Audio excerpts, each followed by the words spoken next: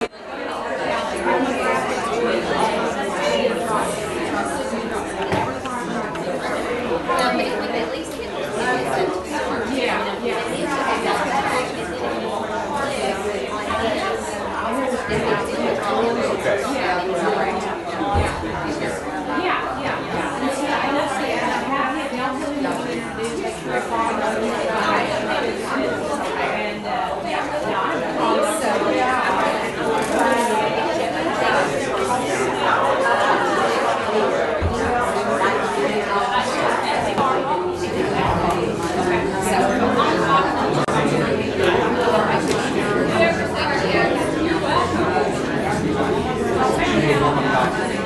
have you adjusted your blah blah blah to what have you done to avoid getting, what have you done to get out?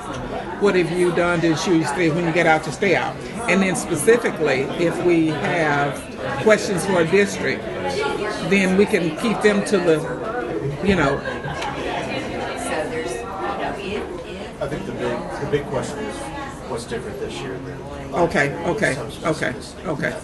Okay. And we can go down the line with that. But the thing about it is that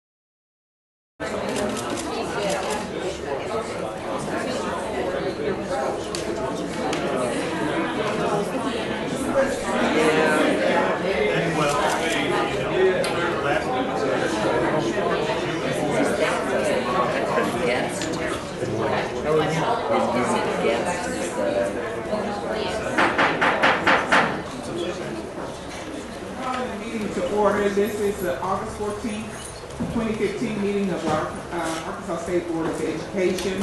And as usual, we'll ask that you silence all your electronic devices. And we're going to get started.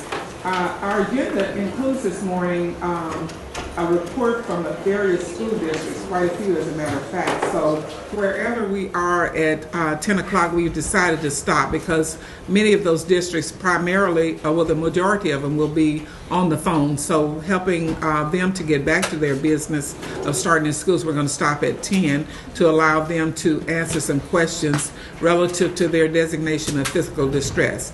So we'll start this morning with my report, the chair's report. And what I have this morning is something that we're very excited to acknowledge, and that is that one of our former board members and chair of the board, Brenda Gullett, has received an outstanding honor from the National Association of State School Boards of Education. She's been given one of 3 distinguished service awards. So we want to say to Ms. Gullett, congratulations. We're certainly not surprised. We that were here when Ms. Gullett was involved in NASB knew that of her commitment to the organization and are not surprised by that honor. So that's my report. Yeah.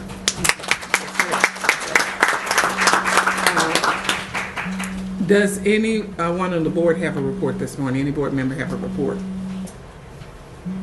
Ms. Savers. I'm trying to remember what Dr. Gocher said about the tennis ball. Okay, thank you. I asked Debbie Kaufman to send this email that I received to all of you, but in thinking about issues that we face as a board and policy decisions, one thing that I think we all might agree is the difficulty of finding qualified teachers in rural areas. And I was so happy to read the report from Arkansas Teacher Corps, which is a homegrown program here in Arkansas, and 3 of their teachers in rural areas, I think Prescott, Hope, and one other, Dermott, were their Teachers of the Year. And I remember particularly in the last couple of months, we had someone from Dermott talking about the difficulty of finding teachers in that neck of the woods. And so I hope we can all support them going forward, because what they need to do is stay focused on their plan and do more recruiting, because I think the idea of hiring Arkansas folks to go back to their rural areas who are qualified is really exciting. So anyway, I thought that was a great idea.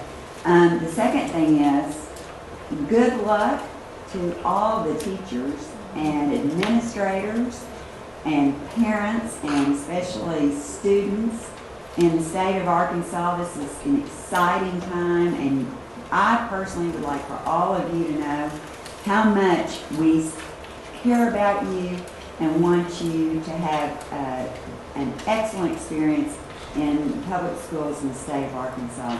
And we do everything that we can possibly do to make that happen on this end. So good luck to all of you. Thank you, Ms. Savers, for that wonderful report. Our chairwoman had to step out briefly, so we will continue with the reports. Do any of our other colleagues, board members, have reports this morning? Seeing none, Commissioner, if you would kindly give us your report. Thank you, Madam Chair. In the last legislative session, Representative Charlotte Vining Douglas sponsored House Concurrent Resolution 1008, which designated the month of September as Take Your Legislator to School Month. The purpose of this was to foster productive working relationships between members of the General Assembly and public schools. Can certainly attest to the need for this, and as Tony Wood, Dr. Hernandez, and since Dr. Gocher has been on board, as we have gone around to the co-ops, one of the questions we have received consistently from superintendents is how can we have better standing, how can we develop better relationships with our legislators? And our response has been, we don't need to wait until the legislative session to approach your legislators and ask for help or let them know what is going on in your school.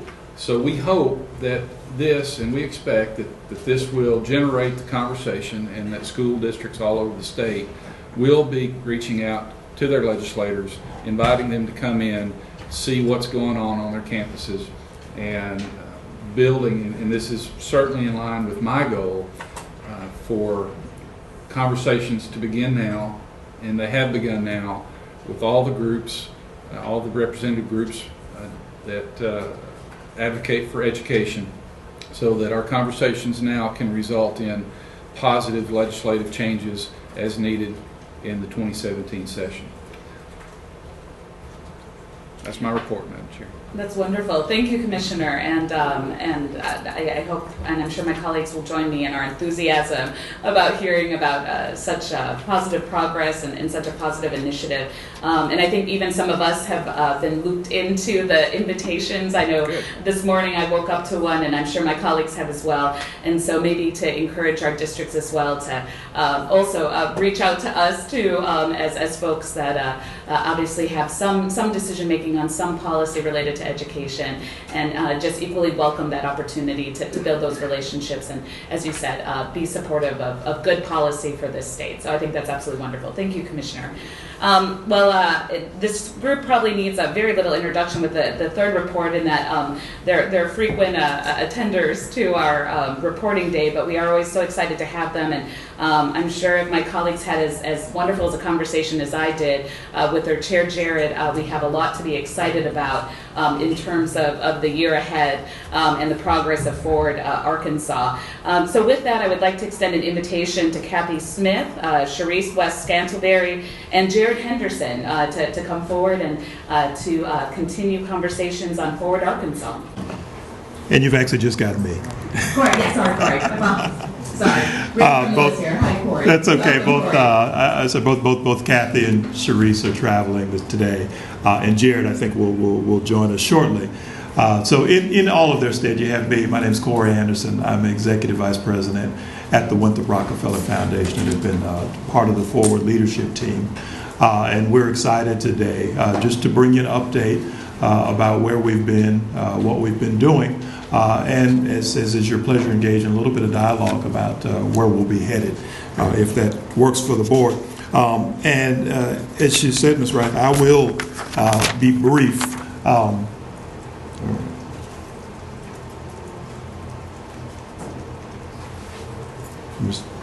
Just orient myself the correct way. All right. So just briefly, I'm going to talk about our process, the outreach we've done, our early implementation priorities, and then what's going to happen next. And again, that'll be a little bit of conversation between you and us. So what we've done, and you all have seen this slide before, one of the things that we are most excited about Forward is that over the past year, in terms of developing the plan, we have been diligent about getting as much input as possible. And that's not just from educational leaders or educational experts, but from parents, from business leaders, from community members, from community advocates. And to that end, as we created the plan, we surveyed about 8,000 Arkansans, a little bit over 5,000 of whom were teachers and school leaders. The rest were parents and business leaders. We had over 550 participants in focus groups. These were folks that we met with directly in about 50 or 55 communities, again, around the state, that really represented the depth and the breadth of who we knew we needed input from in terms of putting this plan together. We interviewed experts over 100 hours, and all of that information went into our steering committee. And I'm just recapping because I know you all know this, but we had a 28-member volunteer steering committee. And as we've talked to the board and other folks, we make the point that that volunteer steering committee, again, represented all sorts of ideas about how you do education. It also represented all walks of life. We had CEOs and former teachers. We had advocates and businessmen. So we made sure that as we created the committee that would ultimately pull together this plan, that we had enough representation to get us a plan that was doable, that was unique to Arkansas, that took into account all the things that we have to deal with in terms of politics and perspective and all of those things, and gave us a plan that we know that we can implement. All of that work gave us 7 focus areas, 2 goals, and 1 vision. I have to keep looking back to be sure.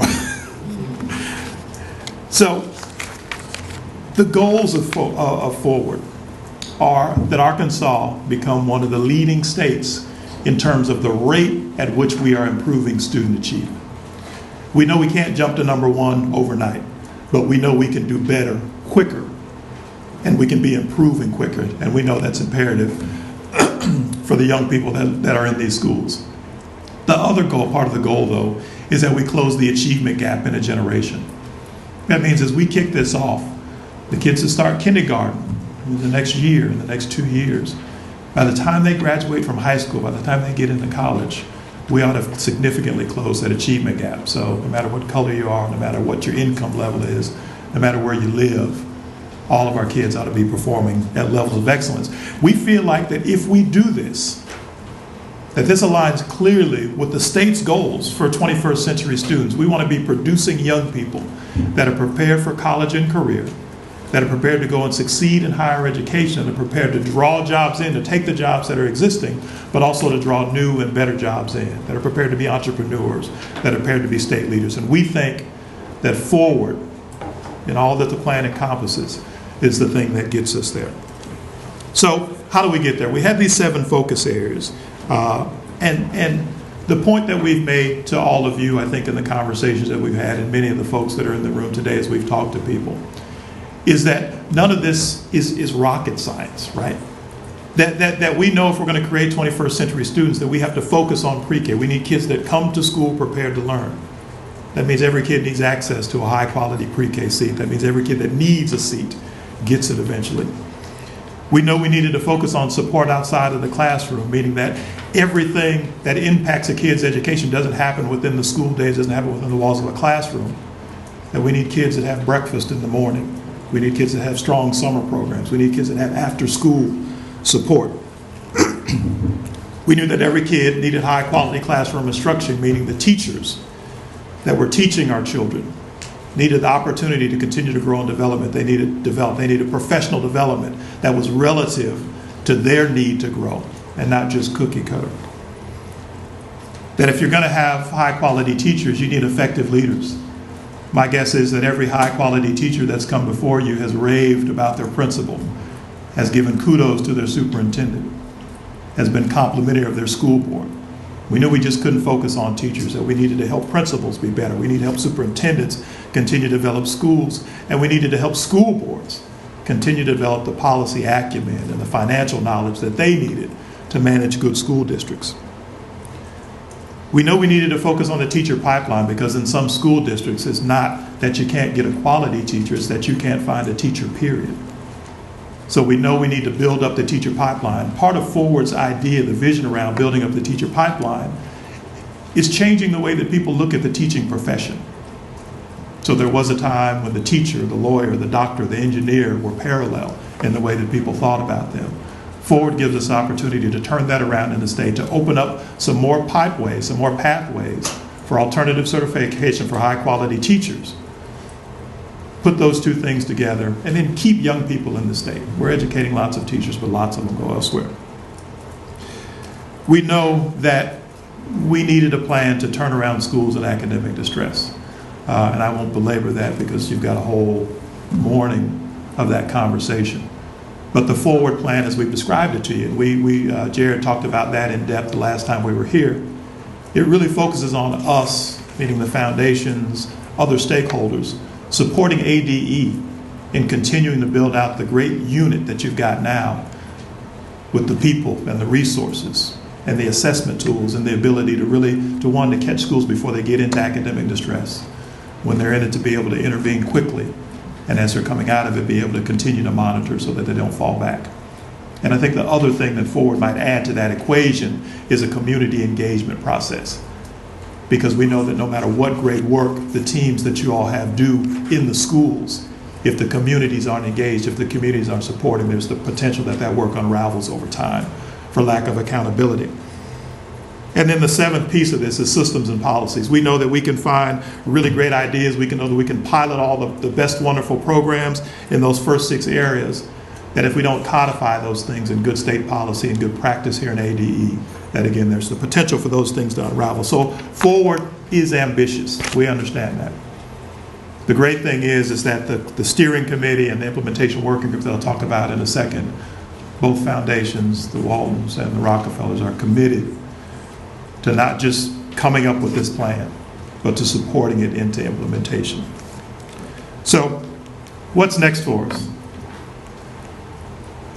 What we've done is we've set up what we call an implementation working group, which is a subset of the steering committee, plus a few more people that were really interested in doing this work. And the role of the implementation working group is to drive the implementation of the plan. Again, we knew that creating this plan on paper was just the end of the beginning. I always try to say that right. You know, we know that the yeoman's job is actually going to be in implementing this. So we've got another smaller group of champions that are going to pull together a process for us to put the implementation in effect. They're going to pull together a process for us to actually continue to roll this plan out into the public sphere and continue to give guidance to staff in supporting the implementation over the next 5 to 10 to 15 years. We're in this for the long term. We're working on putting together the public release of the plan. And I think that's a place where we can have some dialogue as we talk today. But in essence, the implementation working group's job is to make sure that we present this plan to the public in a way that people get excited about the vision for education of Arkansas. That it's more than just us in the room, it's more than just education professionals, it's parents and business leaders and community members that get excited about the potential for change. And then as we go about this change, are willing to support it in their communities. So the next slide, you've got a list of the implementation working group members. Again, most of these names will seem familiar to you because they were on the steering committee. Additional folks that we've added are folks like Mike Hernandez, who you all know very well, a really strong superintendent, and a few other folks that we thought would bring some real knowledge and expertise to the implementation working group. Since we last came to you, we've been doing, I guess, what we call our due diligence around reaching out to the rest of the education sphere and groups of stakeholders in the state. So what you see before you is a long list. We've probably gotten to about 55 or 60% of that list as it stands now. By and large, and certainly, hopefully, you guys are hearing the same feedback, but by and large, everyone we've talked to, again, has been excited about the plan, has picked pieces out of the plan that they say, okay, that's where we can help, or that's where we need your help. One of those two things, but by and large, folks have been really excited. Our commitment is to continue this list, is to finish this list out before the next time we get back to you all, so that we can say, with confidence that we've gone everywhere we need to go. What you see before you is a grass tops list, right? These are organizations and individuals. Parallel to that, we're going to get back out into community. We're going to go back into some of those same places that helped us create the plan, preview it for them, make sure we're getting their input and feedback also. And again, all of this is before we let the balloons go and shoot off fireworks and say, this is forward. So we're on track to publicly release the plan this fall. Again, our desire is to do this due diligence that we need to continue to get feedback, and then come back before this board at some future date, get you all's continuing stamp of approval, whatever that would be. And then, again, light the fireworks and let the balloons go and get at the work of actually doing forward.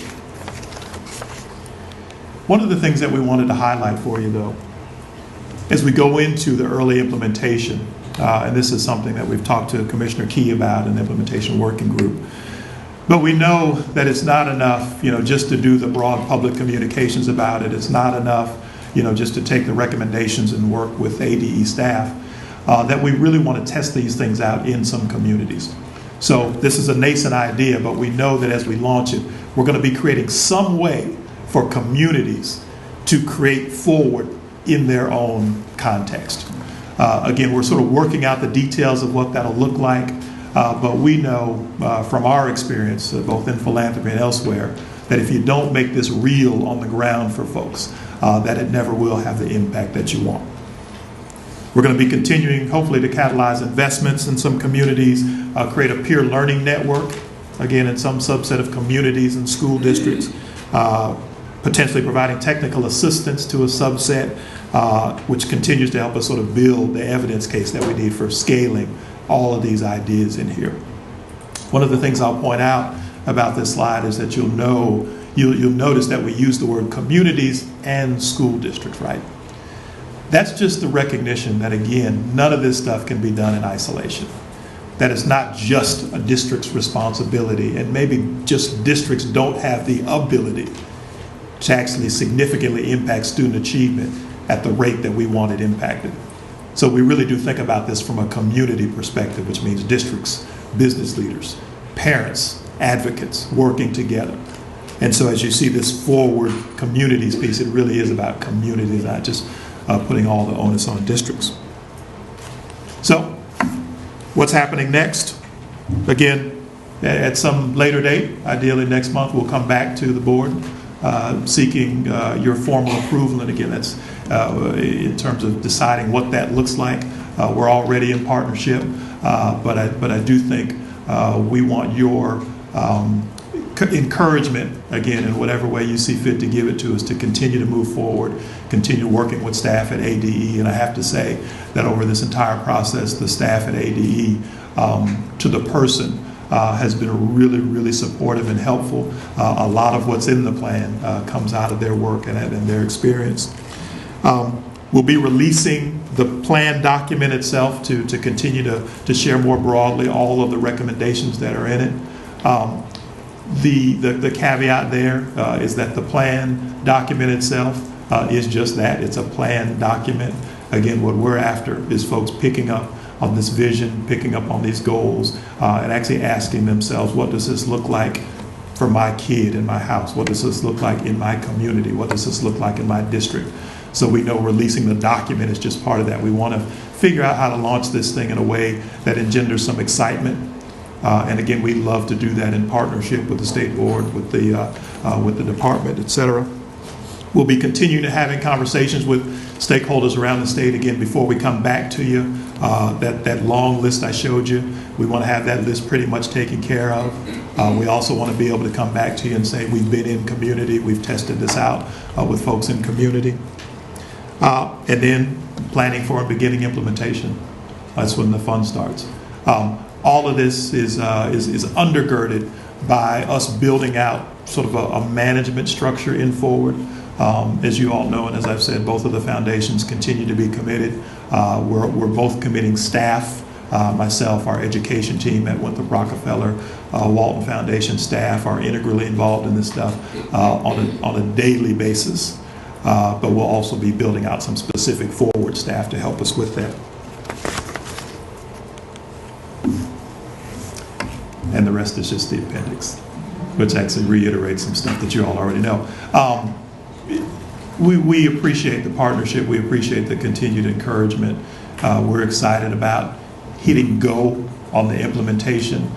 We've got a strong implementation working group. We think we've got good roots and a good process for getting back out into the community and also covering those grass top stakeholders. So our desire is just to continue to work with you all.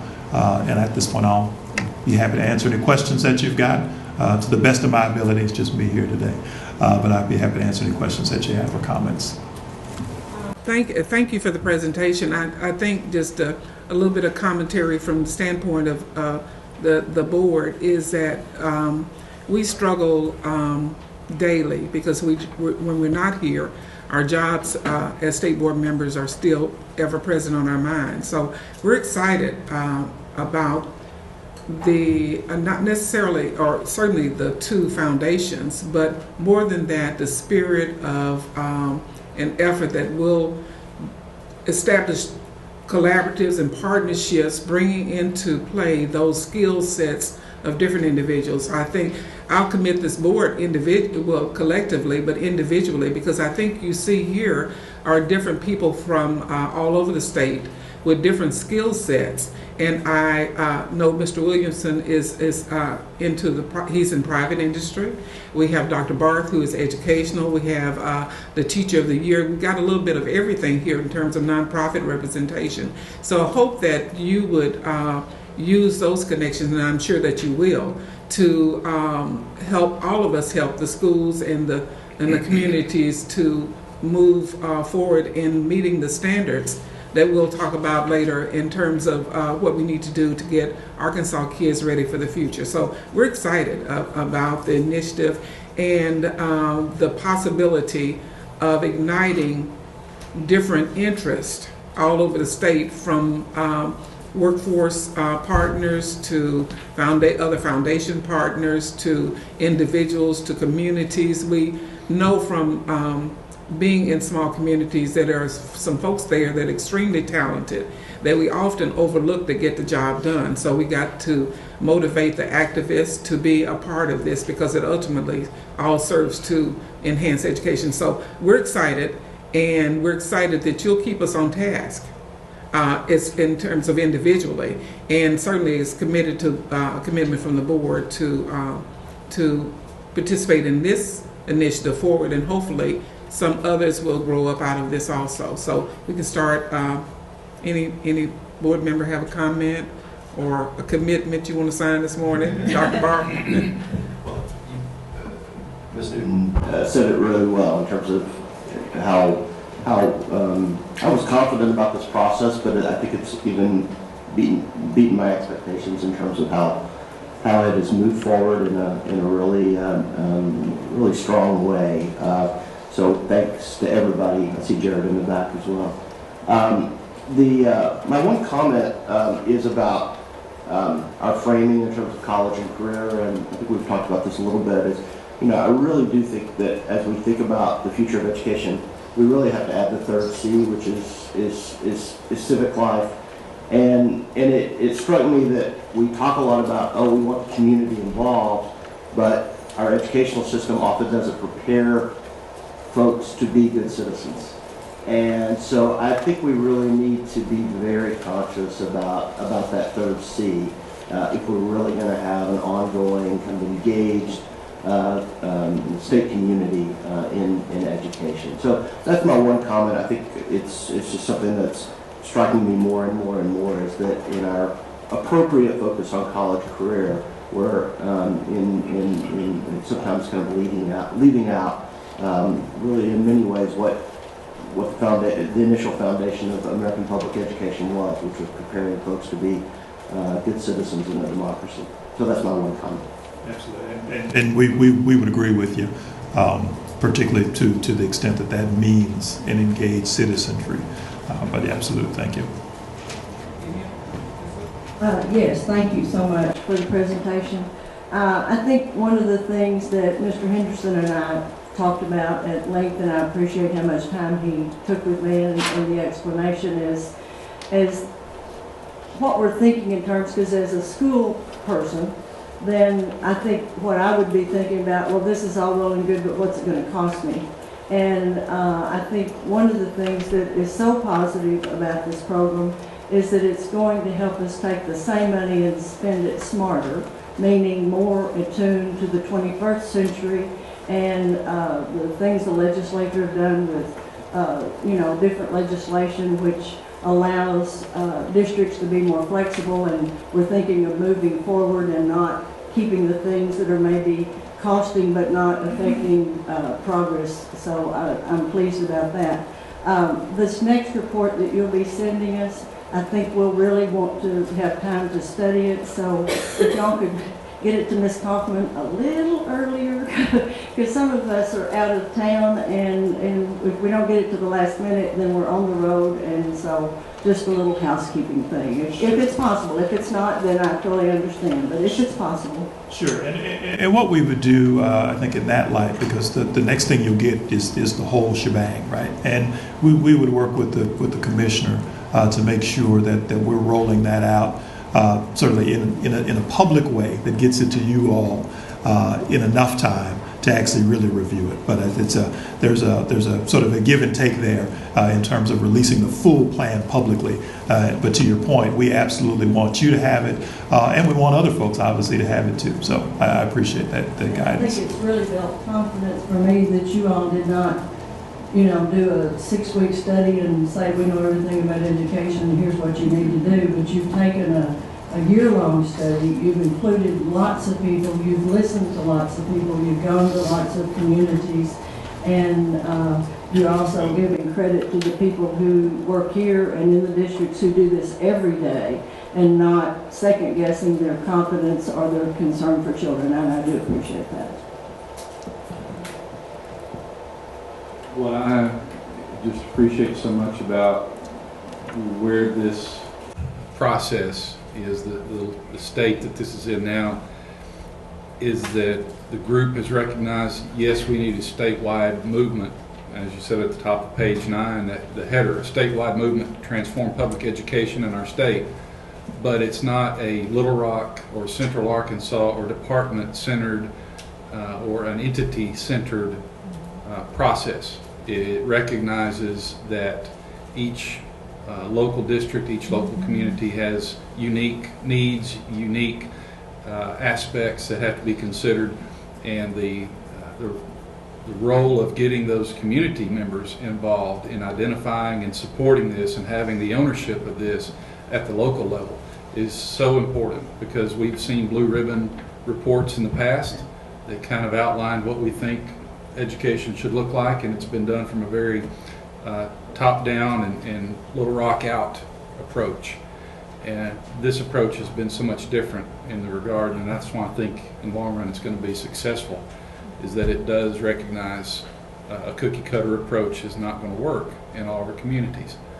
And frankly, that's why years of blue ribbon reports sit on shelves, is because you cannot get the ownership at the local level. So I'm just really encouraged about this, and Corey, just great job, as I've said before, and please pass along Jared, Sharice, Kathy, all of you have just been great at leading this effort, but leading by reaching out and getting a multitude of voices involved. So I appreciate the work.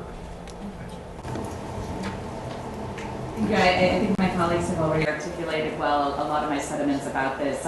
And just also to add my gratitude, I'm probably another one like Ms. Sook that spent a lot of time with Jared in Springdale, and so really grateful for really the commitment each of you all made in terms of giving us a time to actually look at that draft, not putting us under any pressure to kind of rush through it, but to actually take some time with that recommendations and such. And I feel very confident that the output of this is going to be extreme, and what we're going to be able to achieve together is going to be very promising for the state. So thank you.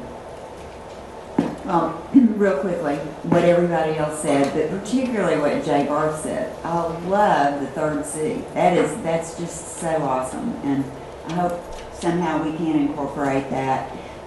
Secondly, I feel so strongly about the hope and the vision and high expectations. I think in a rural state, that is critically important. So thank you for acknowledging that, and I hope that we can all stay focused on the hope and the vision and high expectations for every child in the state.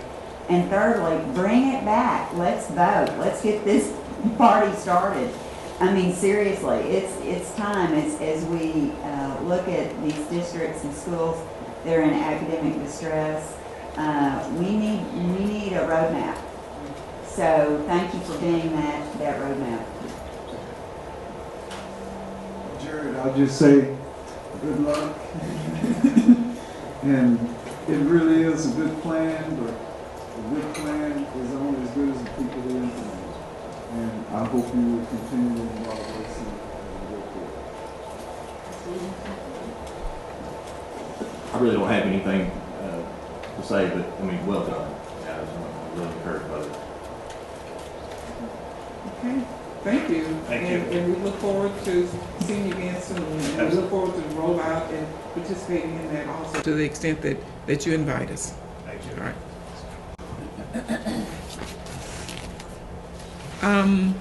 We're going to skip around just a little bit because our next report is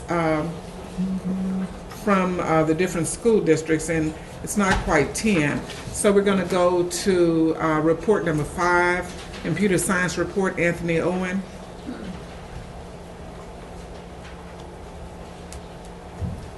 Good morning, Board, Commissioner Key. I'm here just to give a brief update on the computer science initiative that Governor Hutchinson has spearheaded for our state. I have some additional information here that I would just like to share with you all.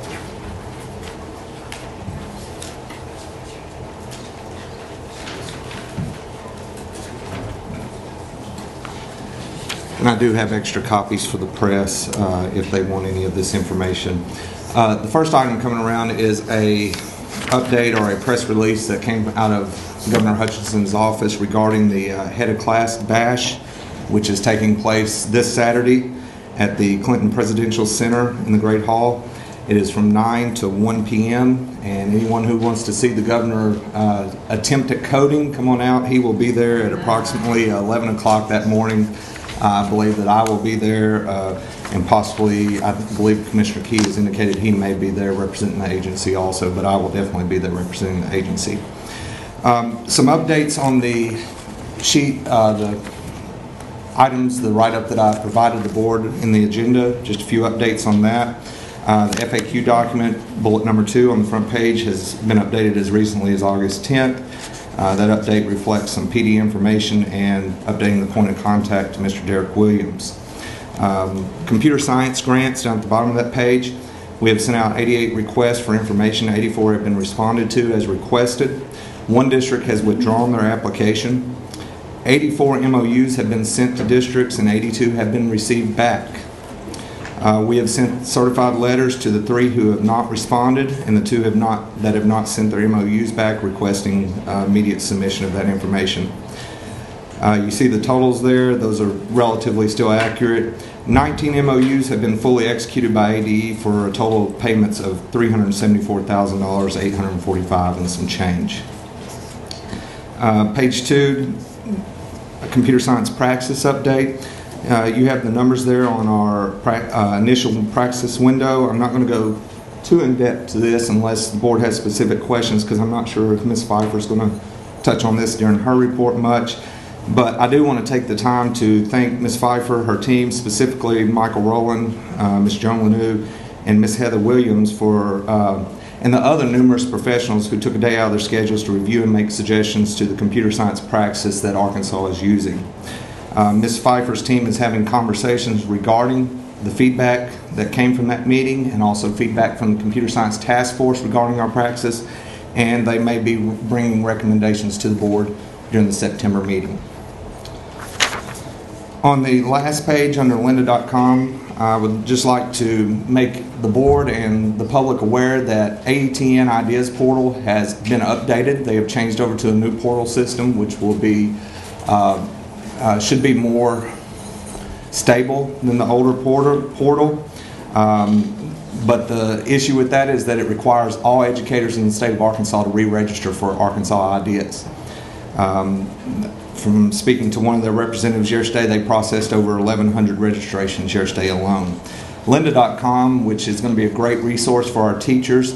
We have the contract in place as a state for that service. However, because of the new portal and the number of registrations that are currently taking place, AETN does not feel it a prudent time to add in the script for access to that portal right now. So they've requested a delay on that for a week or so to allow the activity to settle down on the registrations.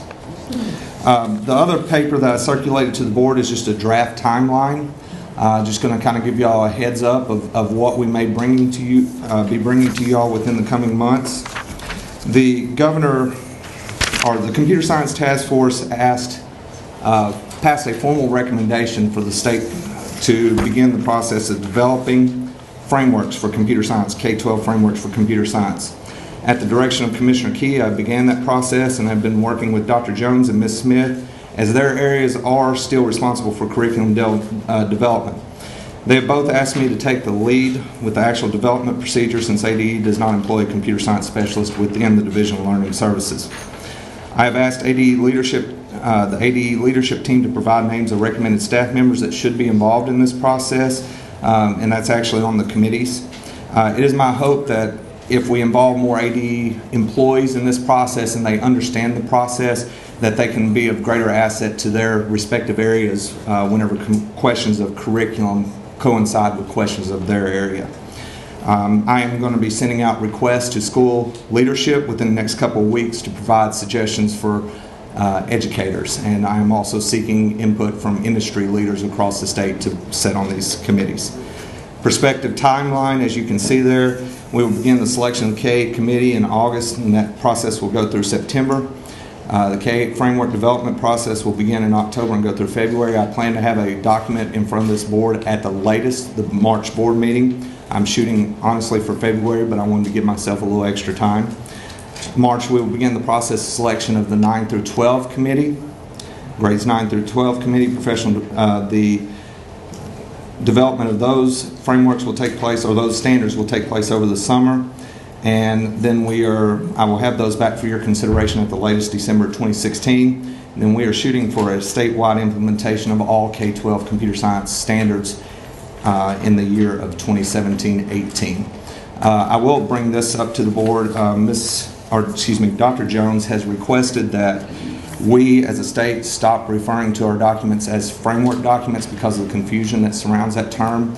So I myself, having called them framework documents for 4 years, sometimes catch myself still calling them framework documents, but we're going to start changing over to the vernacular of standards documents. So I'll open the floor to any questions from the board and be glad to provide the answers I can. This may be for Ms. Pepper as well. The thing that has concerned me about this initiative is the number of qualified instructors, and the praxis pass rate here feels low, but it may not be low. I'm just curious, Ms. Pepper, compared to, especially to other STEM specializations, how does this pass rate compare? Well, I don't have the other numbers in front of me. The very first test administration that we looked at, there were not very many who passed that. There has been another test administration since then, and I don't know that we have those numbers back yet. Right now, though, what we're dealing with, we had the test from Texas, and the score was based on a national standard setting. So the work last week was to bring in and have our state people look at the assessment, start to have discussions. And normally what we would do is we would have a state review where they go in and do a very technical study and recommend if the cut score would need to change. But the discussions we're having right now, this test may not be, we may be moving to a different test in the near future, which then we would go through looking at a new process. So part of what this group is discussing is as the new test becomes available, because we knew this was kind of a temporary way to have a licensure assessment, the committee will come back and determine, do we proceed forward with the test we have, do we look at a new one? And there are so many layers to all of this. One of the issues we have right now is without having the preparation programs in place so that the candidates are getting the support to prepare for the assessment, that makes it more difficult. So one of the things that I talked to the committee about doing is, do we need to build some flexibility around that score, because you do have people that are coming to the table to assess skills when that preparation has not yet been fully done. I know they are working, that Anthony's team is working on training, professional development. We're having discussions about what type of instruction preparation can be put into place soon. Heather Newsom has worked with some of the higher ed, and she's worked with the task force developing the competencies that computer science teachers need. And again, even developing that's difficult because the full vision of computer science is not yet realized.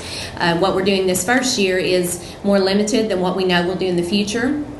So I think what we're going to see over the next few years as these K-8 standards, is that correct? Or K-12, as the standards are developed for the curriculum, then we look at the competencies that the teachers need for those standards all the way through.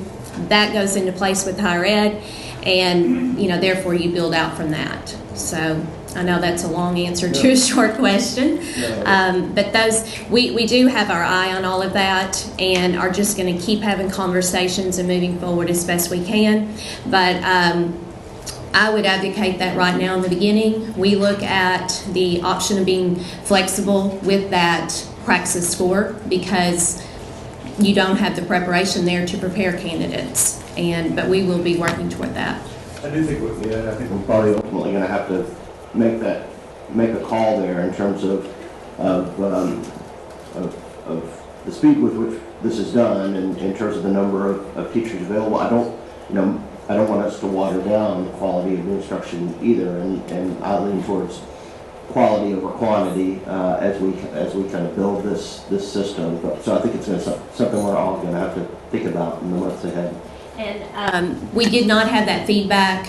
We did not have time to analyze the feedback from Wednesday's meeting, but my ed prep team is working on that. They're probably working on it now, and we'll be coming back with Anthony and bringing that to you to see, do we need to make any immediate changes?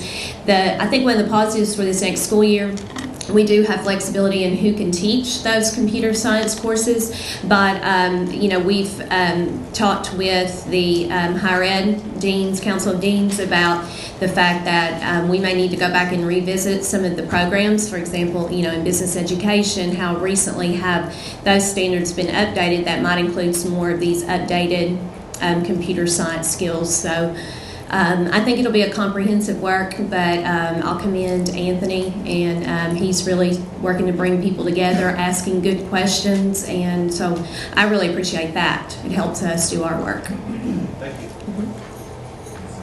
Yes, I know that Arkansas is hoping to and probably is on the cutting edge of some of this.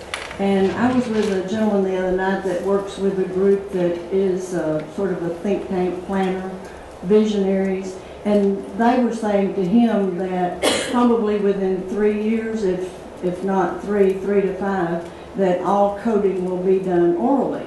So I would encourage us to work with industry and those people too, that this is how they make their living, so they're way ahead, and be sure that when and if that time comes, that our teachers and then our students can benefit from that, because if we're going to start K-8, then obviously by the time they get out and want to work or volunteer, then they may have a whole different area of it. And I'm talking way over my head here, but I can repeat what I'm told.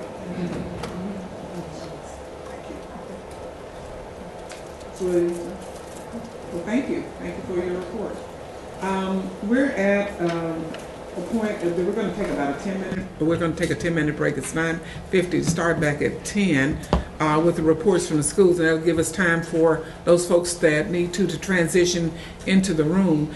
And the order that we'll hear from the schools are going to be in this order: Lee County, Dermott, Earl, Osceola, Little Rock, Pulaski County Special School District, Helena, West Helena, Pine Bluff, Dalloway, and Forest City. And what we have planned is that we're going to pose a general question to each school district. And so the expectation is that each district will address that question. And of course, there may be some additional questions, but there's a standard question around physical distress that we want to have all districts to address. And depending upon the board and the answers from that, they may spur other questions. But that's the way we're going to proceed. So we'll start right now and reconvene at 10.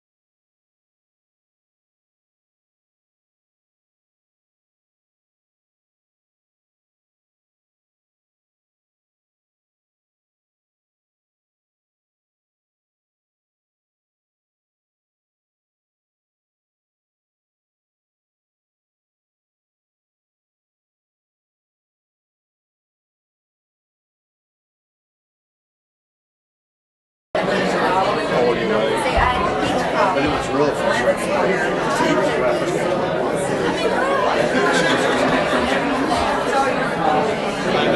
thank you, Doug. Hey, it's not. Hey, this is you. We had meat too. You didn't twist her. My kitchen. What is that? Oh, looks like some rat's been on that desk. It was laying on the floor. That's a big rat.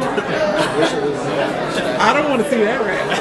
Yeah, I think a lot of that came from That's how sugar you can't have. So you know that there's a lot of TVs out there are not working. There's always But kind of if way you to tell talk. people if they can have their laptop, it is live streaming, so they can watch. They'll figure it out. Well, it was I know. really running on there. I'm going to, Is this an extra? Joyce, It is, yes. Randy says Jane has a primary.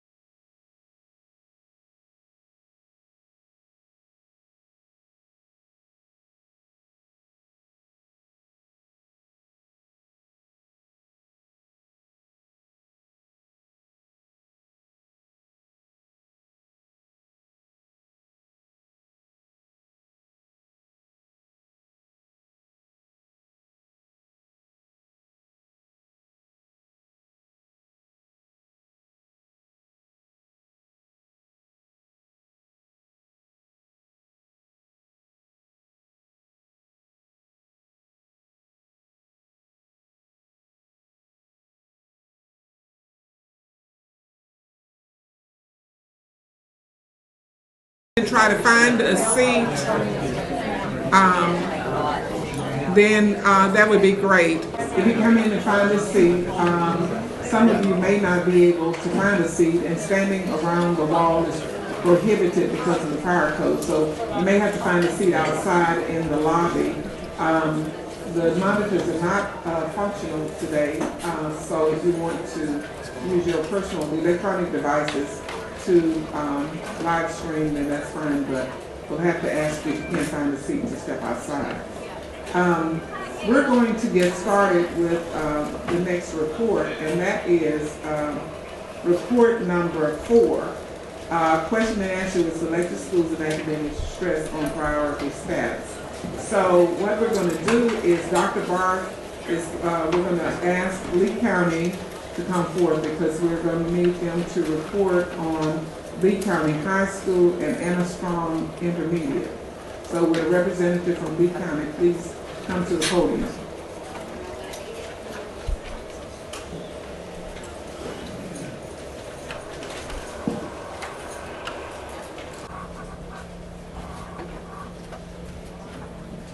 Good morning. Good morning,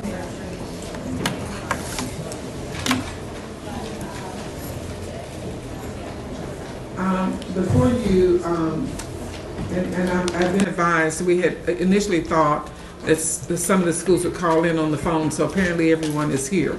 So we'll move along, but would you identify yourselves and your positions at Lee County? Good morning. I'm Mary Hayden, principal at Anna Strong Learning Academy. Good morning. I am Felicia Stanley, principal, Lee County High School. And we'll start with the standard question, and Dr. Barth may repeat it each time. But the standard question is coming from Dr. Barth, and we'll start there. Thank you all. Good morning.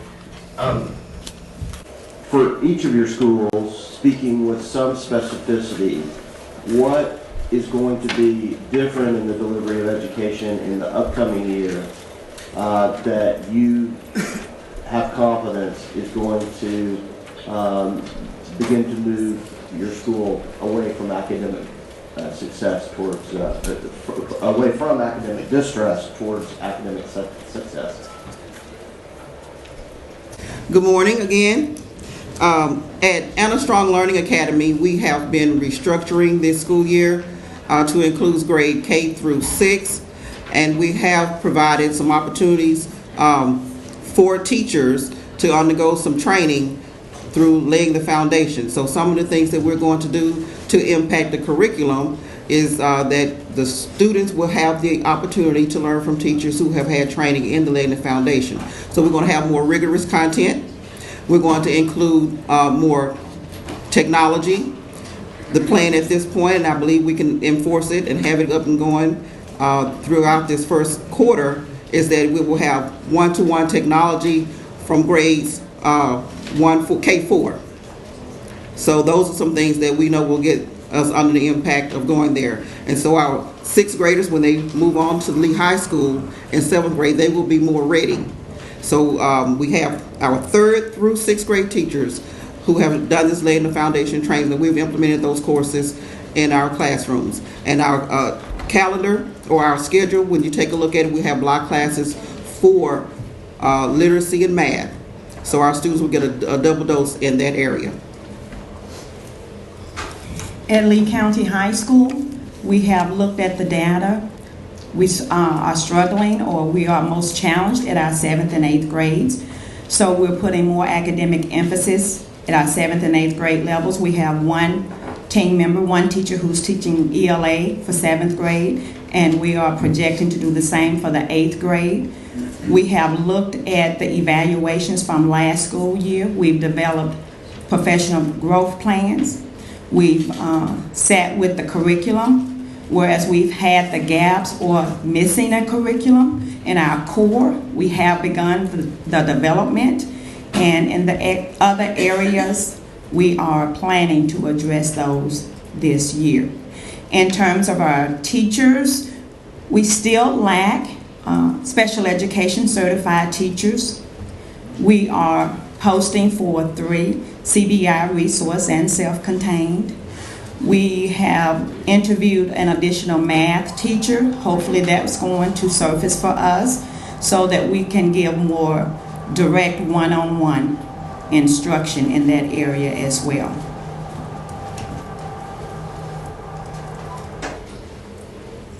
Quick follow-up on the special ed piece, which is obviously very disconcerting. What, I mean, do you have folks that you've been interviewing that you think have create a possibility of filling those spots? We have those positions posted. To date, we have not interviewed, and asked my superintendent to also chime in on this piece for me. The positions are posted, but to date, we have not had applicants or potential applicants who were interested. Are your teachers trained in RTI of both principals? I'd like to know. We have begun the process for RTI. That is one of the areas that Mrs. Streeter with the Office of Intensive Support is providing intensive support. We have identified our local facilitator for that, and we have begun the training. That'll help some until you get your special ed person. And Ms. Murdoch, I don't know if you were here or were watching on live stream when the Dumas and some schools in that area went into partnership with the University of Monticello And I don't know if you have a university who would do that for you, but one of the things they were doing is getting permission for a teacher in training who had already done their first interim but had not done their second internship to get special permission so they could go ahead and work with you with some sense of commitment, so you don't get them all trained and then they take off somewhere else. Yes, ma'am. I have So done I that. didn't know if you knew of that and that we are open to those kinds of things for those of you who have trouble getting and attracting teachers to your community because they don't know how good your community is because they haven't been there. That's correct. Well, yes, we have watched the video. I have also talked or read lots of documentation on that, and we're going to be looking at, of course, we don't have a major university near us, but we would like to get more information about that. We do have lots of degreed people in our area. Many of our paraprofessionals have college degrees, but for some reason we're not able to get them past the praxis. And so we're wanting to grow our own teachers in that area as well. Right, and I noticed that one of your areas of concern is that your sixth grade is very strong in reading, relatively speaking, but the math is abysmal. Do we have any, is it because of the lack of a math teacher? Have you pinpointed a particular thing? Do you think the Arkansas standards are going to be helping that turn around? I think the major concern for Lee County is the recruitment and retention of qualified or high-performing teachers. That's our major area. So we're going to be working on policy, and hopefully we can be able to provide incentives to recruit teachers to stay. Even with the wonderful program, Teach for America, we have many teachers, but we know that generally that's a 2-year program. So hopefully developing with Teach for America, which we do have a strong partnership with, and we've had so for almost 20 years, but of course everybody knows about TFA now. But we want to, again, have teachers that are high performing, highly qualified, and are vested in the community. May I add something? Also in 6th grade this year, we do have a certified teacher teaching that 6th grade course.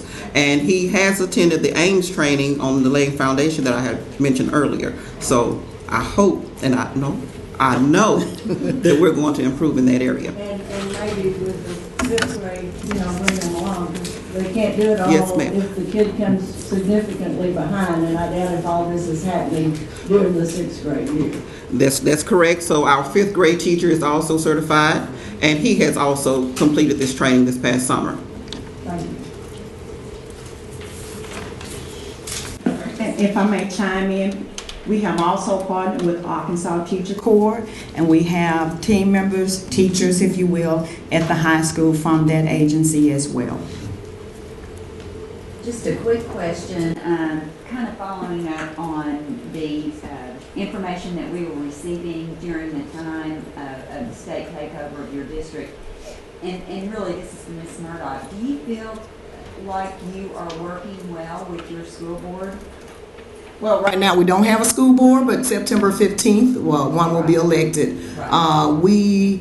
I don't know yet what that's going to create for us, but I do know that we have been working well with the Office of Intensive Support, our task force, that's many members of our community, with Commissioner Key. We are so fortunate to have all the support that we have right now, and so I'm hoping that we can continue to progress in that direction with our new school board. I hope so too. Yes, ma'am. And are you doing formative testing?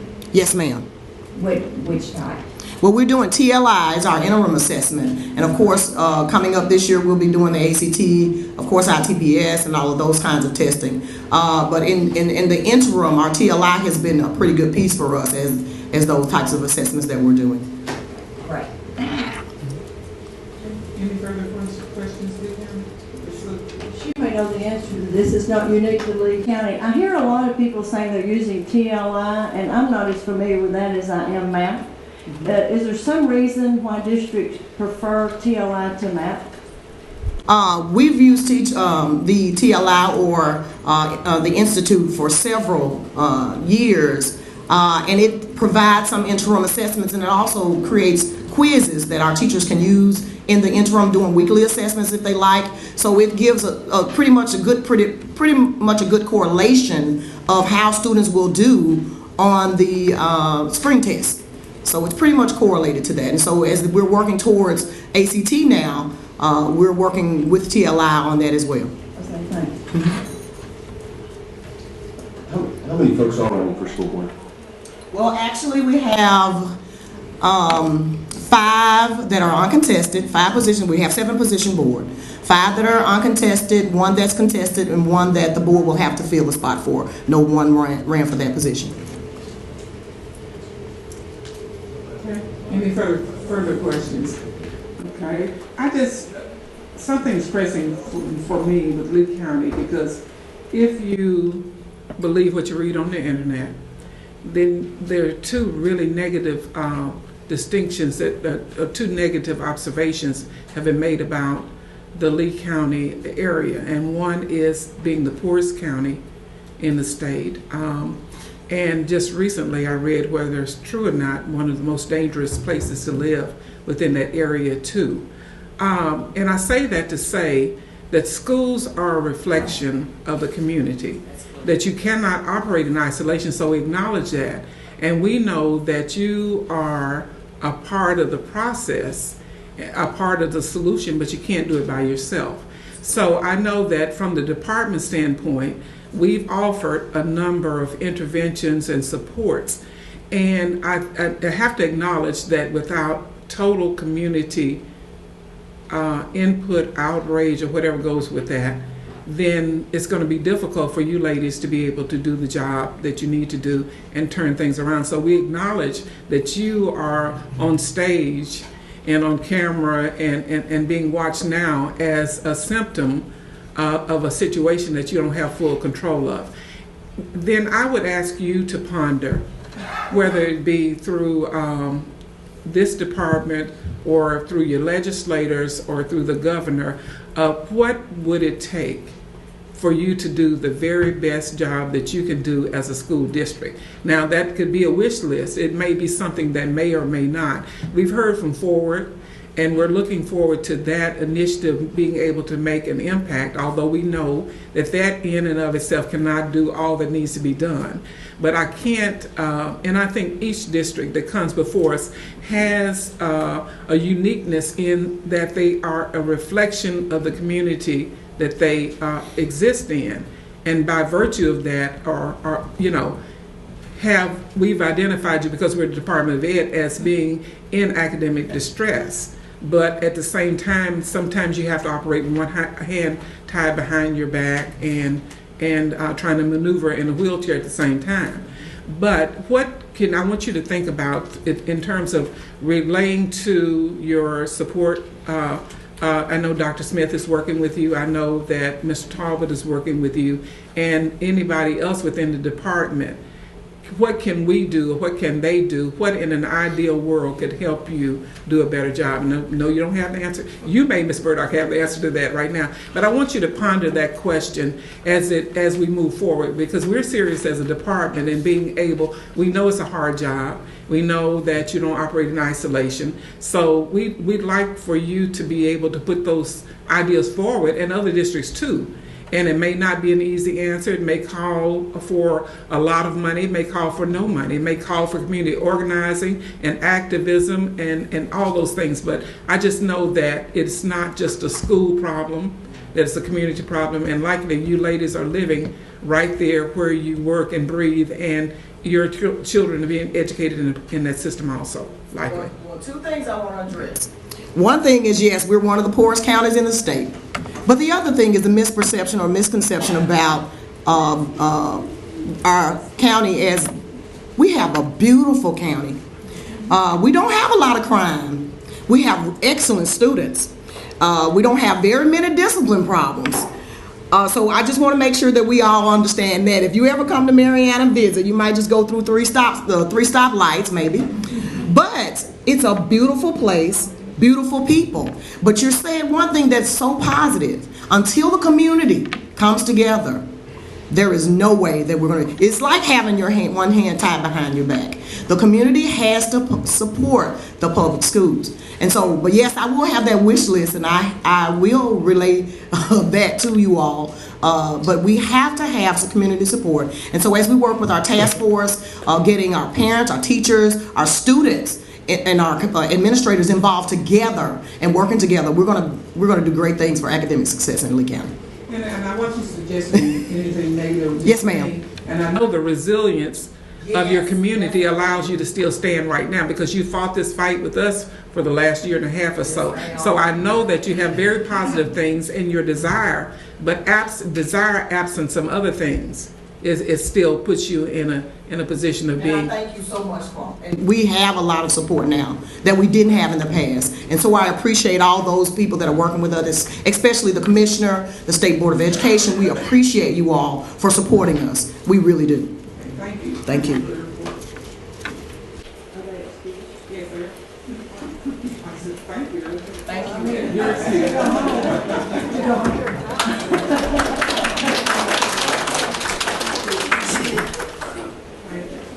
next on the agenda is Dermot High School.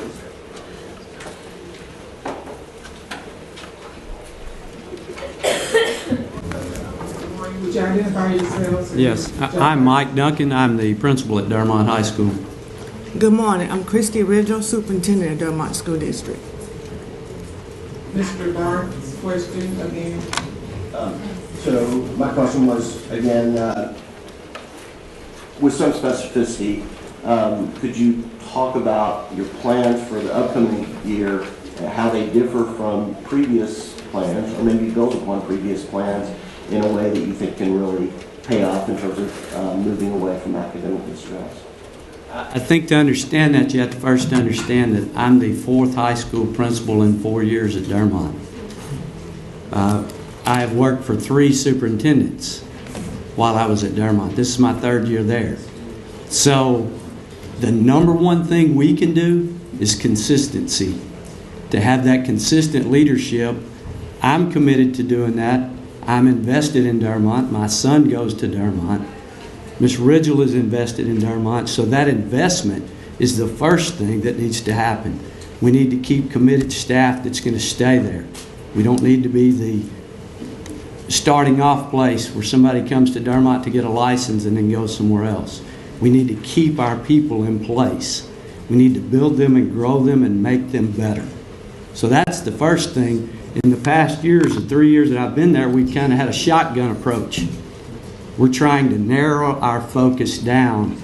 One of the things that we have done, we've in essence double blocked our 7th and 8th graders, where they will go from a math class and then go to an enrichment or a remediation immediately after that.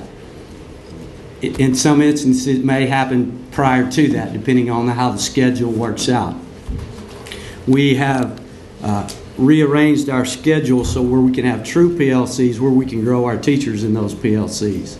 This past week in our PD, we actually had a mock PLC so our teachers could see this is what it looks like. This is where we're trying to support you. Our IFs have moved into more of an increased support role, and they're going to be in the classrooms more. I'm going to be in the classrooms more. We're really looking at targeting students before they fail. We want to bring that data into our PLCs immediately so that we can catch those students and not wait till the 4.5 weeks or the 9 weeks. We're trying to be more proactive in everything that we do instead of reactive. So we've narrowed our focus. We're not trying to hit as many goals. We're trying to do 1 or 2 things well, grow our teachers, and catch our students before they fail.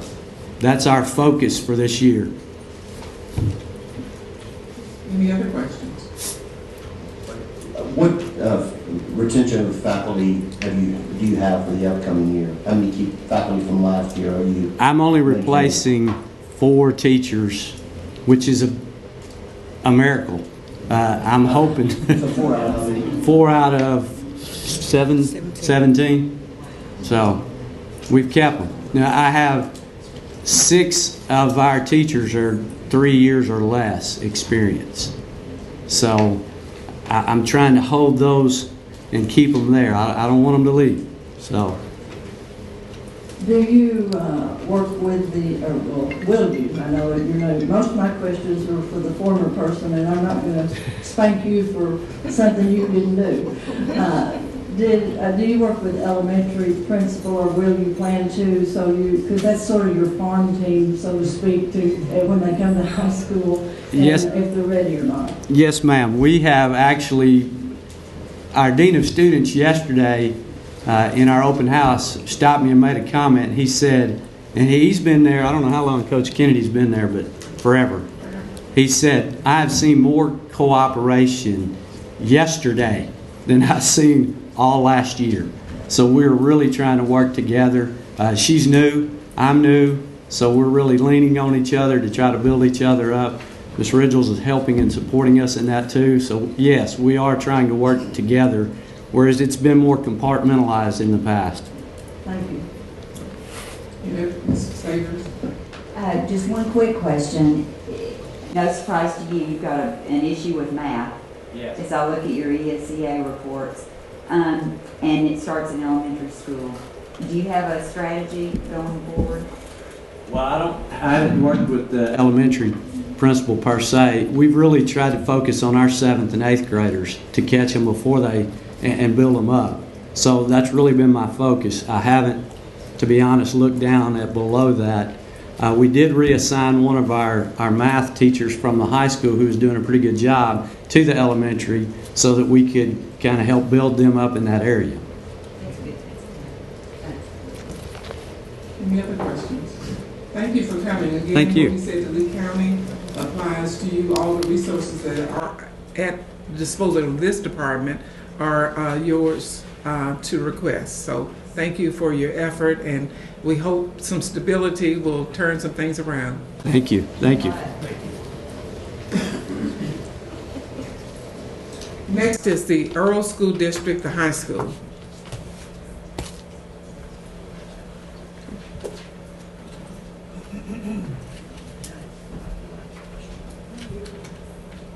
Good morning.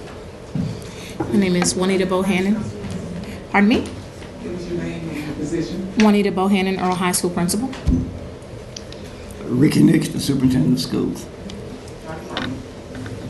Thank you for being here. You may have heard my question before.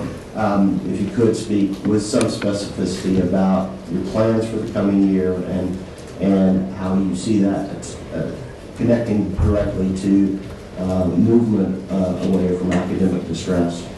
Okay. I was listening, and I jotted down some notes while I was listening to everyone else. So I will now go through those.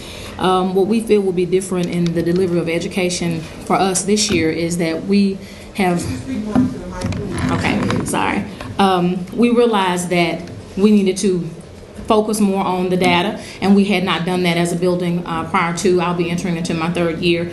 One thing that we definitely did was to start providing more targeted PD based on what we were seeing in the classrooms, and through doing that, we identify if there are any instructional practices that are not producing what we need to see in the classroom. We've also implemented a data analysis protocol and system where we've adopted protocols for analyzing student work so that when we go into the PLCs and our teachers are meeting in these content areas, so that they're able to focus on and identify the things that are causing issues in the classroom that affect student achievement.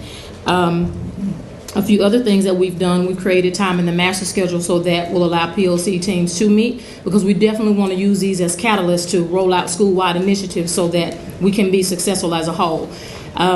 We've started collaboration and work with the elementary school in planning and setting aside time so that we can meet in the content areas, because we haven't had that in the past, and we realized that there were some curriculum gaps as we started to do evaluations of our curriculum in the past year. So we've designated time at least twice a month that we meet with the elementary staff as well in those same areas.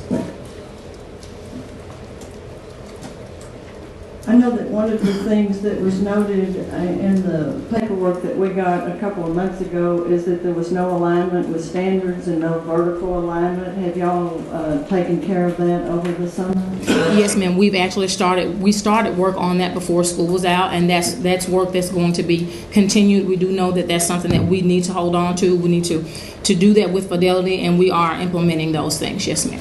Okay, and have your staff bought into this need? Yes, ma'am, I feel we have. I actually had a 50% turnover in staff this year.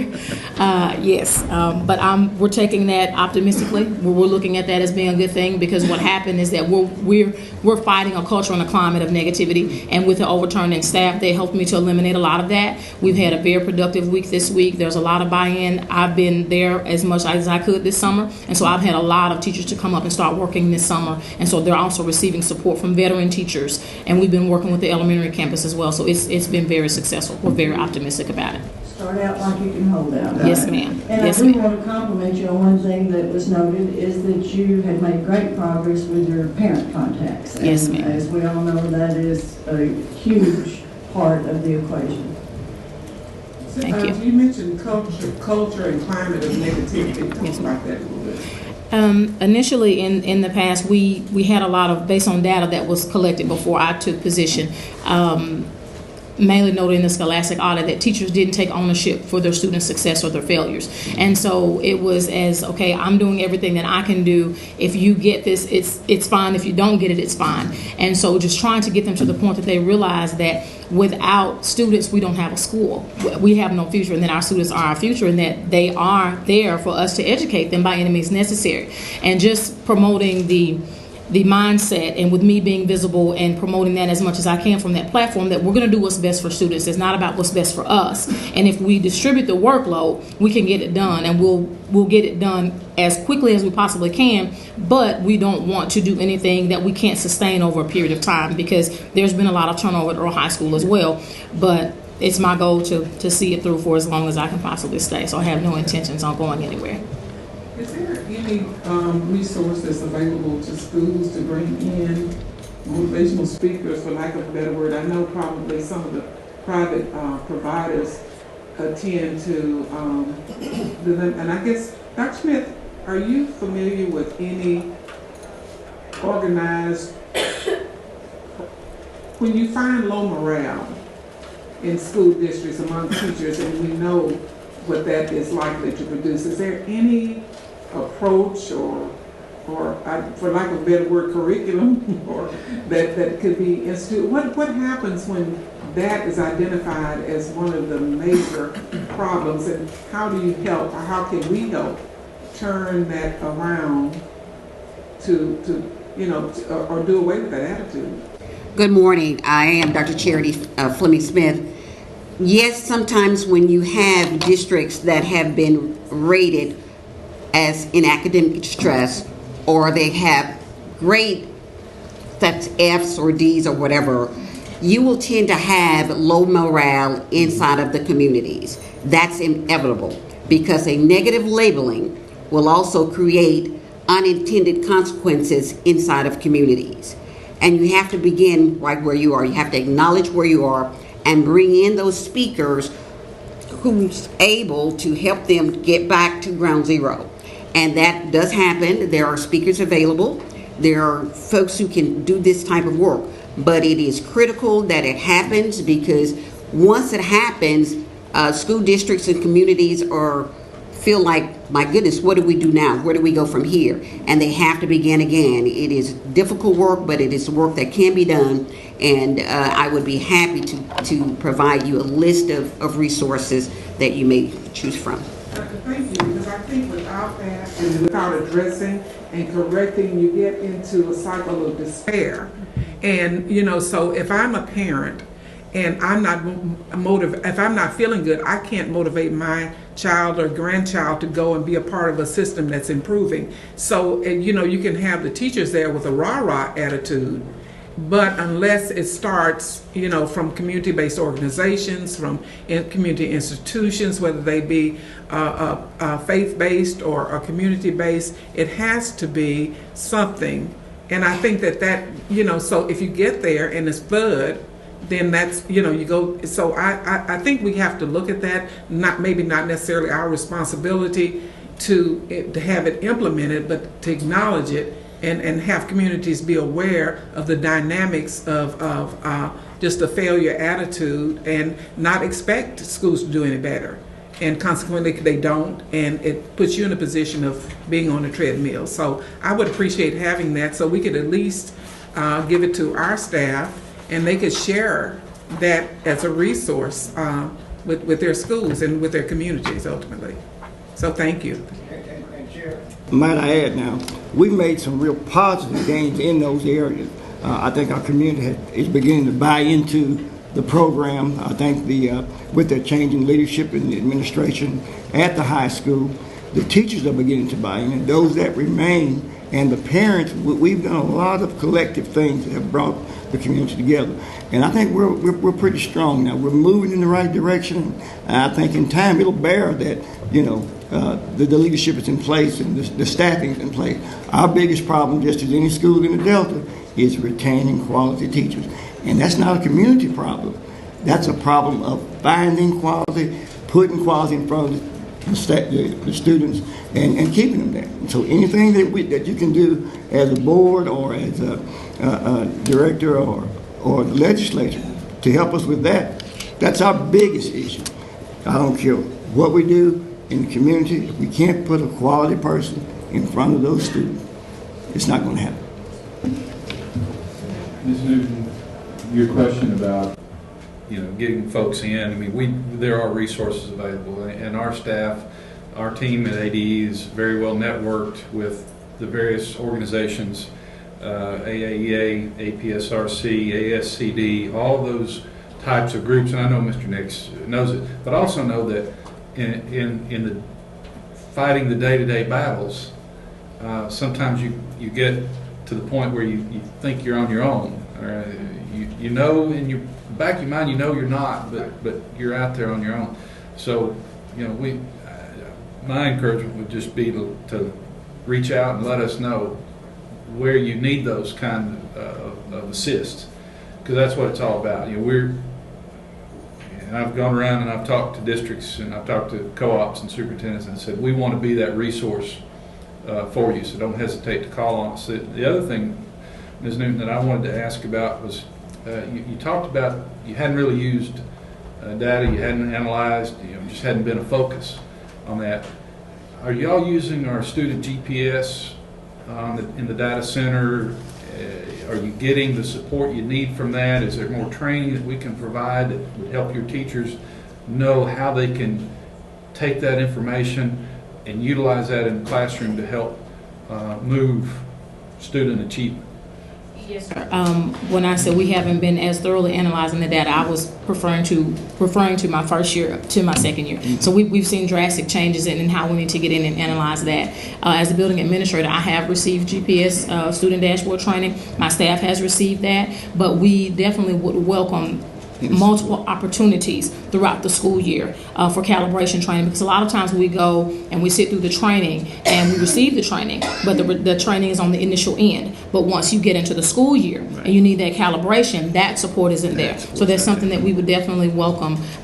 We also have taken, thanks to our superintendent and school board, they've allowed us to pilot providing embedded PD during the day, where the teachers are mandated to come on a Wednesday, at least 2 Wednesdays out of a month, on a specific area of professional development that's been identified either through our observations in the building, through student achievement data, or based on teacher recommendation, because we give them that autonomy to be able to say, okay, this is what I need.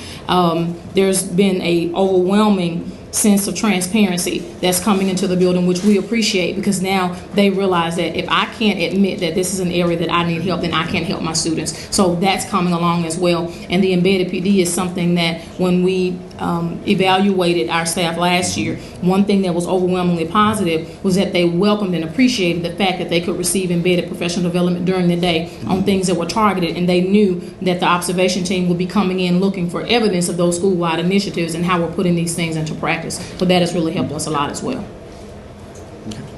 Any further questions? Ms. Savers? Do Do you have an external provider? Yes, ma'am. ECS supports us in that area. How long have you had them? We've had them in the district over 10 years. Do you do an evaluation yearly of their support and the benefits? Our staff did this year. Yes, ma'am.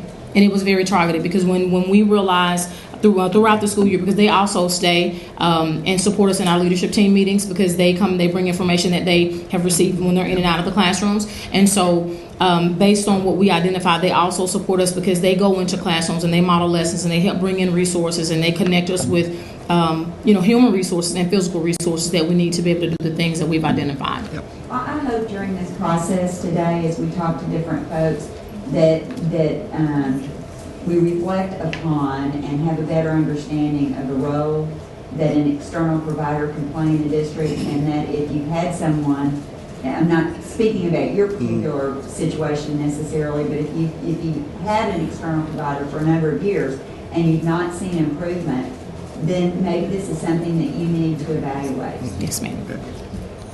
That was my thought also, because I'm thinking 10 years, are you better off? That's a long time, and to be a lot of money, to be in distress, that's, and certainly that's a district decision and evaluation, but I'd ask you to look at that because that is something to consider. I mean, the whole point of an external provider is to be temporary, and for them to help you sustain improvement. And your ability to know how to get them to help you to do that. Yes, ma'am. Is something that if it were me, I'd really be looking at. Well, we definitely allow our staff opportunities to evaluate the services that are being provided to the building, because we do want to make sure that we're retaining resources that are helpful and useful to us. And I think Mr. Nix can agree that as the leadership has changed, because the external providers can't do anything if the leader doesn't have a vision. Right. But now that the leadership is changing and you're having leadership that has vision, then that allows the external providers to do what they need to do to support the staff, to support the building, and to support the district. And I might add, has been the problem, getting the right leadership in place so that the external provider can provide that support and it be carried through at the building level. They could bring it into the building, but it wasn't being infused throughout the building. But now, with the right leadership in place, I think we're going to get the benefits that we need from the external provider. If no further questions, well, thank you. Thank you for coming. Thank you for the information. Next is the Osceola School District, Osceola High School. Good morning. Good morning. My name is Tiffany Morgan. I'm the principal at Osceola High School, and Mr. Cox is our superintendent. Michael Cox, superintendent. So I know the question. I do know the question. And we are very excited about the plan that we have for the upcoming school year. As you've heard at least twice this morning, recruitment and retention is a problem in the Delta schools. We're actually an hour or so away from Jonesboro, so majority of our staff drives in. And once they have the opportunity to get something closer to home, usually it's one and done, and we may sometimes get 2 years out of someone, but usually we're starting back over almost every single year. We have a core group of teachers who stay, and they are making a difference. We are moving forward, even though we have that dilemma. But we've put a plan in place with the help of the local school board, our local school board, and also with the award. We were awarded the SIG grant for the second time, and retention and recruitment is big for us. With that grant, we're able to give incentives to establish that sense of urgency. That incentive will come with tests, evaluation, being very strategic and putting a rubric together so that student growth is, of course, always our focus. We've added a fourth literacy teacher this year. Our literacy department, we had We have 4, one of which is returning, which is pretty much the norm for us. But we have 4 where in the past we've had 3 literacy teachers. We've done that so that we could have a strategic plan for RTI. On day 1, we have 80 students that we have scheduled in our RTIs, and they will every single day have a 45-minute block where we will have we have a literacy coach who will be working with that group and a teacher, and they will be those groups will be small and throughout the whole day, but we will be serving, starting day 1, we will be serving 80 students. So we're excited about that. We also have RTI in place for algebra and geometry to continue the growth in math. We have a district-wide curriculum. The whole district, because the alignment piece is so important, and with that hodgepodge curriculum that we've had in the past, we are now using Engage New York as our curriculum district-wide.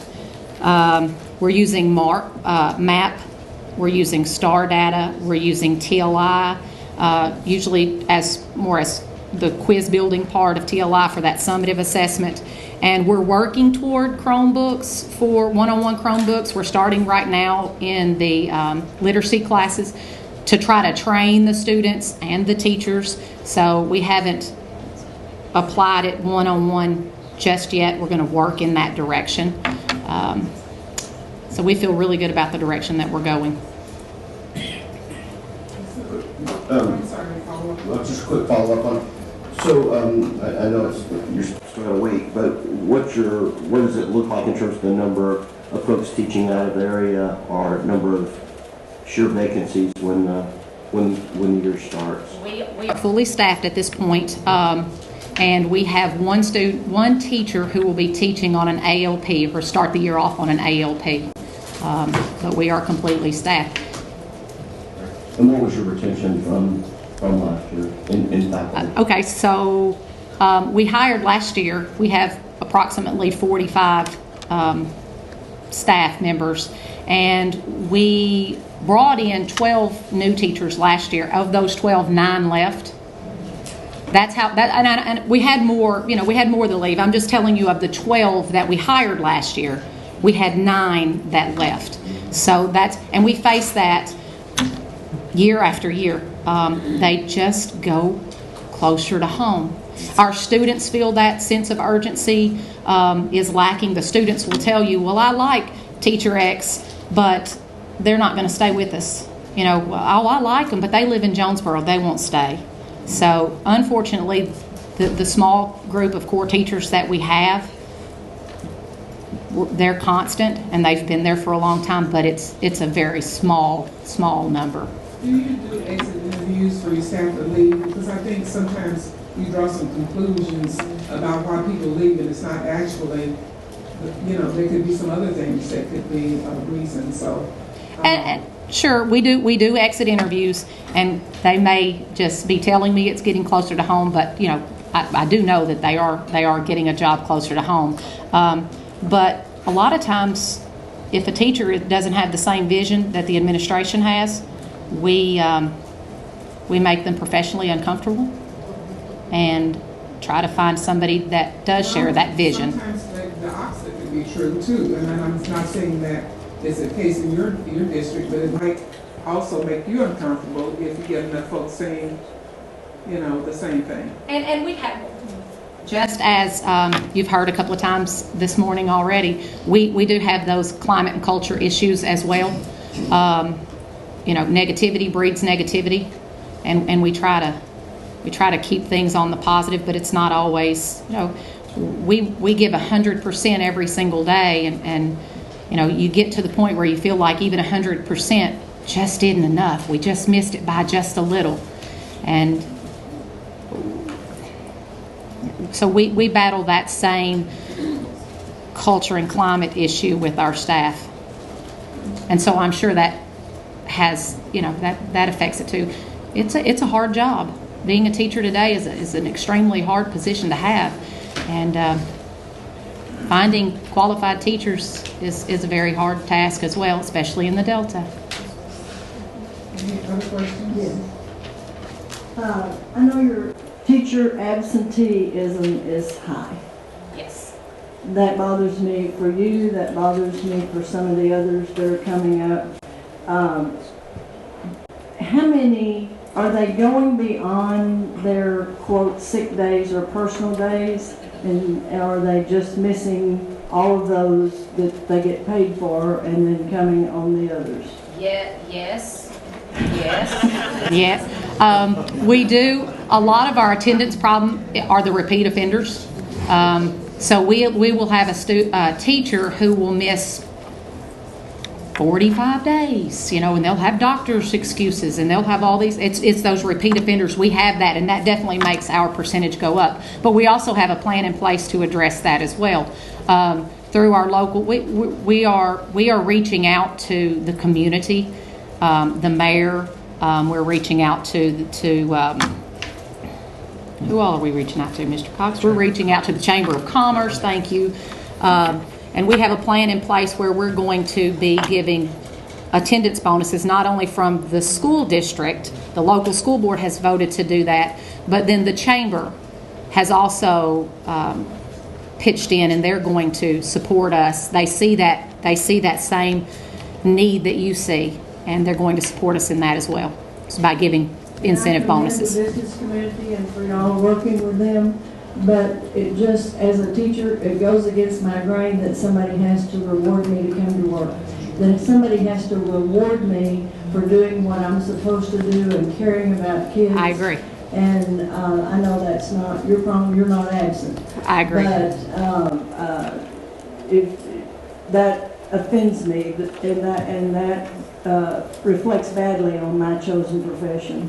And if any of those teachers are watching, I want them to know that I hold them personally responsible for that. It sets a bad example as well for our students, and I tell our teachers all the time that, we're the example, and when we miss a lot, and then we reprimand them for missing a lot, and we speak with our industry, and they will say that the number one reason that they fire an employee is because of attendance. So that when we have that poor attendance, that's a bad example that we're leading as the professionals.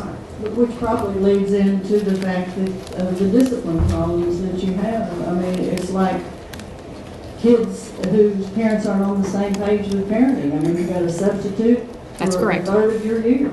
That's correct. But anyway, I do appreciate that that people are trying to help you with that, but I think it's a shame and disgrace that they have to. I'd like to say a few words about that. What we started doing this year, and I didn't do it for the teachers, I did it for kids. We're giving it, if a teacher doesn't miss a day in the month of September, the first paycheck in October, they'll get $100. And we do that every month. In the past, we'd give $125 to the end of the semester, but if you miss a day in September, you're out of it. And there's no incentive not to keep missing. So we give $100 a month. If you don't miss a day this month, then the first payroll, you're going to get $100 out of your check. Now, whether it'll help or not, I'm not sure, but we got to do something. I agree with you that you have to do something. I just think it's unfortunate that you have to do something. I agree. It is.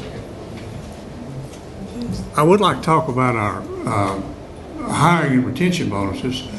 We started a program. We hired 35 new staff members this year district-wide. We've been working since March, but we did something that really helped us. We started a hiring and retention bonus.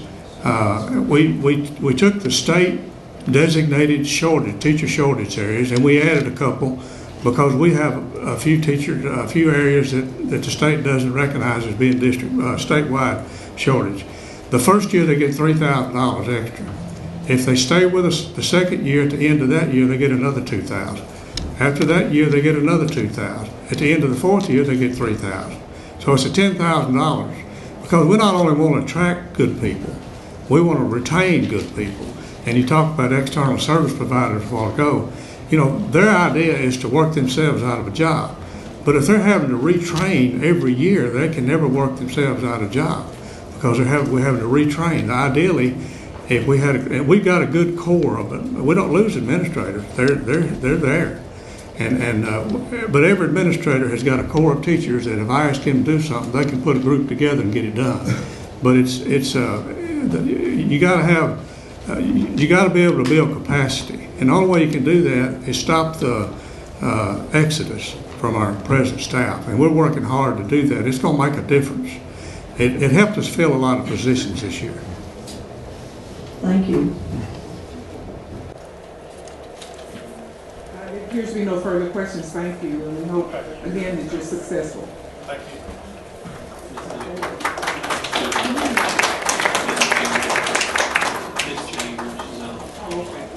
Miss Susan Chambers, board members, has joined us on the telephone. Welcome, Susan. Okay. I think I need a break. Okay. Little Rock School District is starting with McClellan.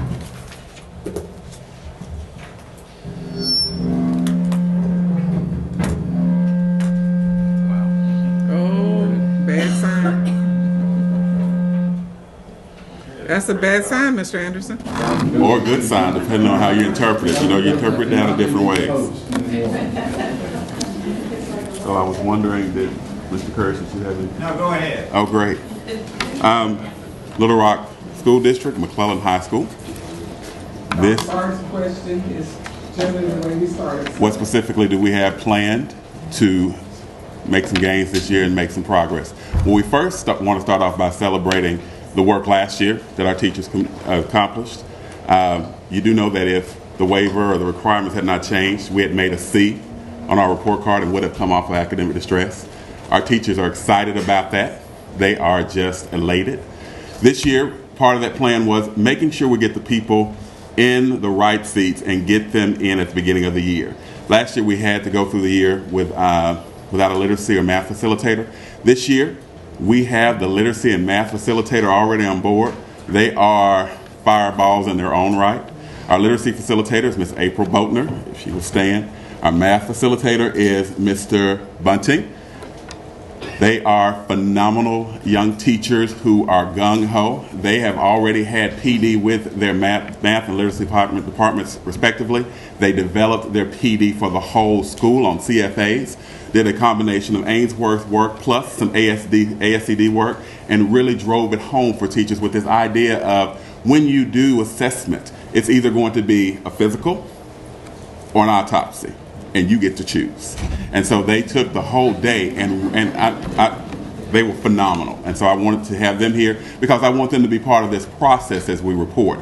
The other thing that we have is our administrative team who are all on board. We have them here as well. We have Mr. Steve Garing, Ms. Emma Nowden, having you guys stand, and Mr. Jerry Whitmore. They are here. Our other assistant principal is in the, what we call the dungeon where the textbooks are. So the teachers have their barcodes on their books and ready for distribution for those as we begin the year. Thank you.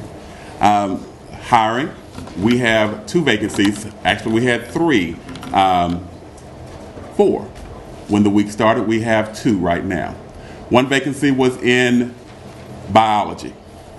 We have a teacher who was in a charter school that has history of teaching in Baltimore School District and Memphis City Schools. She said, I don't want to teach charter. I want my kids that I can just sit down and really just get it and they understand it, and I want to be able to do this, and this. I said, well, not a problem.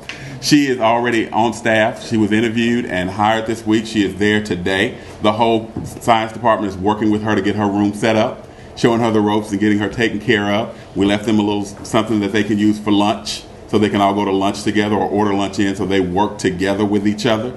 She's excited. She came in this morning at 6:30, sitting there waiting. I'm ready to go.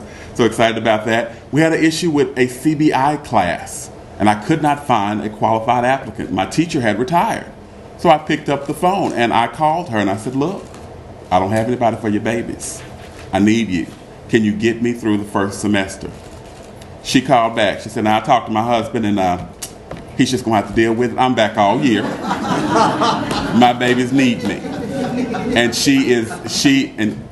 and guys, she's got over 40 years in. And she's still going. And she came back to be with her babies.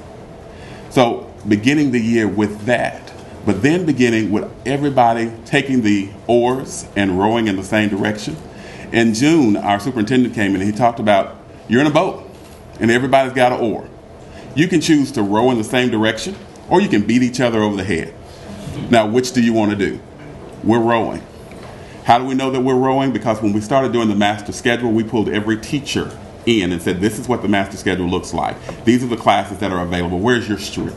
Where's your strength? Because according to your past evaluations, it's this. So our AP Calculus A, B, and BC teacher is also teaching Algebra 1. And she's selfish in that regard because she wants to give them the math skills necessary for her Algebra AP Calculus and AP, AB, and BC classes to make and succeed.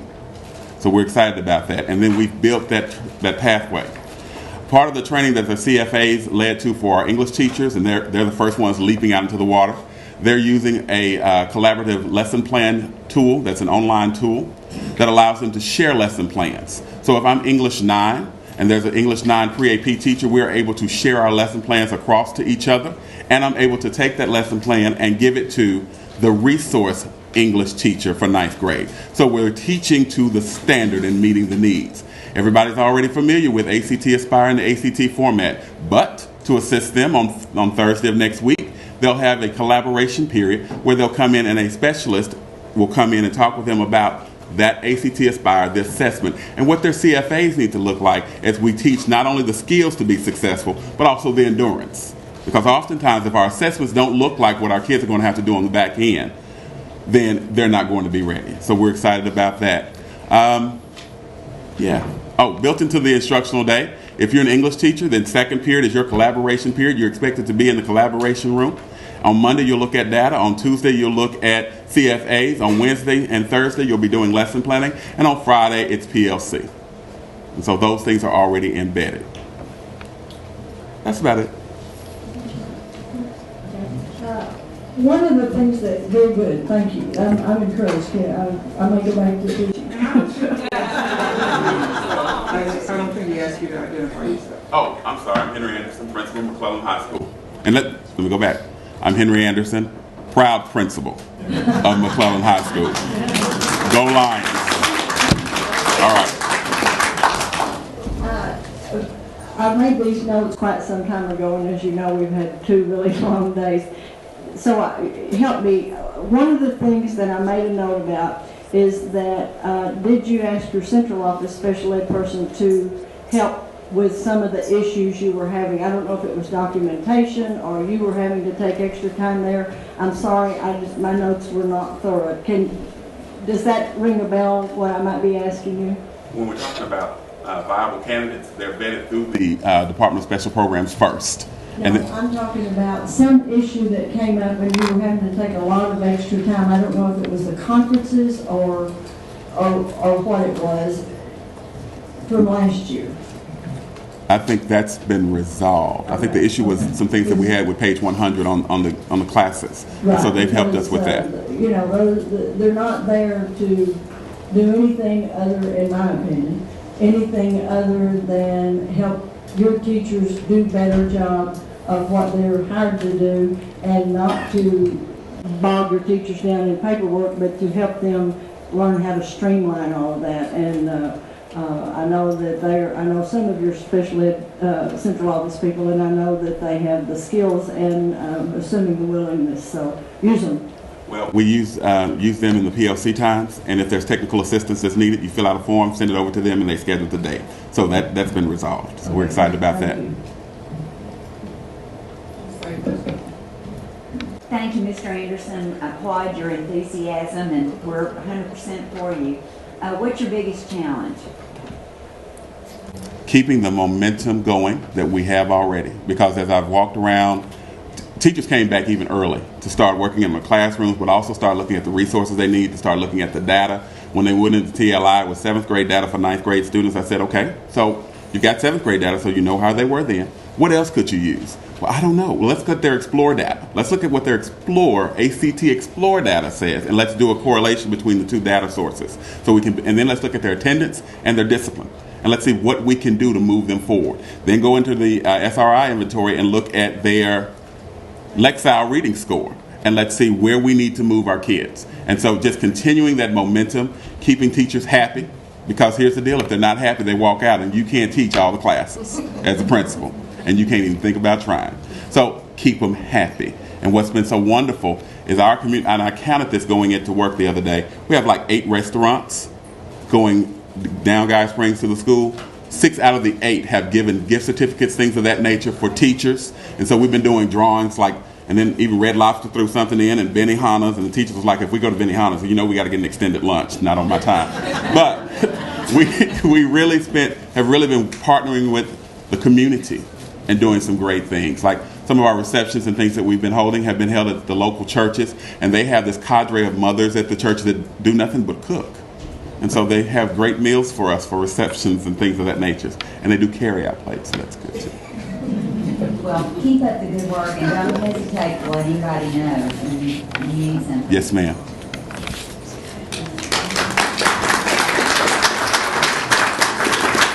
Which school, the Little Rock School District is Henderson.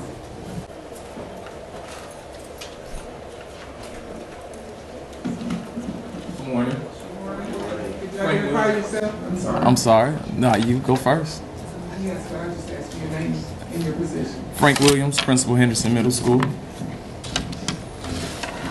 If you could just give us some specific, with some specificity, what's going to be different in the year ahead based on your planning right now that you have a good deal of confidence and maybe some evidence that's going to move Henderson away from academic distress? All right, well, number one is sustaining a culture in my school building, making it a place where teachers want to come to work, kids want to be there, and that presents a perception to the community that Henderson is a place that you want to have your child. Celebrating teacher achievement, teacher attendance, celebrating student achievement, having incentives in place where celebrations are a regular part of the culture at Henderson. For example, today we have an ice cream social for the teachers, just to recognize the teachers' efforts and just to give kudos to the teachers and them being at Henderson Middle School. Secondly, in terms of instruction, when Dr. Wild and his team came from the ADE and made the recommendations last year, one of those recommendations centered around pre-tests and post-tests, having unit assessments, and then tracking that data to see what students actually need, what students can move forward, if we need to reteach, revisit, or reawaken. So with that being said, we're spending a lot of time using the TLI format to develop questions that reach the standards that are on the curriculum map and to teach those standards and be able to reteach and revisit depending on what the pre-test data said and what the post-test data also said. Also, to reach that, we've changed our master schedule where collaboration is with English and social studies teachers. They have a common collaboration time. Math and science teachers have a common collaboration time. We thought with that, those teachers could reach more standards. English and social studies teachers, if they're collaborating, if they're having that dialogue, they can look at this curriculum map and make it more viable, as Robert Marzano would say.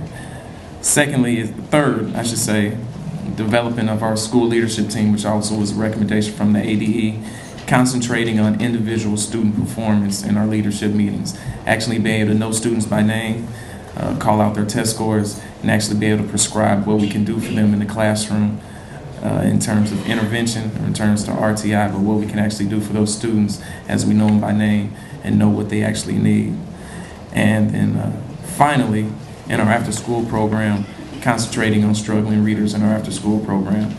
Those students who we identify that are struggling in our after-school program, I need to take it upon myself to have the conversation with those parents to get them into the after-school program and then develop a system of where they receive the enrichment part, but they also receive an hour of intensive support from a reading teacher during after school. I remember, in January when we were considering the district, I remember faculty attendance was a particular problem at Henderson. What happened in the latter part of last year in terms of attendance? Did things begin to improve? No. So all I can do is try to motivate the staff, try to be visible, and then again try to celebrate as many things as I can for the faculty, and then hold people accountable that are repeat offenders. I don't know what you mean that things get better from what transpired as far as our transitions with with our leadership, or? Well, I remember the data being particularly troubling in terms of faculty attendance. We average 84% attendance is average daily attendance, which is basically about a 10-year trend at Henderson. So it's nothing that's necessarily new. Again, I have to take it upon myself to be the motivator and put things in place where that people want to come to work. Thanks. I'm wondering if at some point you get to the point where you say to them, if you don't come to work, then don't come to work. Well, as Mr. Anderson alluded, I can't teach them all, so I wouldn't say that.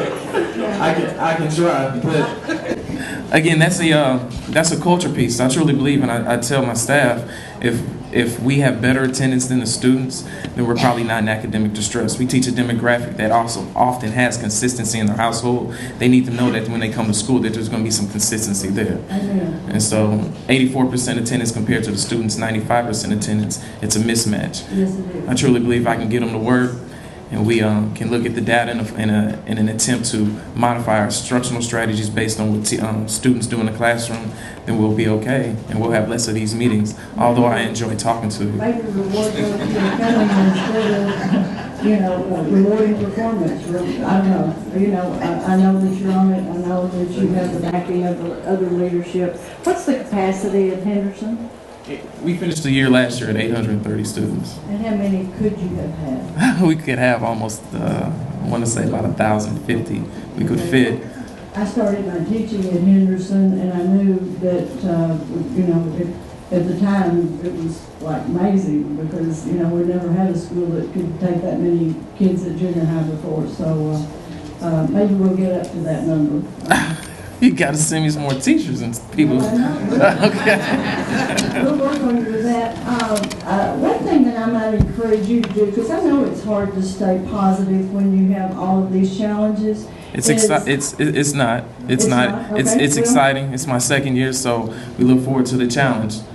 But there are some principals out there who have met some of the same challenges that could learn some things from you, and you might could learn from that aren't in this district, but maybe in another district. That a mentoring type program, FaceTime, somebody you could just unload on in the afternoon instead of your significant other or somebody like that. But I find that those kinds of things are helpful for educators. Just somebody that understands what it's like to have your job and what it's like to stay up and be the guy on a daily basis. But I do sympathize with you with the concerns you have, and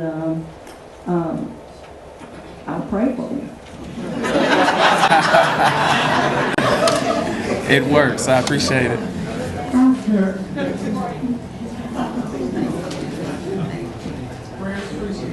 It is. Thank you so much for that presentation. I was wondering, I guess, sort of building on some of this about the teacher and attendance, but also consistency that you've been talking about. Can you talk to me a little bit about discipline and student discipline, and how in this environment where you are trying to create some continuity, are you able to, or any new programs you're putting in place to make sure that it's the teachers and the administrators that are in control of the school, not the students, and that we're also not missing this critical opportunity for, especially in these middle school years, right, for minority men to have the structure they need so that they do continue on with school and have the best chance at success. Absolutely. So our scholastic audit in 2012 actually characterized the hallways as chaotic. And if when you come into Henderson Middle School, when you walk through the doors, you can tell that school is going on. And so one of the biggest things that was pressing to us was to make sure that we're visible as administration. We can't ask teachers to do anything that we won't do ourselves, so we need to model the expectations. So you come into Henderson Middle School, you'll see during transition, you'll see students hurrying to get to class, at least presenting a perception that school is important, and you'll see teachers in the hallway and you'll see administrators in the hallway. One thing as far as discipline is concerned, if it's any that classifies a category 1 offense, if that's talking in the classroom, if that's being tardy, we are very diligent to create a relationship with the kids so that we can try to curb that behavior. We can't curb that behavior if we're always fussing. As I think Ruby Payne says, we need to have a conversation that's an informal conversation that's not just us telling them, but it's a two-way conversation with students so that we can actually try to curb that behavior. I also often stress to the teachers that we have to love the kids even if we have to fake it. And so it's very important that we establish a relationship with the kids. As far as Category 2 offenses is concerned, we had a drop in Category 2 offenses because of, number one, the visibility, and I think the message I send as a terms to anything that could potentially be criminal in behavior. A lot of my conversations with students, if you can't do it in Walmart or Red Lobster or any other place of business, then I won't allow it here at school.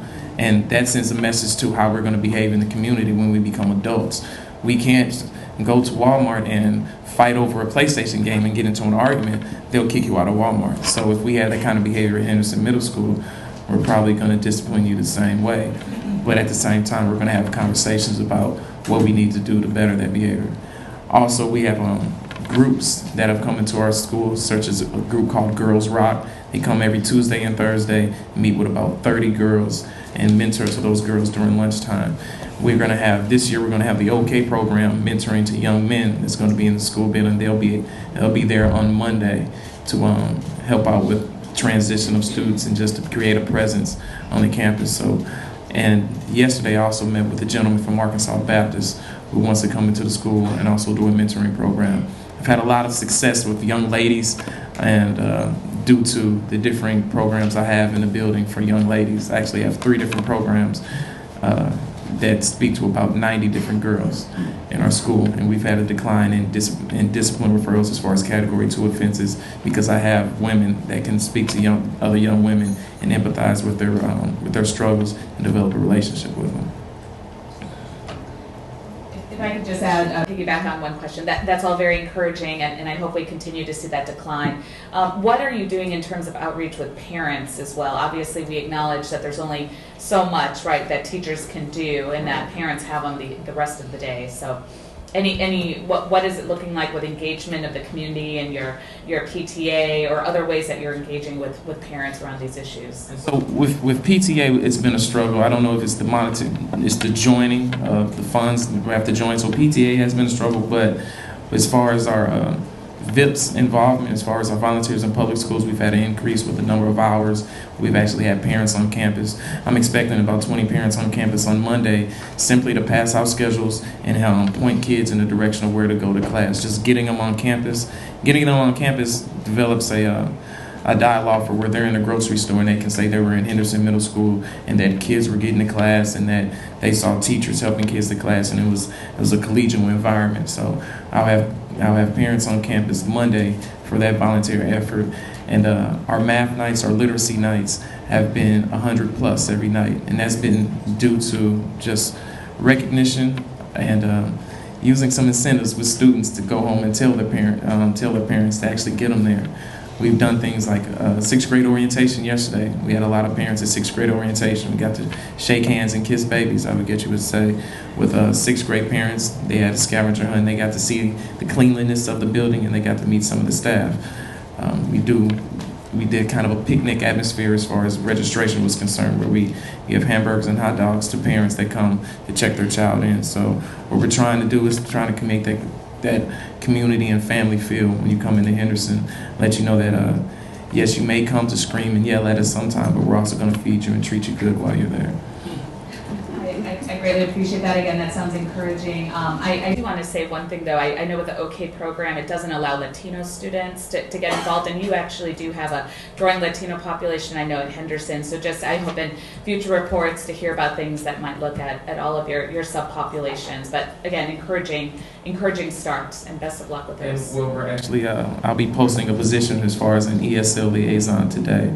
So that ESL liaison will be charged with reaching out into community and developing those relationships as well. And if you come by Henderson Middle School on any Sunday, we have a Latino basketball league that's sponsored by the owner of Casa Mañana, and also you'll see soccer going on. You'll see the whole Latino community out there having a good time. So we do have some things going on as far as that community as well. Just a quick question. Well, first of all, Mr. Williams, you are such an inspiration. It's just really delightful to hear what's going on at. I appreciate that. You're not pulling my leg, right?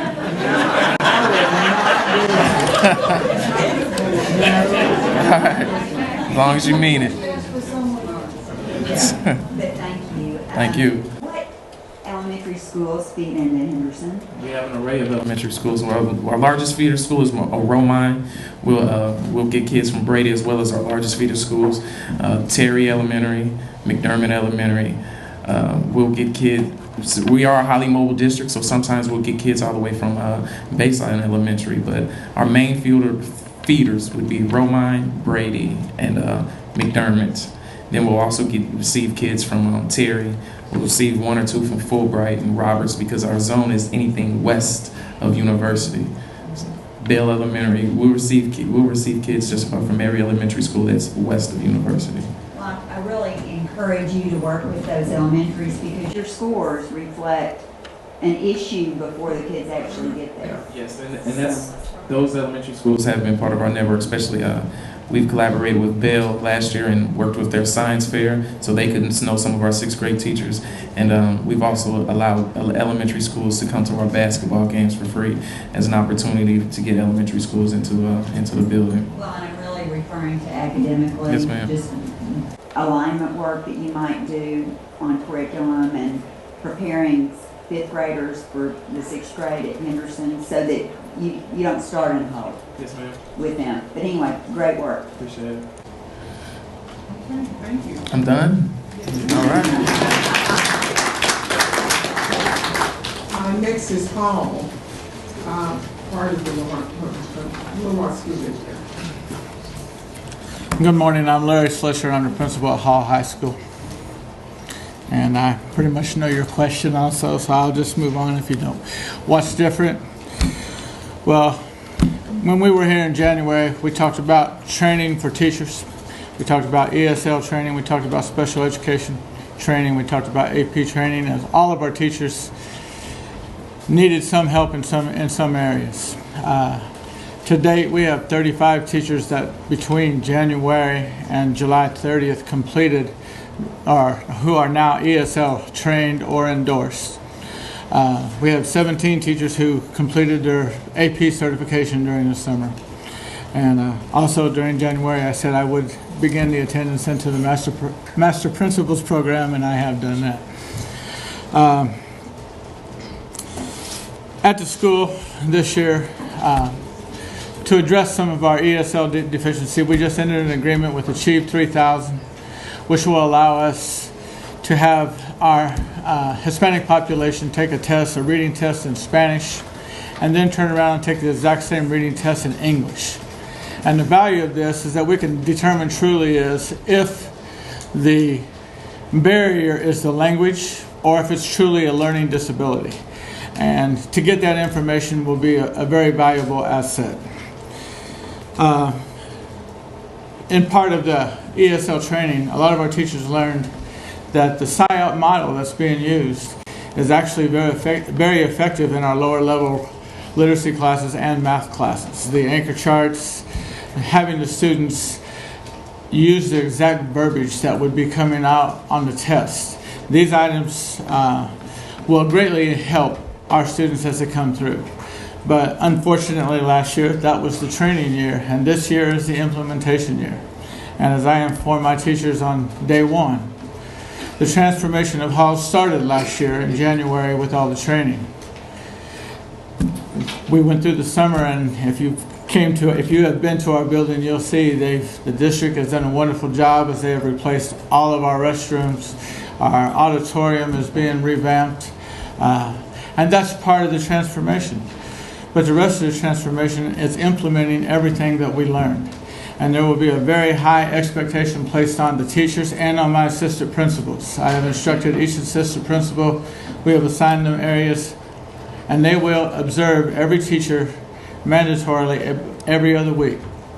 So that means during the course of the year, a 40-week year, that each teacher should have 20 observations from their assistant principal. And we'll be able to use this information to we should be able to use this information to greatly improve teaching, and if we're improving teaching, we will also improve learning. We also have incorporated a collaboration period amongst our teachers. It's built in. They have one collaboration period that's mandatory 5 days a week, where they will meet and talk about common forms of assessment, about their homework, about every piece of data that is coming across the table. That way they can be better prepared for their classrooms. We can also determine if a teacher's having a weakness in a certain area through these conversations. If 3 out of 4 Algebra 1 teachers are meeting and 3 of them are getting all these concepts correct and one person's not, then we know we can focus on that one teacher. And those teachers can also help us focus on that teacher during that time. Also, our math and literacy facilitators are mandated to go to all of the collaboration periods, and they're going to stay very busy. At the same time, they have the obligation of observing classes. Our leadership team this year, last year we had 3 different leadership teams. We had one at the start of the year. Dr. Wild stated we needed to reduce it. In our observation, we reduced it, and then the district came in with a new format. And so the third time on December 1st, we created our team. So this year our team will be up and running from day one.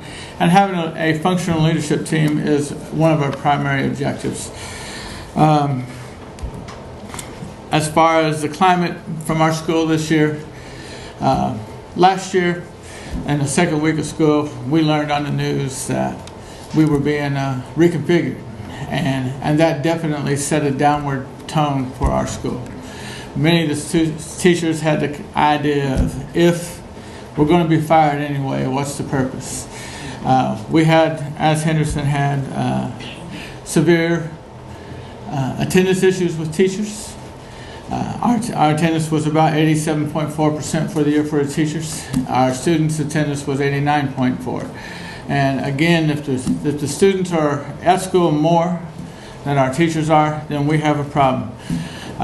We addressed that using the district's P&A, and we do expect to have a much better this year because most of my teachers used all their sick days.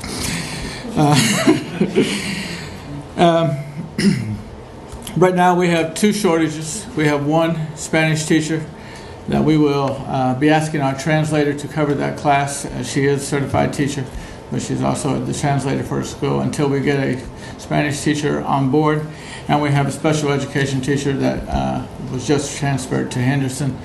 And we are looking for a math teacher in that. We do not have any applicants for that position at this time. Last year, we had a problem with a large number of students from the Hispanic population that refused or opted out of the PARCC test. And I know this was going to be a question, so I'm just going to address it. We had approximately 110 students who opted out, which means right off the bat there is no way we could meet the 95% tested for the PARCC test. A lot of the problem truly came from the fact that many of our students came in August and September from Colombia, from Mexico, Guatemala, and many of them came with 3rd, 4th, and 5th grade educations. When they opened up that test, after only 1 year in country, learning how to speak language, plus trying to catch up 4 years of math, many of them just looked at it and said, I can't do it. And then they signed the opt-out paper at the front of the book instead of even trying. It was devastating to me. I've been working with my ESL coordinator, Dr. Purdy, my ESL coordinator, Dr. Purdy, and this will not happen again this year. And as far as the ACT Aspire and the ACT, we've done our research also. We know Alabama's taken it. We know they have their released items online, and we can go in and look at the areas that they were performing weak in, especially in urban communities. Because there's one thing across this country that urban communities have in common. They share similar downfalls. We know that in St. Louis, reading scores are extremely low. We know at Hall High School, reading scores, the average 9th grade student came in the last 2 years working at about grade level 4.5. or 4.6. Those are commonalities, and the things that we do to attack those things, like we brought in the Read 180 program, or we've been utilizing the Read 180 program. And last year, the students in the Read 180 class had an average growth of 200 Lexile points. And if you look at the Read 180, 75 to 100 points is 1 year's growth. So if we got 2 years growth out of those students. And that's a major accomplishment. Unfortunately, still, if they got 2 years growth, they're still 3 years behind. And we're going to have to continue on and keep moving in that. In addition, we bought the entire school the MyOn reading program. It did not work as well as we wanted it to, but we are not going to just throw it away, because the MyOn reading program is for every student in the school and everyone can achieve, and we are going to continue it. We are also bringing in the Math 180 program. We used Agile Minds last year, which was a great program for students who were near proficient, but the ones who weren't near proficient, it did not really help them. But Math 180 helps every student in the school from the lowest level to the highest level. And we're looking very forward to getting it embedded into our classes so we can improve our math as well as our reading. I want to make sure I covered everything here. Oh, our partnerships inside the city. For registration this year, we had about 15 volunteers from the Trinity Methodist Church who came in. They cooked hot dogs for us. They served water and hot dogs to all the parents, helped with the registration. Superintendent and deputy superintendent, well, actually deputy superintendent came in for that, and he served some hot dogs. We did the same thing for the 9th grade orientation, as we wanted to get as many people out as we could. And we had approximately 60% of our 9th grade people show up, the parents show up for our orientation. And that was a great improvement over previous years. The Hall High Neighborhood Association is offering many hours of tutoring for us. Many of them are retired teachers. Many of them are retired teachers from Hall. We've also invested into a program where they're letting us know through emails that we have a student or two leaving campus, and we're able to go back and collect that student and get them back in school because they're not learning anything walking over to the mall. And that has been a problem in the past, but we're working very diligently on resolving that problem. In our scholastic audit in 2012, the same as Henderson, we had the same problem with the hallway, students showing up to classes late. And we attacked that on my first year, and we went from, in the first couple of weeks of school that year, from about 72 being late to class to an average of about 8 or 9 for the rest of the year being late to class. And it all goes with principals being in the hallways and teachers being in the hallways and working together. And that has to continue. This year, student-wise, the superintendent was kind enough to run a radar report. We do it every year anyway. But from the students coming into us this year, 69% of the students who are coming to us from our middle school feeders scored below basic or basic on their 7th grade test in math. 63.7% scored below basic or basic in reading. We have a large task in front of us. The good news is that the school is re-energized. With all the changes, the staff is re-energized, and we're really making what I consider great progress especially over last year, but over the 2-year period, we have started to make great progress. In a report to Dr. Browning at the end of 3rd quarter last year, it was noted that we had reduced discipline incidents from the previous year at the 3rd quarter time frame by over 200 incidents. And we are still high, but we are making progress. And that's the big thing. And we want the parents involved in our school. We've been extremely invitational to them. Like I said, we've been feeding them, and they're more than welcome to come out and observe anytime they want to.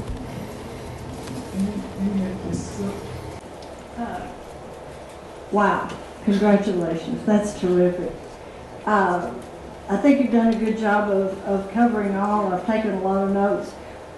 You're in the master program now. What there may be more than one, but can you name one thing that you have been helped with that you feel better prepared than you have when you started school last year as a result of this training? Is it a helpful program? I think the program was very helpful. We covered so much material, it was unbelievable as we went 12-hour days during the program. The biggest thing we've done is just refocus our action plan on exactly what we're doing, getting the teachers more involved in what we're doing, and getting the buy-in process of it. We still have a long ways to go because teachers just got back this week, and there's going to be a lot more activities and things that we're going to be asking the teachers to do. We took a student survey, and I guess around May 30th or so, that showed we had some respect issues between students and teachers and teachers and students and teachers and teachers, and we're addressing all of those issues. And we really hope that all the work that we're putting into this will move Hall High School forward, because it honestly is a tremendous high school with a lot of really good teachers and a lot of really good students. And we need to focus on sending that positive message from those teachers and students who are working out to everybody, and not just let the negative press be what's told about Hall High School. And what are your feeder middle schools? Henderson, Forest Heights, and we get a lot from Cloverdale because we are the newcomer center for the high school. Thank you very much. I know a couple of questions. In the recent past, I know at Hall, the school counselors have been a challenging issue. What's happened in that realm? We've talked a lot about classroom teachers, but what about school counselors, which are so crucial for a school like yours, where you have such transitions happening among folks? Well, in my first year here, I was addressed with a OCR report that involved a lot of problems with school counselors, but the district removed 2 of those school counselors from the school immediately. And one of the counselors that we hired, who is our director of counseling right now, Ms. Moreo, she is also fluent Spanish speaking.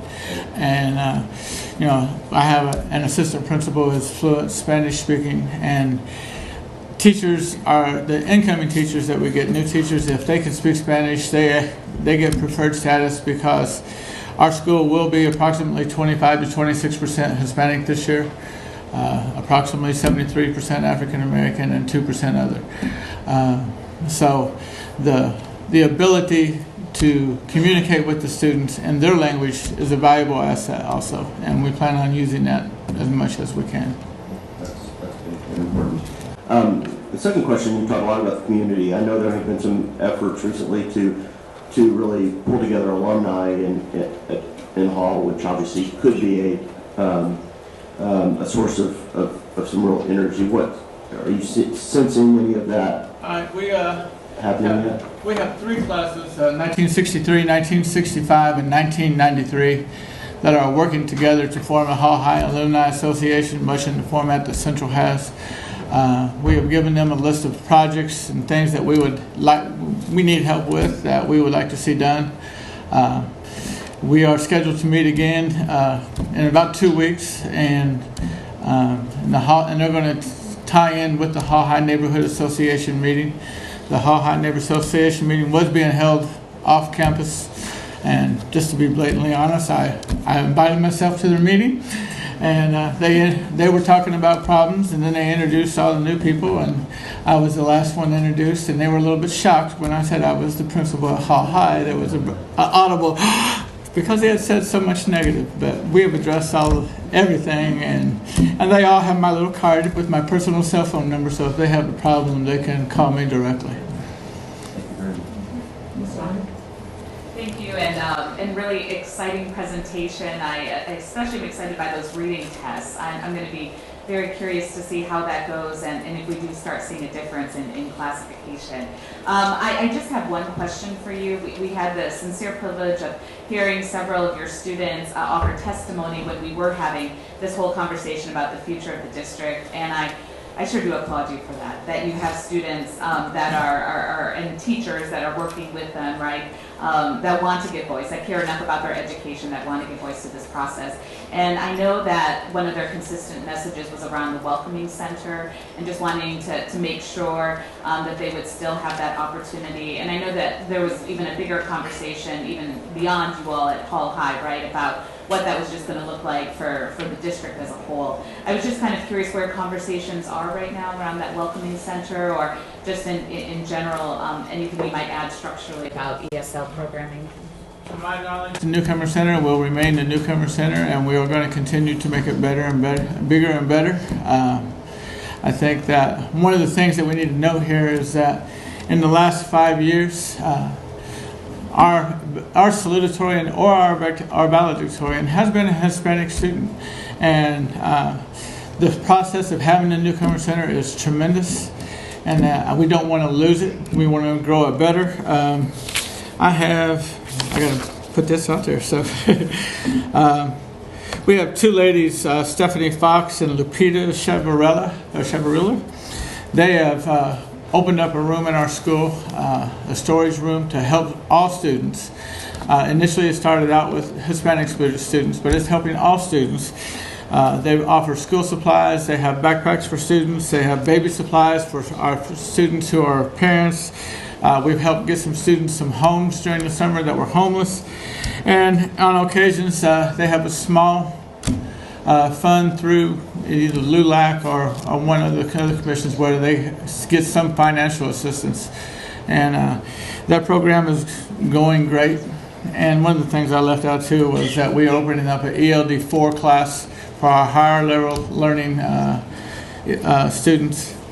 And we'll have a cultural transitions classes that are going on where we're going to take the newcomers to the United States out and teach them how to shop, teach them about the American currency, and how to turn in products, exchange products, and just try to make this a true welcoming center and welcoming school to the Little Rock neighborhood. I hope you also teach them about being good citizens and residents as well, and the voter registration process and policy advocacy. Share my passion there with Dr. Barth on those issues. I may, Marvin Burton, Deputy Superintendent, Little Rock School District. The question regarding the Newcomer Center, the Welcoming Center, in regards to how it is supported, the district is definitely in need of continuing support and actually expanding the Newcomer Center. There's a number of, from January, we visited, from earlier, we visited Springdale, and we picked up a number of wonderful ideas with the ELD 1, 2, and 3 courses that actually supply the necessary readiness for those particular students, and also supporting the newcomers as they enter Hall, because that is a definite support for all 5 of the high schools. So it is not an intention as far as removing. We're actually trying to learn from others who are doing it quite well, and also increase the SIOP readiness for the entire staff, and shelter instruction operational protocol type of strategies that will also address the reading and writing for those students. I actually visited this summer a number of the courses that were offered for the ESL students at Hall, and it's amazing what we can accomplish during those 3-week time period as far as acclimating the students to the culture in the United States and also to school. So there's a number of wealth of different things that we are doing at Hall to expand and support what we're doing with the Newcomer Center from the district perspective as well. That's it. I don't know if this is for one of you or Mr. Curris. Are the Hispanic students arbitrarily assigned to Hall, or is there a concentration of where these families choose to live, and that's in the Hall attendance zone? Do these children have an opportunity to go to any, help me understand how there's so many in one particular high school? Well, I'll ask, I can respond to that, but I'll ask Dr. Purdy also to respond to that as well. Since we're a Newcomer Center, I'm sorry, Leslie Purdy-Hoyt, I'm the ESL coordinator at Hall High School. Since we're the Newcomer Center, if an ESL student is tagged as ESL Either they're new to the district or they've been in the district since elementary school. They have a choice to come to our newcomer center, but they have the choice to also choose Central, Parkview, or go to their attendance zone. Most of them do choose to come to the newcomer center because we have even the kids that are fluent speakers of English, we tend to have more Hispanics get scholarships. 4 of the 5 kids that went to Governor School this year were ESL students. One of them went as an English language arts person who's an immigrant, and she was there for English. One was science. We had half of the Boy State and Girl State were ESL students, so they tend to come to the newcomer center even if they are fluent speakers because we push them. And I'm not saying the other schools don't, but they're concentrated there and there are services concentrated there. We have sheltered classes for the kids that are not fluent. There are 14 people that make the decision on where those students are placed. So they get a lot of attention and individual attention. They have to be hand scheduled, all 280 of them, so that they go with trained teachers, and they are placed very carefully as to whether they're going to be an AP, pre-AP, if they need to be sheltered, and we try to move them out as quickly as possible. This year we added an ELD 4 class for the kids that are... Okay. He says I've talked enough. And there may be more. I know how busy y'all are, and we love what's going on with our ESL kids everywhere up in but anyway, I know it's a long meeting. Don't go anywhere. They'll have more questions. I just don't know.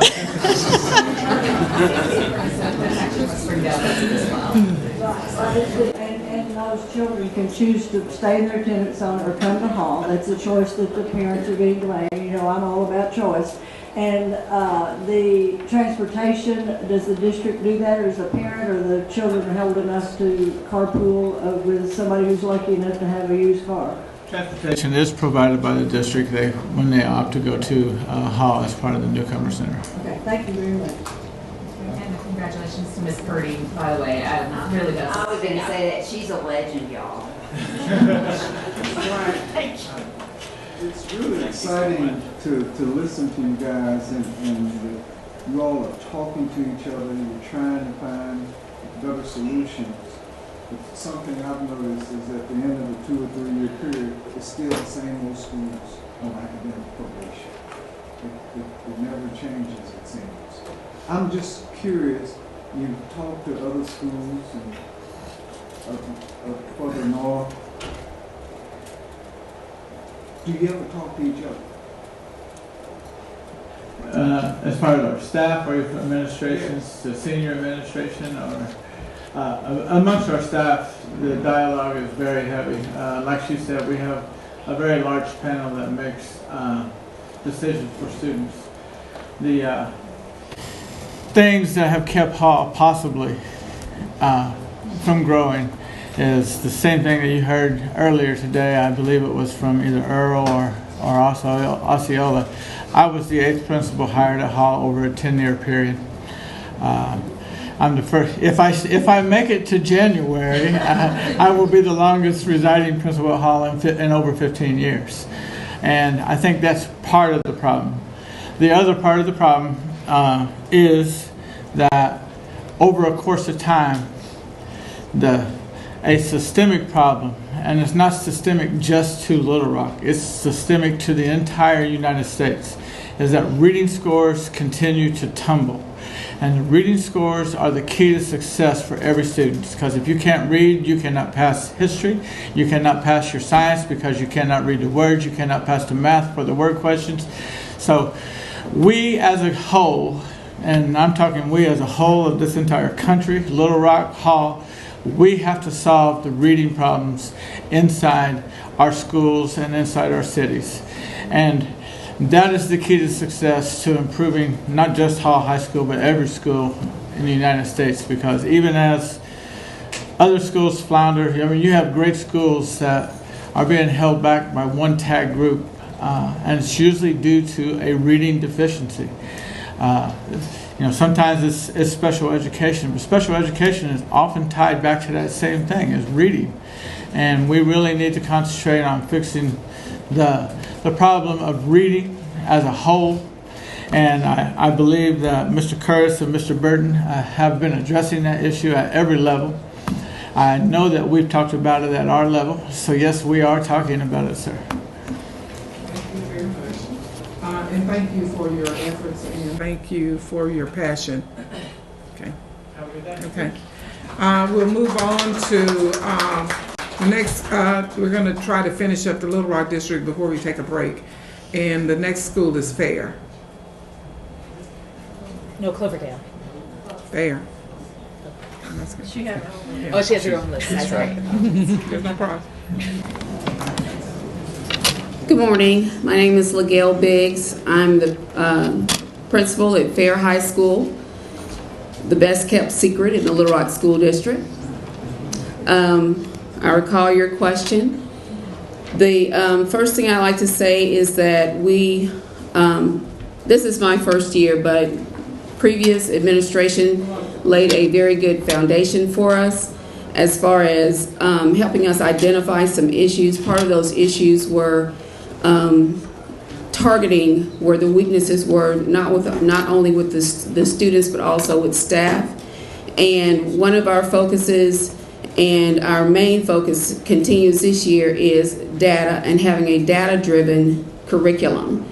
And so we have invested a lot of time and effort in doing that with pre and post tests, CFAs, with all the way. What we learned from last year is that our teachers were compliant in that they were going to, they presented the students with a pre and post test, but there was not any continuity for them to make the connection.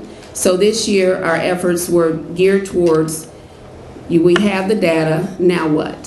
So we made an effort to train our teachers we gave them specifics, we gave them a choice of 2 ways to collect that data.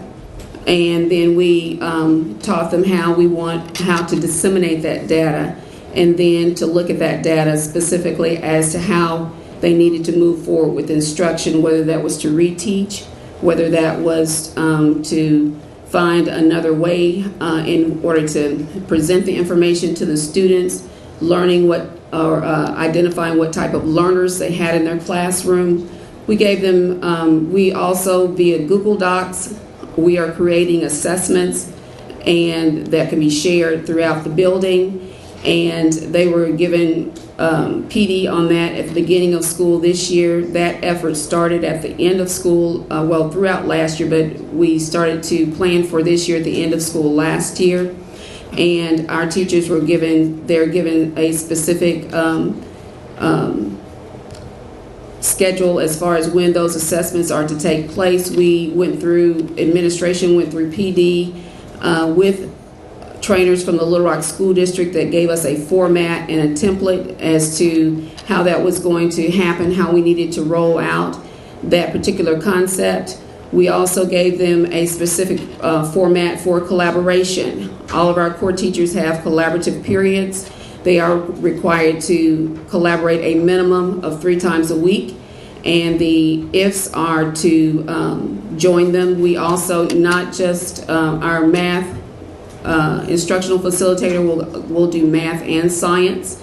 Our literacy coordinator will do English and social studies. And so that we're trying to make sure all of those areas are hit and with some fidelity. So we are, in an effort to do that, we are being prescriptive as to how we want that to happen.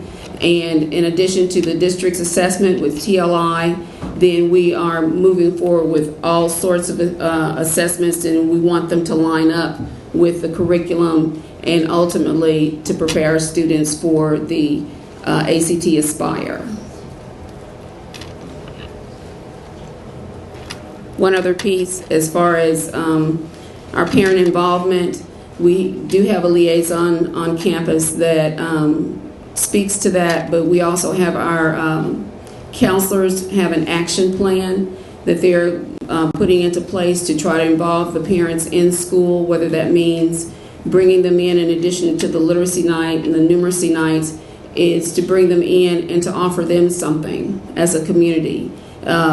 doing a survey and making sure that we are addressing what their needs are so that will transfer onto their students and they would value that education that they receive from us.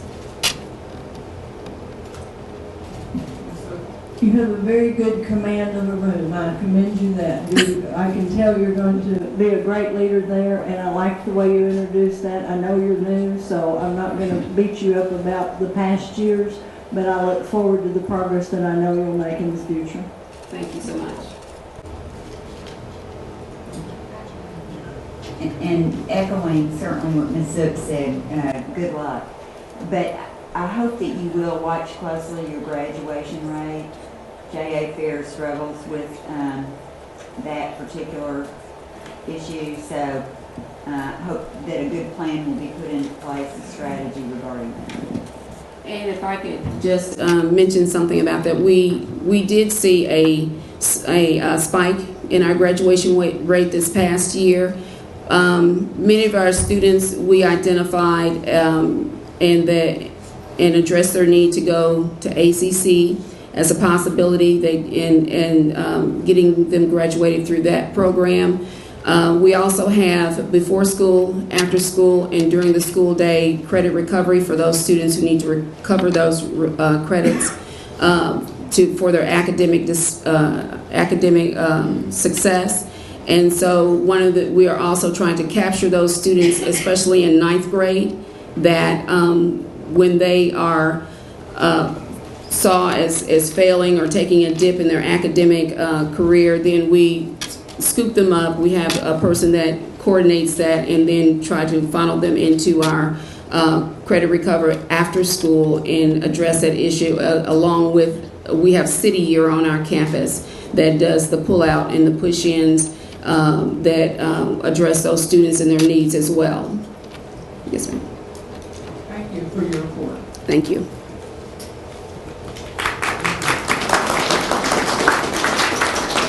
I'll say this, as a reference to schools that have reported before and the ones that come after. I know it's not a pleasant place to be in for a superintendent or for the administrators of the school, but I think, we need to say this is a defining moment for the districts, and the opportunity is here and now to move forward. And I know we look forward to you coming back, whether it be the next year or the next year, with progress, because this is a pivotal point. Nobody likes to be in this place, but you are here, and by virtue of that, it's an opportunity to be able to show the progress. And before we move on, Mr. Kurtz, I have one question. How does the number of schools that are in distress versus the numbers that are not, how do you manage that from a coach's position? If you see yourself as a coach, how do you use, how do you not let those be the kids that are acting out and need the attention, but use it as a builder for the whole system, the Little Rock Public School district system, if that makes sense? So you could easily say, well, those schools over there, but we're in lead, or we do better. So how do you use that to be able to come together as a team and play together as a team, and not those folks sitting on the bench? Right. Well, what we've done is we focused on these schools to a degree, but not over-focused on them. In other words, and you all pointed this out, we're working just as hard and maybe harder in elementary schools on reading. We're trying to do everything we can in these schools. But you've all pointed out, and I knew instinctively, and then I learned in the first 2 weeks of my job, that the key to this is reading by the 3rd grade. So on the first 2 weeks on the job, I spent most of my time assessing reading scores in 3rd grade. I then spent the rest of my time until the kids left in June, unfortunately. A lot of time at Bale and a lot of time at Terry, where we had tremendous improvements in reading scores. So we don't stigmatize these 6 schools. Frankly, we have other schools that, but for the grace of the good Lord, would be right there as well. And what we're trying to do is build excellence in those schools, and if we're stigmatizing them at all or emphasizing more properly these schools at all, it's I'm trying to tell the story that we have marvelous kids in these schools. And I spend a lot of time with the students in these particular schools, and I can't wait to show you some of these marvelous students. But if that gets to the essence of your question, we're focusing it's hard to say we're focusing everywhere, but we know that we cannot simply solve a problem here. We'll be playing whack-a-mole all over the school district. We've got to emphasize reading in the early grades. We've got to do all we can in the upper grades with these marvelous people that are working so hard. But that's kind of the approach, if that helps. It was a great article, by the way, in Sync, and I commend you for being open and transparent about the fact that it isn't just these kids in these schools that have issues, but as you say, by the grace of God, because it's a systemic problem and it's district-wide, and even with schools that are achieving, I have friends who tutor 10th graders who are not reading. So I appreciate the fact that you acknowledge and are open about the fact that we have kids everywhere who really need a lot of help. That's very true, and I will just say very, very quickly that failure anywhere in our school district is going to be conceived as failure everywhere. If a kid can't read at Central, that kid can't read. It doesn't matter if that kid's at Fair or Hall or McClellan or Central or Parkview at the ALE, the kid can't read. In education, although we group it and we look at it as a sort of a collective enterprise, it's an individual enterprise. And if we ever lose sight of the fact that failure anywhere is failure everywhere, then we will fail, because we will fail kids. And our district would not be in academic distress if you simply spread out all of our kids all over every school. But that's not the way to look at it. We will be in distress in our own minds until we can honestly say we've done every single thing we can do for every single kid. And our team is pulling together. I'm just so proud of these people, I just don't know what to tell you. Thank you. Cloverdale. Good morning. Good morning. I'm Wanda Ruffins, principal of Cloverdale Middle School. And the innovations we're going to implement at Cloverdale this year, we're going to start with continuing to focus on a positive culture at our school. And this will be done by professional development on developing positive relationships. That's with teachers within our building, our students to students, our teachers to students, and focusing on the rapport between the teachers and the students and the professional development. And we started that this week with our professional development, the 9 hours that we could use with our teachers. And we're very fortunate at Cloverdale. We have 12 City Year members that work with us, that help us as we develop achievement with academics, behavior, and in coursework. And we have activities and strategies developed for our teachers, for our students, and also with our teachers, parents, that's going to help us to focus on developing and sustaining positive relationships and within our school building. So kids will like coming to school, parents will feel comfortable in helping us establish that relationship that's needed so that our kids can achieve, and teachers will come to school every day ready to go to work.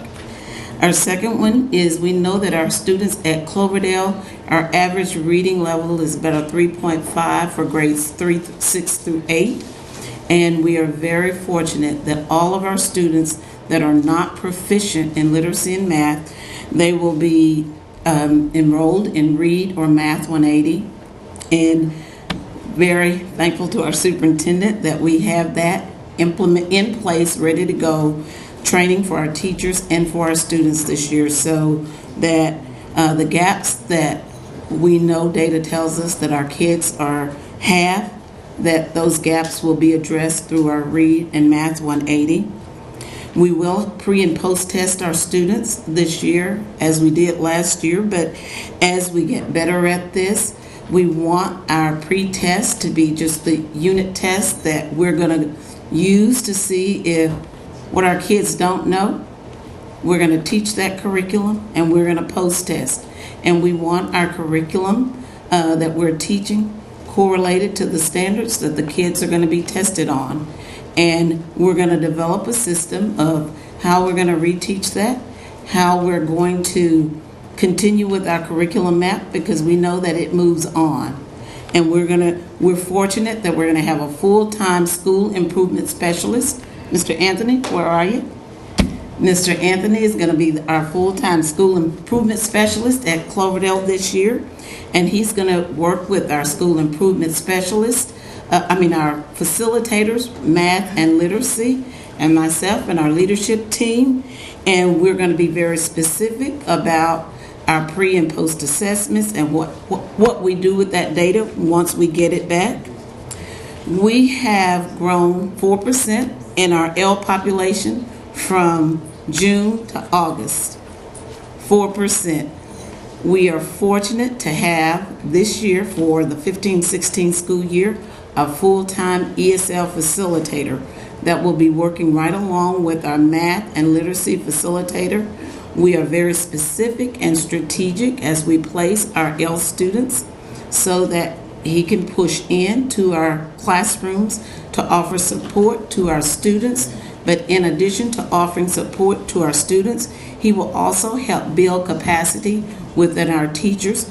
All of our teachers have been trained in SIOP strategies, but that will further help build the capacity with the teachers as we work with our students. And in addition to that, we have, 37 students that are at level 1 on their ELDA test, which says their English is very, very limited or not at all. And we will start the second week of school, a before or after school program for those students immediately, because parents have told us, they have 8 periods and they've gone through an 8-period day, and sometimes they get to the end and their papers are blank because they've not understood one thing. So that second week, we're going to be ready for them. We're going to survey our parents to see what will best suit their needs, morning or afternoon, so that we can be right on top of things. And he happens to be bilingual, so that will serve. He can serve also as a translator initially. And there will be a strong focus, continued focus on lesson planning, and that we want the plans that are developed mirror the curriculum that's taught and the standards that are going to be tested, with specific focus on questioning and discussion techniques. And those are our focus areas for this year. Have you had training in conducting the conferences after you have your teacher observations? Yes. Okay, good, thanks. Absolutely. Thank you so much. I did want to pose to you the same question that I posed to Henderson Middle School in regards to discipline, knowing that your scholastic audit also produced similar results, and I'm hoping that you might be able to elaborate a little bit more in terms of what you all have done or what you're planning to do to bring structure to your school and really demonstrate that it is the teachers and administrators that are in charge. Okay.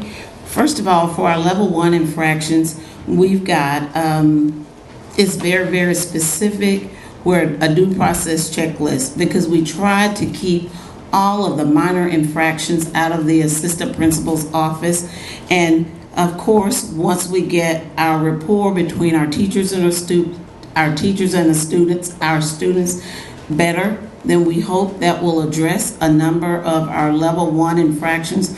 But our due process checklist for our level 1 infractions, it always involves the parents, and it involves interventions that teachers are going to try prior to sending them out of the classrooms. We know our level 3s and 4s, they just what they are, and a lot of times they may mirror issues that may have taken place in the community, social network. So we do work with that. The Little Rock Police Department has partnered with Cloverdale Middle School, and they've developed a similar program to the OK program for females, all females of all races, and it's called GEMS. I've forgotten the acronym, but it will meet Saturdays, but they will work with our female students on self-esteem issues, what it's like to get along with each other.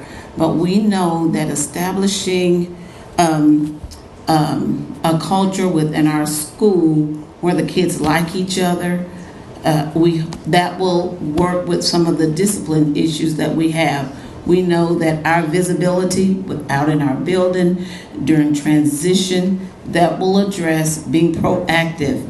We have a visibility plan where teachers know where they're supposed to be posted, because if we can curtail some of the issues prior to them getting started, we've patted ourselves on the back a number of times for being at the right place at the right time. But we also know that establishing a culture and a rapport where people get along with each other, that will forever be our focus to address some of our discipline issues. And I guess along that line, my last question regards to that positive culture that you're working hard to build. What is your plan in terms of, or what have you been doing in terms of really making sure that all teachers are really clear on their roles and responsibilities, especially with some of the transitions, right, that are happening from last year to this year, and really having strong communication with all teachers around what their expectations are or what's being expected of them in terms of roles and responsibilities for the year ahead? Every conference that I've attended, including the School Improvement Conference that was held in Hot Spring, it constantly talked about culture trumps strategies, no matter what. So that's been our primary focus, ensuring that there are rituals and routines. I mean, so even down to the point that we've developed a checklist of things that teachers need to have in place the very first day of school. You know, how do we go about the business of operating our school day? When you come in the classroom, I mean, even just getting our kids to class on time. There are some teachers, kids are never late for their class because they know that their due now will be done if they don't get there on time. So we have really spent an enormous amount of time on what the rituals and routines should look like during our transitions and inside the classroom, and what everyone's role is, and what it looks like when you don't hold up your end of the bargain, and that we can't blame each other. And if it works well at the beginning, because it usually does, when it gets out of sync, we must revisit that, because it's not just going to stay in place. Any other questions? I'd just like to speak in general to the supportive services that different schools have mentioned that bring outside providers into the school. I would like to encourage the schools to be sure that you provide a measure of oversight. I know the intent is well to be able to give positive messages, and it's important to have mentors in the school to positively impact young people. But I think there's another level of responsibility, though it's no standards, to ensure that the messages are consistent and they are not outside of the line of what parents would be objective toward, or that would cause them to question anything just from a moral standpoint, or ethical standpoint. I think a lot of people are well-intentioned, but make sure that the folks that, we have a fragile population, make sure that they're competent to be able to give the services, and that and can respond to a parent that asks a question about what was said or what was done. So there's a community-based provider in me saying that, and community person to say, make sure you know the message that the folks that are coming in to support you give. And thank you for your presentation. Okay, the final school for the Little Rock District is Baseline.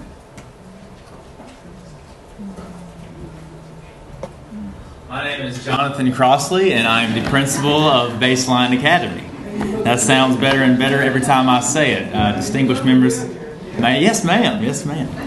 I must have seen you at the CrossFit fish fry we had the other day. So here's the deal. I believe wholeheartedly that I have the best job in the state of Arkansas, and I am dead serious about that. I believe that Baseline Academy is going to thrust itself forward over the course of the year. We could talk about Baseline for the rest of the afternoon. Of that, I am sure. But I'm an English teacher at heart, and I want to express what we've been doing at Baseline through a couple of anecdotes, and I'm going to definitely go through the list of what we've been doing, but I think it's pertinent that you hear these things. First, the Patterson family. Last night we had our open house, and the Patterson family has had a child at Baseline for the last 13 years. And the mother and father both came up to me, shook my hand, we were talking, and they looked at me and they said, Mr. Crossley, we looked at our class list, and we have 2 students, they're twins, and they want to be, we need them to be in the same class. They're not right now, we need them to be in the same class. And I said, okay, we'll take a look at it, that's no problem. Have you met your teachers yet? They said, no, but we want them in the same class. Okay, we went about our business, we had hamburgers, hot dogs, we had games playing. They came back to me while they were leaving. And they said, Mr. Crossley, I just want you to know, I think we're happy where we are. We met both of our teachers, and our kids don't want to leave those classrooms. And I think that story right there is indicative of how the school year is going to go. It doesn't matter what teacher we have in the classroom. It doesn't matter what the relationship is going to be like. It's going to be positive. The school is built around positive culture. With that in mind, we have our core values. We have Baseline specific professional development. We have had it for the last 2 weeks. That's a unique thing to Baseline. And our core values as determined by our staff, not by me. This is not a militant top-down thing we're doing here. This is distributed leadership at its finest. And the reason I believe I have, tangential point, the reason I believe I have the best job in the state of Arkansas is because I have a superintendent, is he still here? A superintendent who exhibits the distributed leadership model. Therefore, it gives me the power and the autonomy to show that in my school building, and I'm watching the teachers thrive every single day.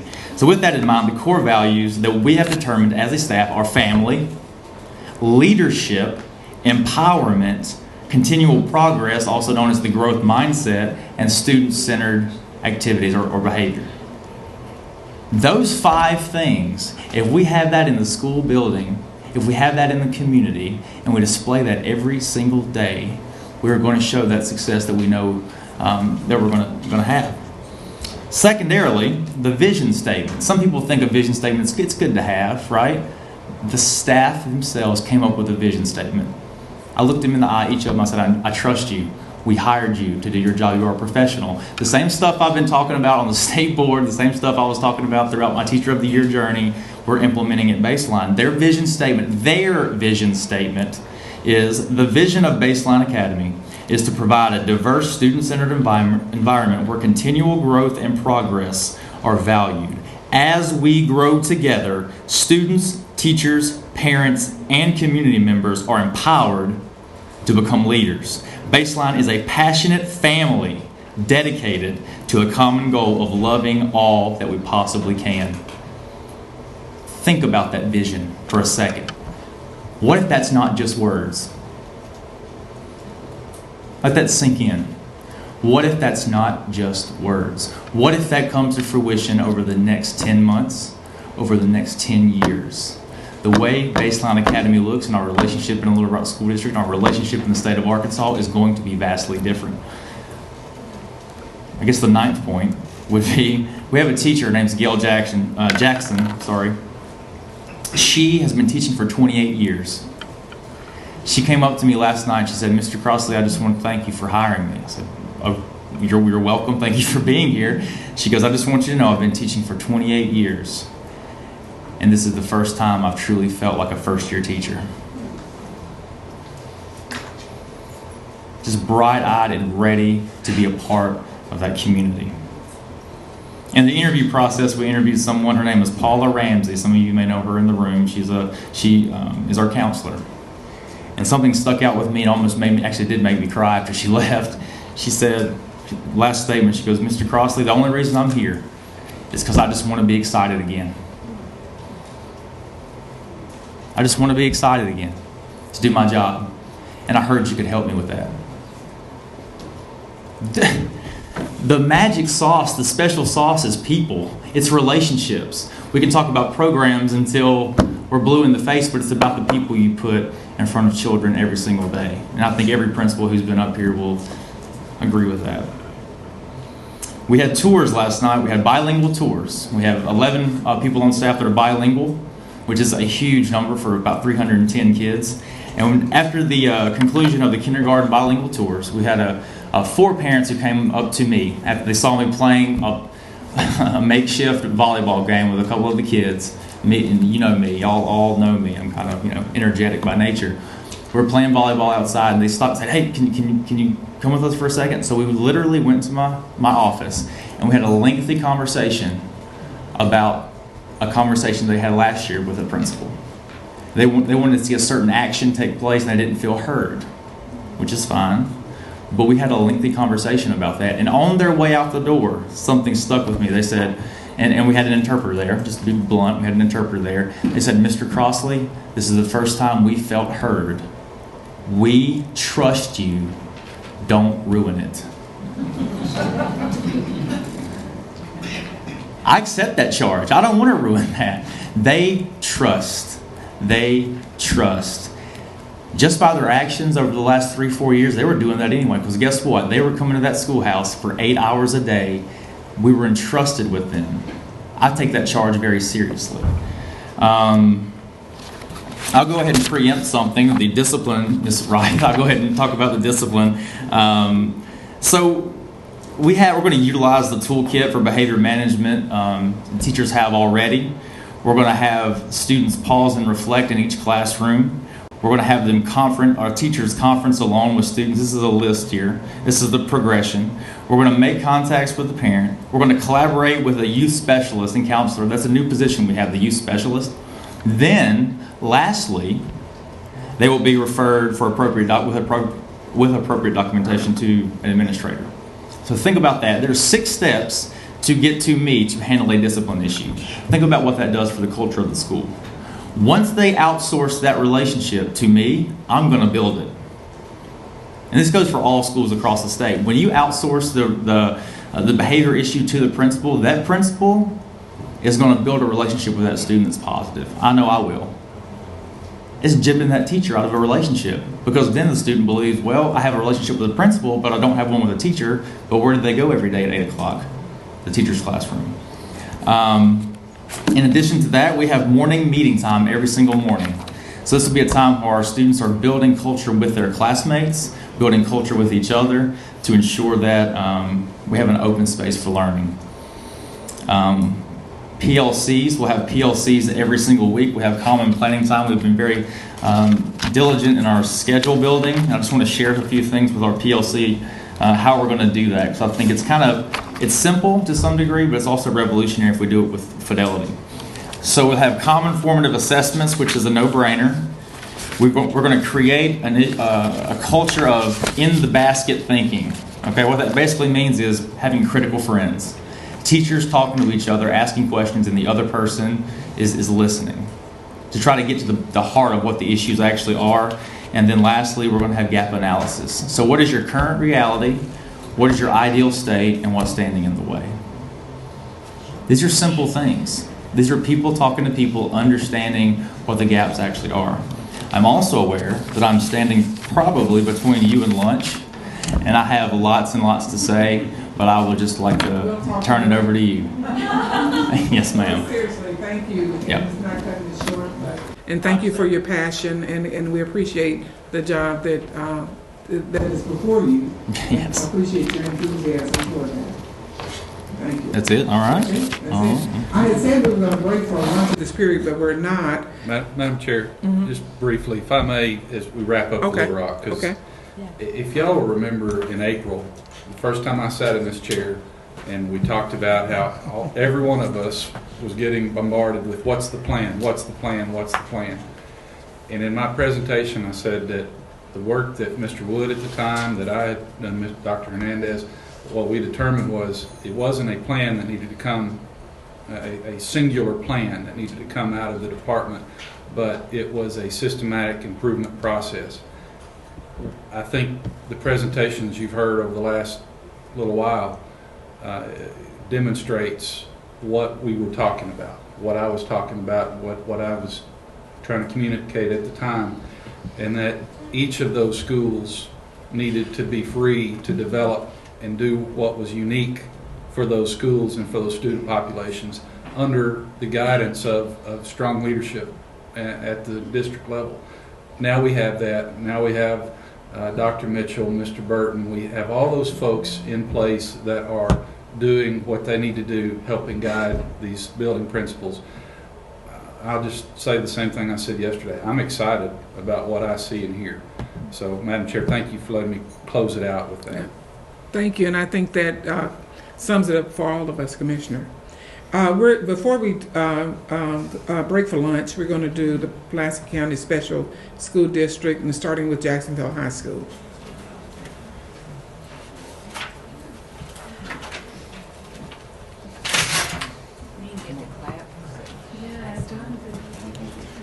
We don't want to be biased because we be standing up.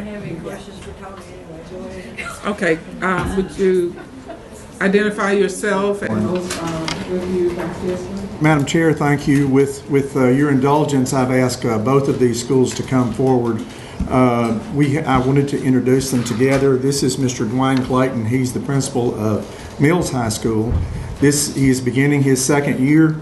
This is Mr. Jack Smith. He's in his fourth day.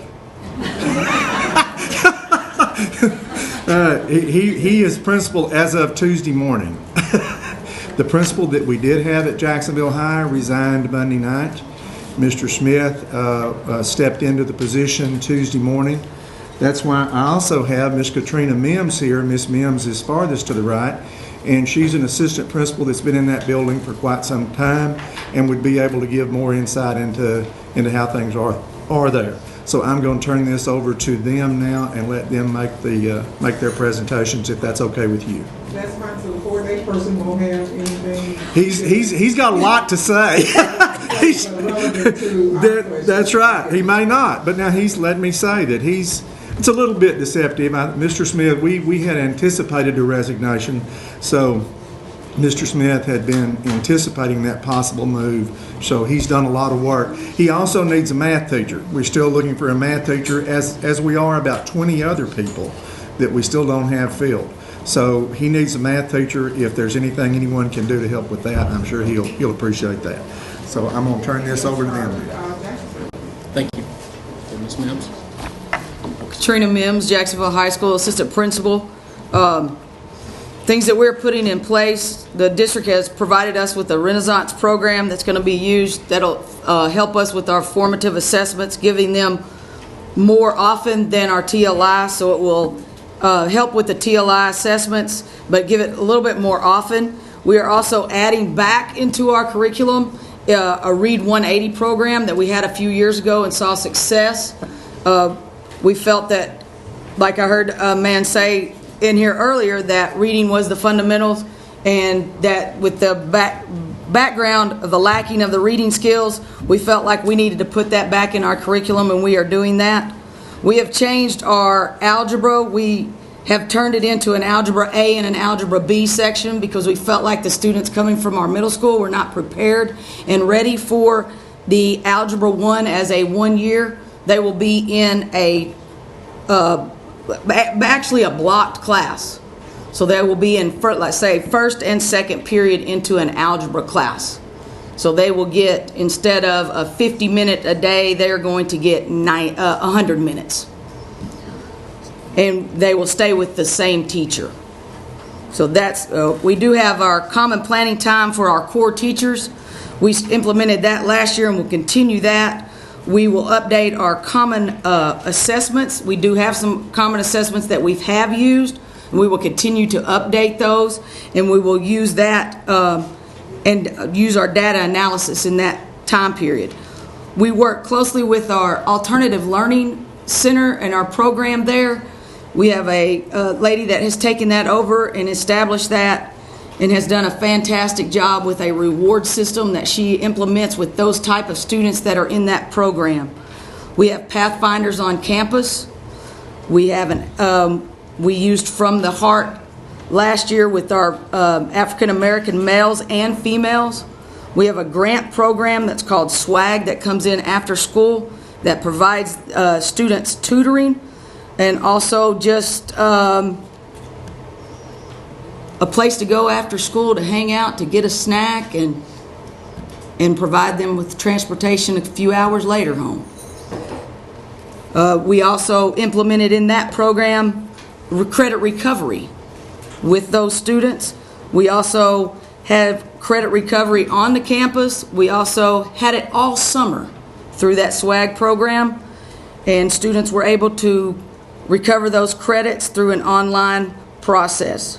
We have a part-time counselor that comes in, and so our counselors are new, and they have restructured our counseling department to where that the counselor that comes in 2 days a week will focus on those repeat struggling ninth graders.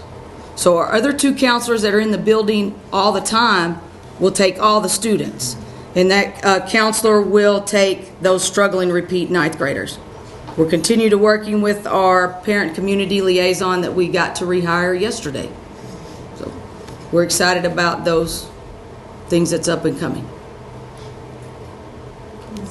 I want to ask you a question about your credit recovery program, and it's not about your particular program, but I've heard a couple of, out in the state, not in Pulaski County or Little Rock, horror stories about credit recovery, like the child will go, if you come half the days you get a D, if you come all the days you get a C, if you turn in any homework you get a B, and I mean, that doesn't seem like you're recovering anything. It just seems, well, I mean, maybe we're teaching them to show up and stay all right, but I'm not sure. We use an online program called Edgenuity, and it's kind of a mastery skills. Okay. So that's what it should be. Right. And I'm pleased, happy. Are we ready to hear from Mills? Good afternoon. My name is Dwayne Clayton, serving as the start of my second year as principal there. What we're doing differently this year is we have restructured the day somewhat because we also have the Algebra 1AB and want a 90-minute block schedule. So these students will receive instruction every day in math. As she has already stated, Ms. Mims, the students from the middle school were tested on the Orleans-Hannah exam to identify them so that we can get those students in the Algebra 1 AB courses. Also, it's not just going to be the direct instruction from the teacher. We will also be using Edgenuity in those classes as a component. And the district has done a great job this summer working on that implementation. The teachers are very excited about it with the tools that they're going to have to work there. Another thing that we're doing different this year, we're starting fully staffed. And we're excited about that. Teachers are excited. The morale is very high. And I am excited to start this year as well with the same administrative staff that I had last year. So we're excited about that piece. One of the things we're going to do with this school year as well, we're not going to wait to receive test scores from the state. We're doing common formative assessments. We're doing pre and post tests that will inform our instruction, as well as when we find out what deficit areas are, students will find, teachers will retest or do something differently in those classrooms. Also, we're having a link crew team, which is juniors and seniors who will mentor freshmen who come into our building with that transitional piece, help them feel comfortable, talk about expectations, and help them identify some things that they're going to encounter this school year. Not only we're starting that on our campus, but we met with those 8th grade students at Fuller Middle School last year. So that's a big piece as well. The link crew will also go to the elementary schools in our feeder pattern to do some reading and peer things with those students as well. So we're very excited about that. Some of the other things that we have as tools, we have PD 360, which is a real-time professional development. Our teachers will be able to do peer observations through Observation 360, which is a component of that program. We've had extensive training there. One of the things I would say that at the start of last year, which is new for our school, is that of all teachers in our building, everyone received their test Bloom board evaluations. For every teacher who was scheduled to get the full evaluation, they received that. For those who needed the PGP meetings and informal observations, everybody in our building received that. So the feedback loop was very critical for our teachers, and I'm very excited going into this new year that they have been getting feedback from administrative staff, and they can impact the achievement with our students in the classroom. Any questions? No, I like this idea of this mentoring program. I know Lyon College does a program where every freshman is assigned to a senior, and it helps them because they're away from home. But for those kids that are maybe at home, but don't have a parent. Maybe parent works in the evening, maybe there's, grandmother that can't. But, following further and the seniors say, hey, did you get your homework done? Do you need help managing your time? Those kinds of things. Sometimes a freshman will come here listening and looking up to a senior than they would a parent. And I think that's a great program that you have there, and one that others who are listening, if they don't already, may in fact decide they would like to use as well. Any other questions? If not, thank you. Thank you. Okay. We're going to break for lunch here and return in 35 minutes at 1:05. You know what I've noticed about all these people is they came like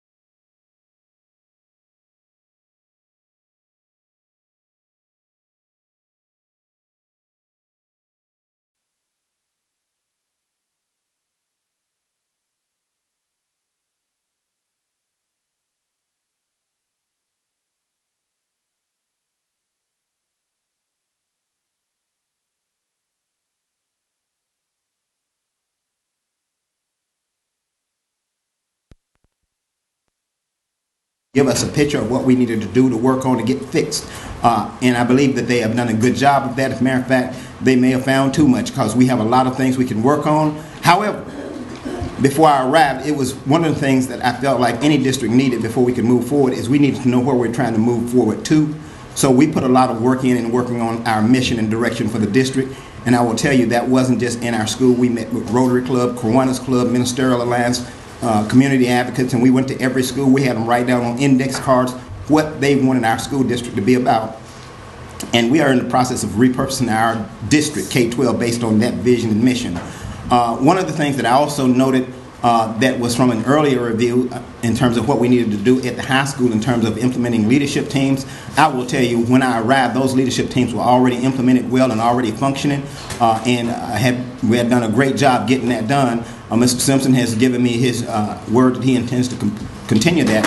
However, what I found was necessary at our district was not just a school leadership team, we needed a district leadership team, so we formed two over the course of the past year. We formed a administrative team that we met every other week, and we formed a school improvement team. And on that school improvement team, we have parents, we have students, we have community members, we have an advisory board member.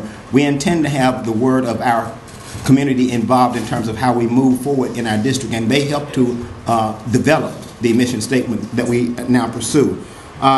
We've also addressed to a degree, the issue that we had some alignment problems, and I will tell you that's probably true. What we hadn't been doing, we had been working well within our schools, but we hadn't done a great job of working K-12 in terms of everybody coming to the table at the same time.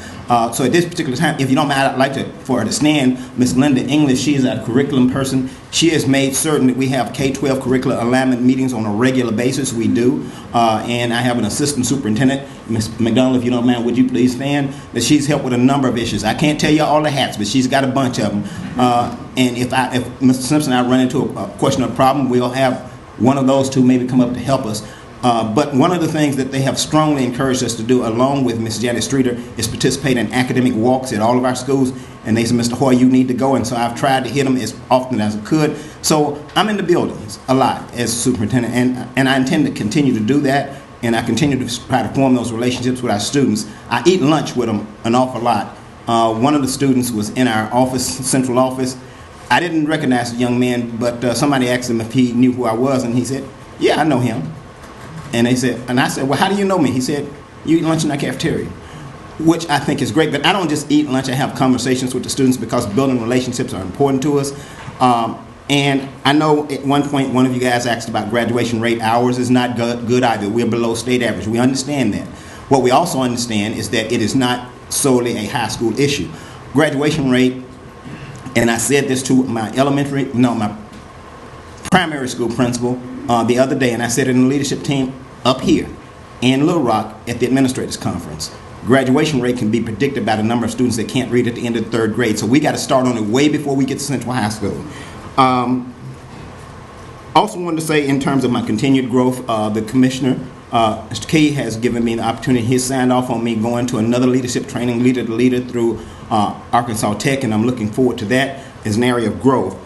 In other words, I don't want to be a first-year superintendent 2 years in a row, and I don't intend to be. And I intend to make better decisions and work well to try to move our district forward.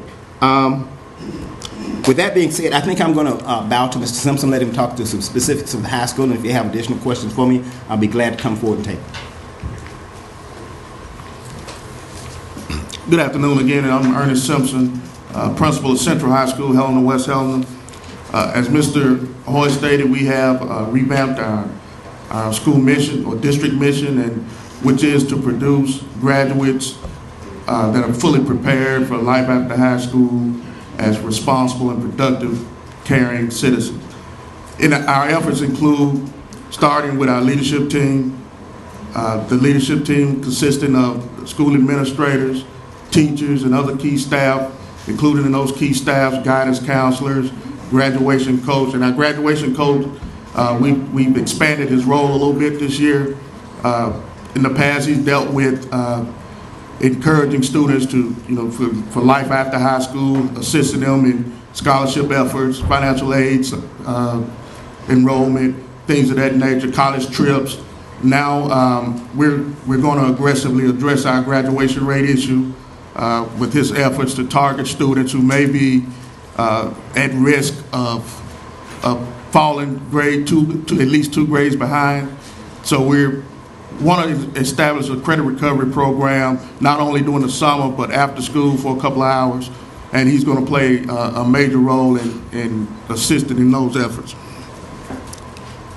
We've already established common planning periods for our core area teachers. Our curriculum has been aligned vertically and horizontally. We partnered with Fetterman and Associates to assist us in those efforts, as well as instruction strategies and school culture and climate. And they've been working with me extensively this week already, including yesterday. They provided professional development on classroom management, and they also addressed the upcoming ACT Aspire examination. Our efforts also include increasing parental involvement in our schools. We've already assigned a new parent facilitator in our school. She'll be establishing a parent-teacher organization. We've already had parents come to me over the summer they've showed initiative already to establish an organization.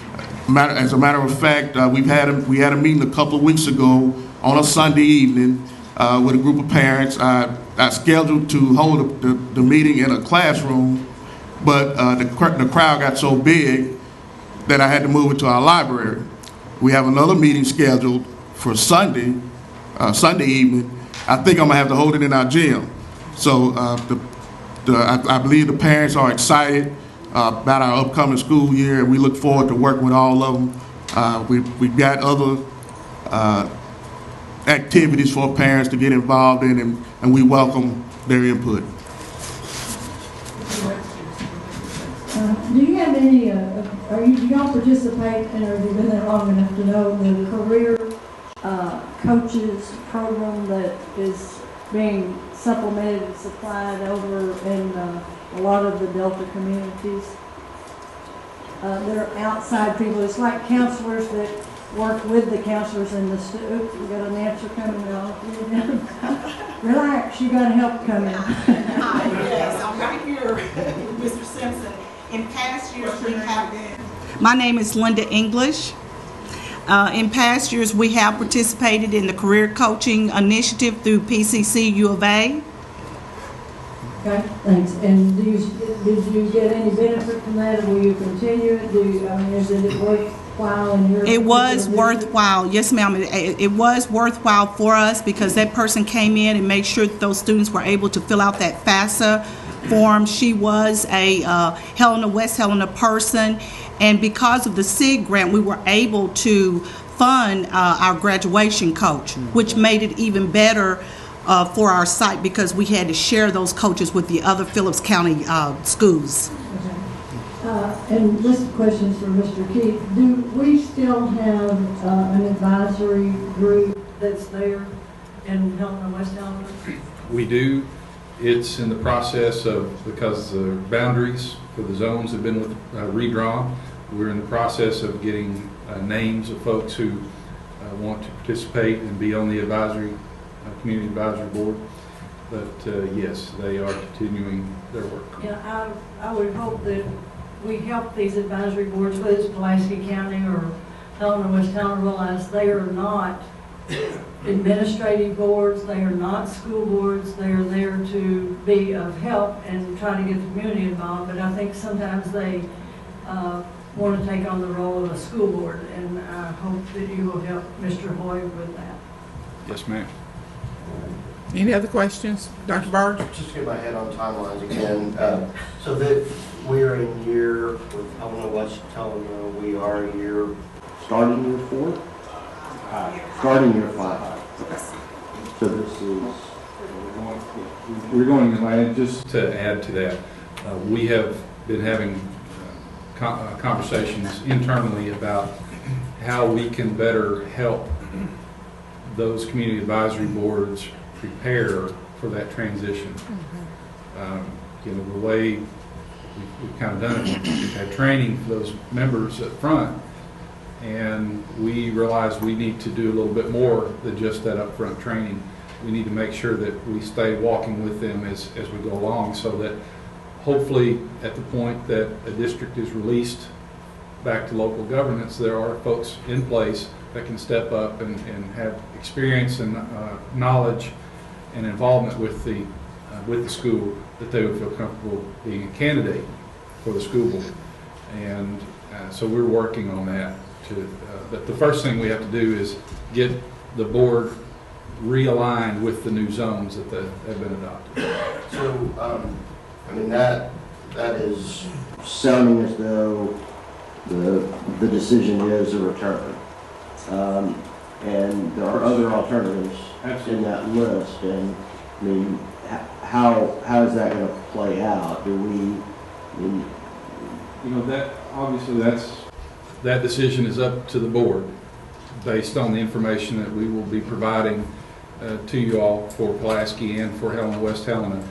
But you know, in the past, when that decision has come, it has always been restored the district.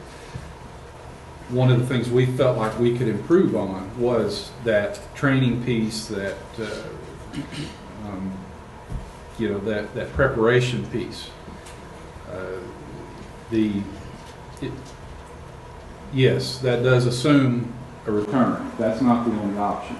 But we feel like that to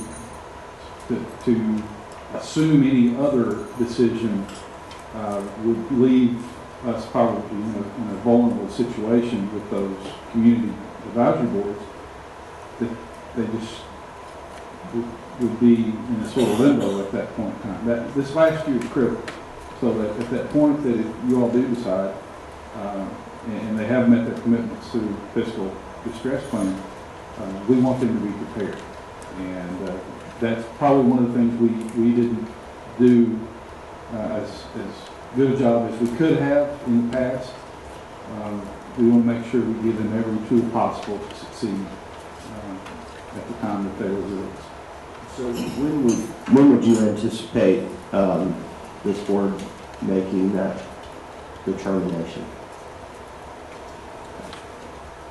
I'd have to look at the timeline, but it would be in the early, spring or summer, so that whatever deadlines had to be met for a school election time frame could be met, because you have some parallel path situations there.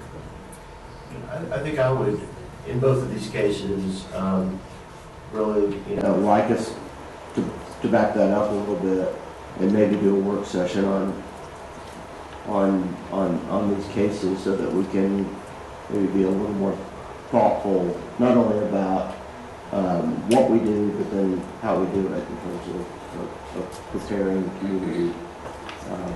Absolutely, we can do that. We can pull together all the financial. I think yesterday you mentioned seeing a little more on the financial or the fiscal distress reporting side, and our fiscal team can start pulling those things together, because it will take. It's a several month process for the election component, as you well know.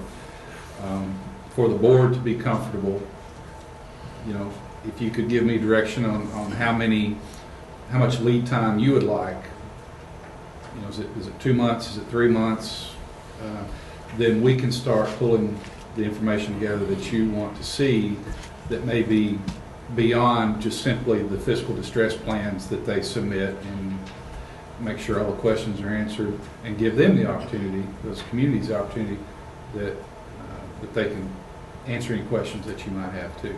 Because we're in something of uncharted territory here in terms of having control for so long, and at least in one case, still having, at least at the last report, a number of challenges still facing the district. Another district, that Pulaski County, obviously, is a very different scenario. Mr. Hoyt and I have had these conversations. I went and visited with him and communicated to him that it is our goal as a department to put them in the best position to succeed. And, you know, this is their second time around, and we don't want it to be a third time. And we've made that clear, and I think they're working to try to prepare themselves for that point where they can be successful. So whatever tools they need, and I've asked, I said, what do you need from us? So that's where the training comes in, that's where that board prep comes in, and obviously for this board to make sure that you have the information that you need to make a comfortable decision on what the path forward for that district. We'll make all that available to you and make sure that I just need to, if you could help me know how much time you need, that would be, I think, helpful to our staff. But don't you also give them an opportunity, and Mr. Rogers can help me with this, but don't they have till third quarter financials? Or is Mr. Saunders or Mr. Rogers? Dr. Saunders is out at a conference, and Mr. Rogers he's taking care of some other things too. Okay. So we'll get that information. So if we had all the information and training and updates we need, and then when we get to that critical piece, because of the turnback money, sometimes if we do it too early, the money's not there yet, but it's going to be. So we don't want to put them at a disadvantage by moving it where we don't have a full picture. Agreed. Any further questions? I just wanted to add to Mr. Hoy's comment a minute ago about grade level reading. What the grade level reading has brought to our attention in Arkansas, that if you not proficient in reading by the third grade, that impact would be the likelihood of failing to graduate. But there's another correlation I've heard a couple of times, is that prison construction is often one of the things that they look at in designing and building prisons, is that same data of how young people are reading or not reading proficiently on third grade. So again, there's that connection between education and positive impacts, and education and negative impacts. So it makes our job more urgent, because it's just not the fact that young people won't graduate, it's that they'll likely end up in another system that is not as forgiving. So thank you, Mr. Simpson, and thank you, Mr. Hoy. Moving on to Pine Bluff. We have Pine Bluff High School, Jack Roby, Bel Air Middle, and Oak Park Elementary.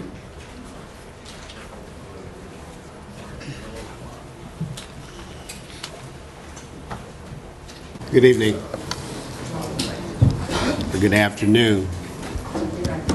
Am my mic on? Doesn't sound like it. It's okay. It's not. Check one, test. Now? Okay, a little better. I'm Dr. Nellums. I'm the principal at Pine Bluff High School. And I don't want to be redundant. I know you've heard lots of people shout about being fully staffed, so let me shout too. Yes, I'm fully staffed for the first time in 4 years. That's a bonus for us, especially in the areas of language arts. We've always started the school year without an English teacher. And unfortunately, we've ended the school year without an English teacher. And in the past, that was in the 11th grade in the tested English. And so that was problematic for us. But we were able to secure language arts and math teachers this year. We stole a few from neighboring districts, but that's okay. They steal from us too. And we're very pleased to have those folk on board. We've also moved our 9th graders to the high school. And we were one of the few schools in the area that had 9th graders off-site. But they're with us now, so we have more accountability. We can keep up with our 9th grade students, their credit, their progress. The most important thing that we did this summer and over the last part of the school year is that we assessed our students, and we're double blocking this year in language arts and in math.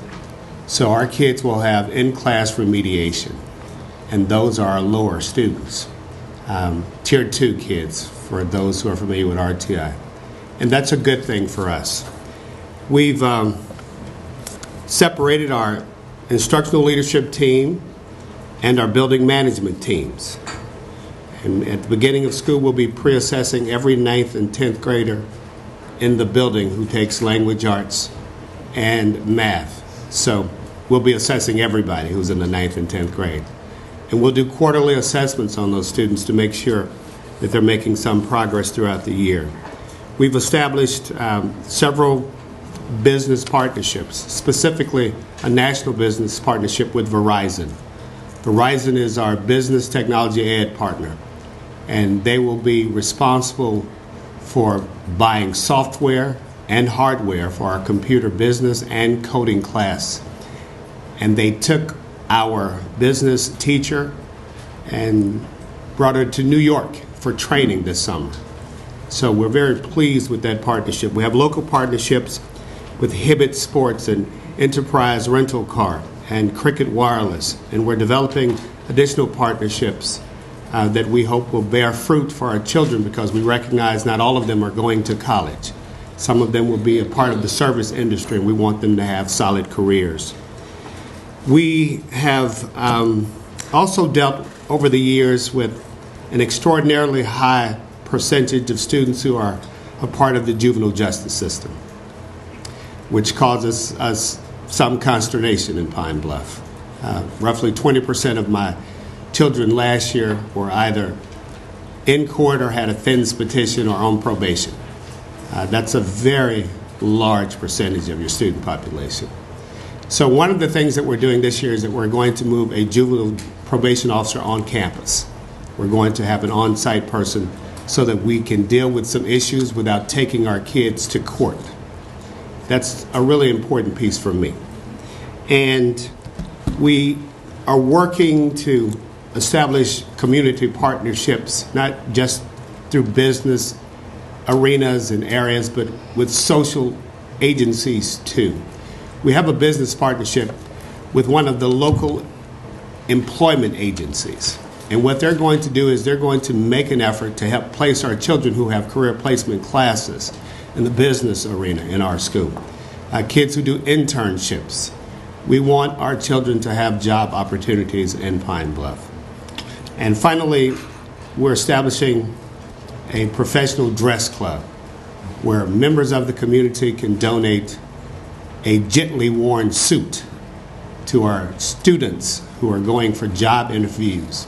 That's really important, and we have a community partnership with the cleaner who's going to clean the suits. Parents will be able to come to school, request the suit, and take their child in, pick a suit off the rack, and if you want to donate a tie, we'll take your tie too. Do you have any questions?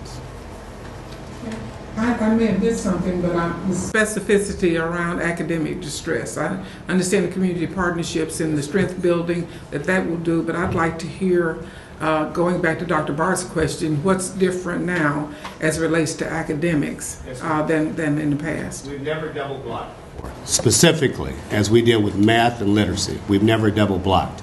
And in our double blocking, we will have the opportunity for the lower tier students who have struggled mightily, because almost all of our kids come to our school unprepared and not at grade level in language arts and at math.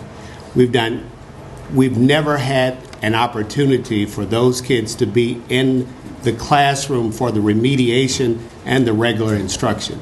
That's our huge piece. And specifically, Would that be at all four schools?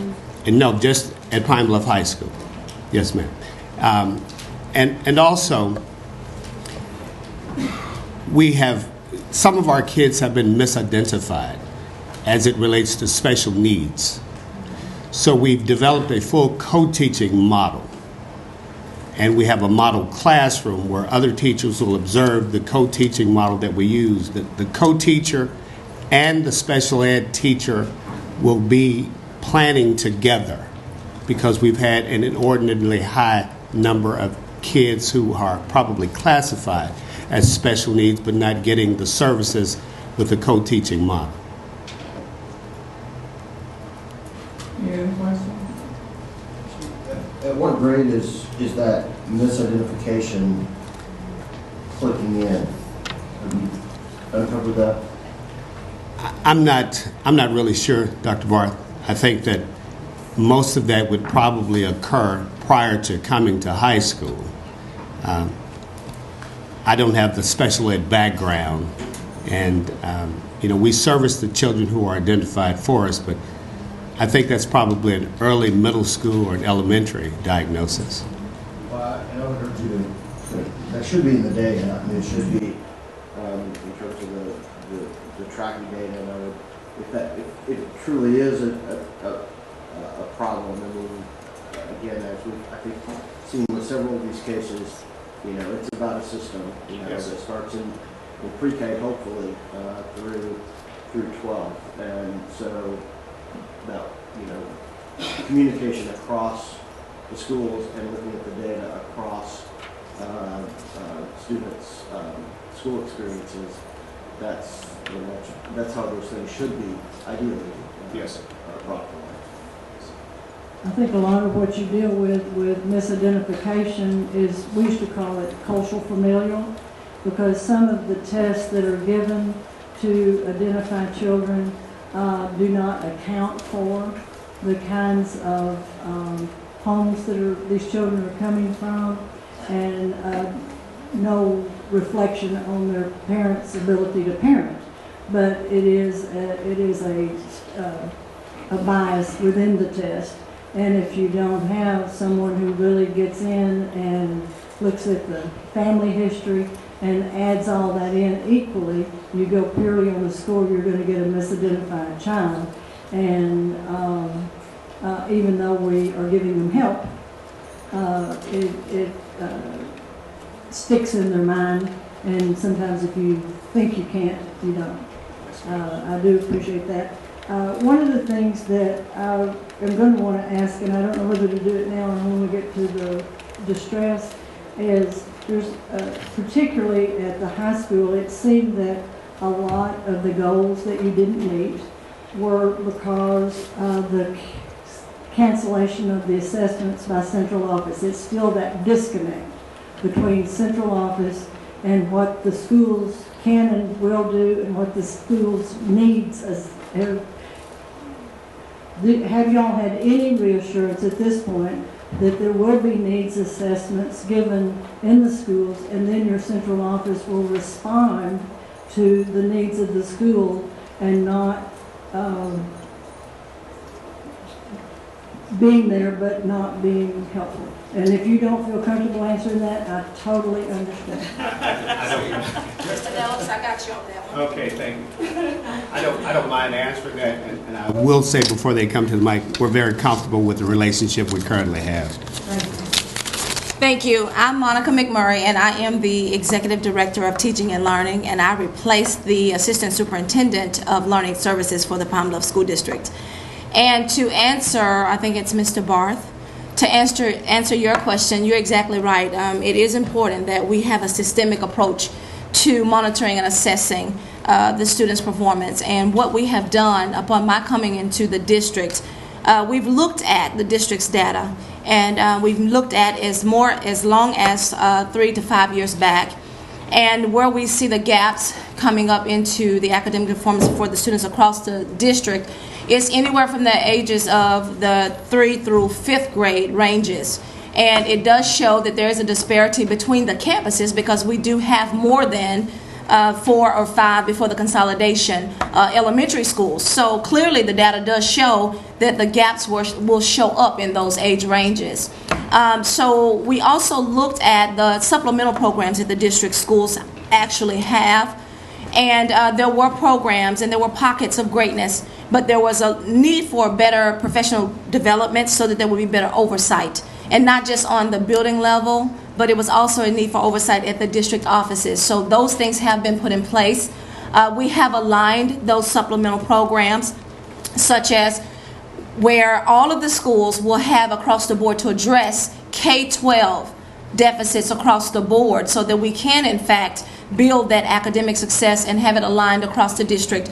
We have our Compass Learning programs that is district-wide. Our Ren Learn programs are district-wide now, so that we can not only have to wait for our PARCC assessments to get the real data. We're going to assess those kids using those common assessment engines, and we're going to do not only TLI as assessments, interim assessments. We're going to use those Learn components and the Compass Learning component to do common assessments every 2 to 3 weeks, so that we'll be able to have meaningful data on those campuses. The campuses have been restructured as far as the master schedules, so that there are common planning times built within those elementary schools. Some schools had it, and you can show clearly where the data shows it in those schools. And I'll mention W.T. Cheney, one school in particular, because that infrastructure was built to support that teaching and learning. So there was a disparity as far as the infrastructure, and there was not a better level of support. So we've streamlined that for all of the campuses. In fact, Dr. Nellums was talking about double blocking the English and the math, because there was a need to set that infrastructure up to support that teaching and learning. So now he's better able to have those PLCs during the instructional day, so that that learning and those conversations can take place. We've now implemented, using our Title I funds as well, the teacher effectiveness piece, which is the PD 360 Innovation, and that's where the teachers will have that meaningful teacher effectiveness and training as they need as well. So yes, from the systemic level, the district office has looked at those things, and we have built that infrastructure to support teaching and learning unlike it was in the past. Have you done anything to communicate this to your community? Because I don't know if y'all are aware of how many emails and letters and correspondence we're getting from your community that at this point have very little confidence in the Pine Bluff district. And maybe if these things are going on and in place, if that could be communicated to them so they can build some confidence. Absolutely. We do have a communications plan. We've already begun that process. We are looking at our schedule, our calendar of events, and how we are presenting to our board now about the push and the change of what we're doing. And we are going to have open houses where parents will be, we will communicate those things to parents in addition to having town meetings, so that parents will understand the changes and the differences that have been made. This is very fetal, because this coming into the office, my coming into the office, and with Dr. Wallace being established as our superintendent, July 1 is how we started this approach. So we do have a plan in place, and we are following the plan. In fact, at our last board meeting, we did discuss and roll out what our intentions were and how we would better communicate and how that process would look academically as compared to the previous years. And so we're on task, we're on target for that. We are in our communications plan including more of our students and our principals presenting, so that our communities can understand that we are moving in the right direction. We're moving in a direction where our leaders are actually getting the necessary training to effectively lead their schools. Also, we've had I'm Alicia Smith, the District School Improvement Officer. We've also had orientations, and we've had transition meetings. And at those meetings, I have been at all of the meetings at the 3 academics distress schools, and I have shared what the plan is. I have shared with the parents what we're going to be doing for those kids, what their assessments are going to be. I've shared with them how they can assist us by making sure the kids read every night. I let them know that we were going to be assessing them in math, and when their homework comes home, that it will be based on data. So if they see something different than what the child was learning in class, is based on the needs of the assessment that we have. So I've attended all those community meetings, and I've talked to the parents. I was on all of their agendas, and I shared with them exactly where we were going. I allowed them to ask me questions, and I let them know what my role was going to be in the schools working with their students. So we've already started communicating with the community and the parents, and we also did a presentation at the board 2 weeks ago, Ms. McMurray and I, rolling out what we were trying to do, what our plans are, the alignment of the curriculum, the assessments that we put in place. We rolled all that out to the community at a board meeting, and we answered any questions that they may have about what we will be doing and how we will be assisting the schools to be turned around. Thank you. Any further questions? Ms. Savers? Just real quickly, for the principals. Do you all feel like you're part of the strategy, and that you've been part of the decision-making process? I'll answer first, and then I know it's my time to back away from them. Yes. In the past, we felt like it was top-down, the decision-making. And I don't know if there was enough communication between the buildings and the central administration.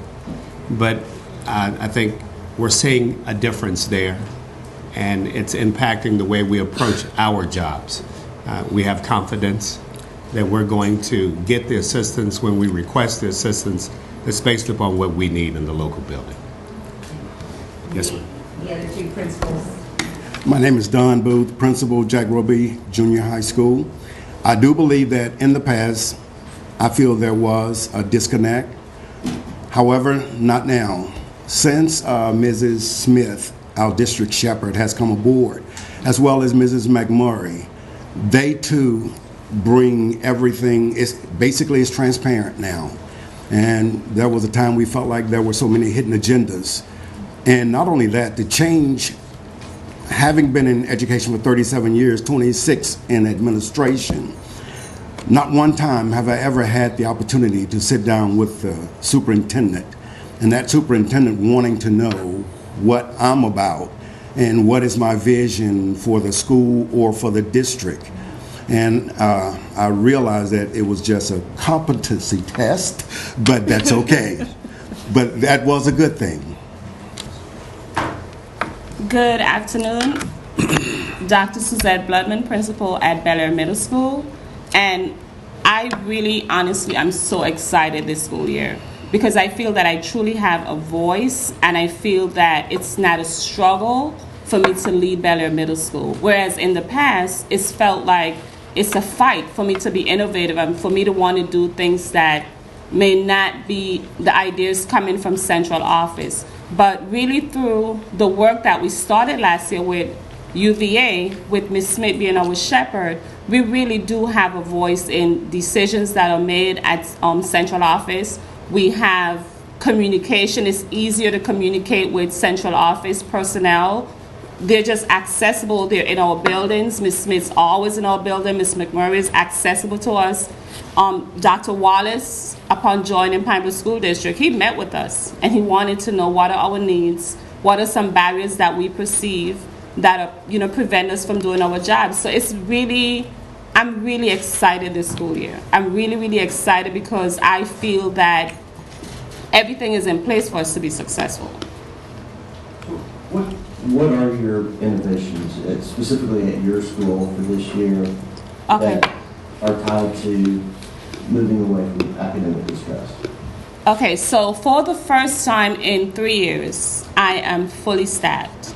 I have certified teachers placed in their areas of greatest strengths and students' needs. So we have been reconfigured, our grade level design has been reconfigured. We have moved from a 6-7 school to a 5-6, and I have looked at the data. My leadership team and I have looked at the data for our incoming 5th, 6th students, and looked at the teachers' data as well, and looked and say, okay, well, this teacher is strong in language arts, so I'm going to place this teacher in language arts. And we have strategically placed students where they're going to be getting the best instructional support possible. So I'm really excited about that. Additionally, we are using full true teaming. We're using a true teaming concept, meaning that if your child attends Bel Air Middle School, your child is going to have 5 teachers. So we have a 5A team, 5 teachers who are going to service math, literacy, social studies, science, and remediation enrichment. So we also have PLCs that are cross-curricular, where in the past we've had math PLCs, literacy PLCs, science, and social studies. But twice a week, my teachers are going to come to the table. We're going to look at data, and as a social studies teacher, you're going to be able to know what's taking place in literacy.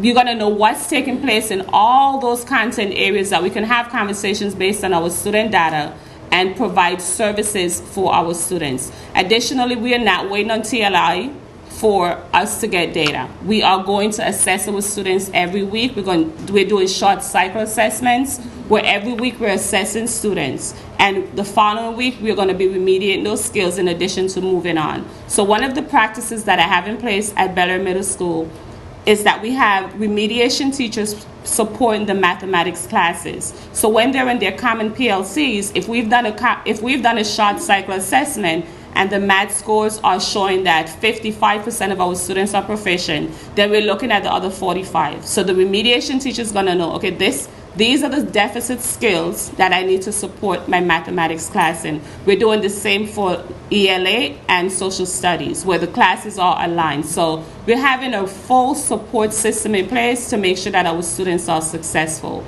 We're doing RTI. Some of my teachers have been trained. We have an RTI team at the school. They've been trained. So we have different levels of supports that we're going to be providing to students based on their needs.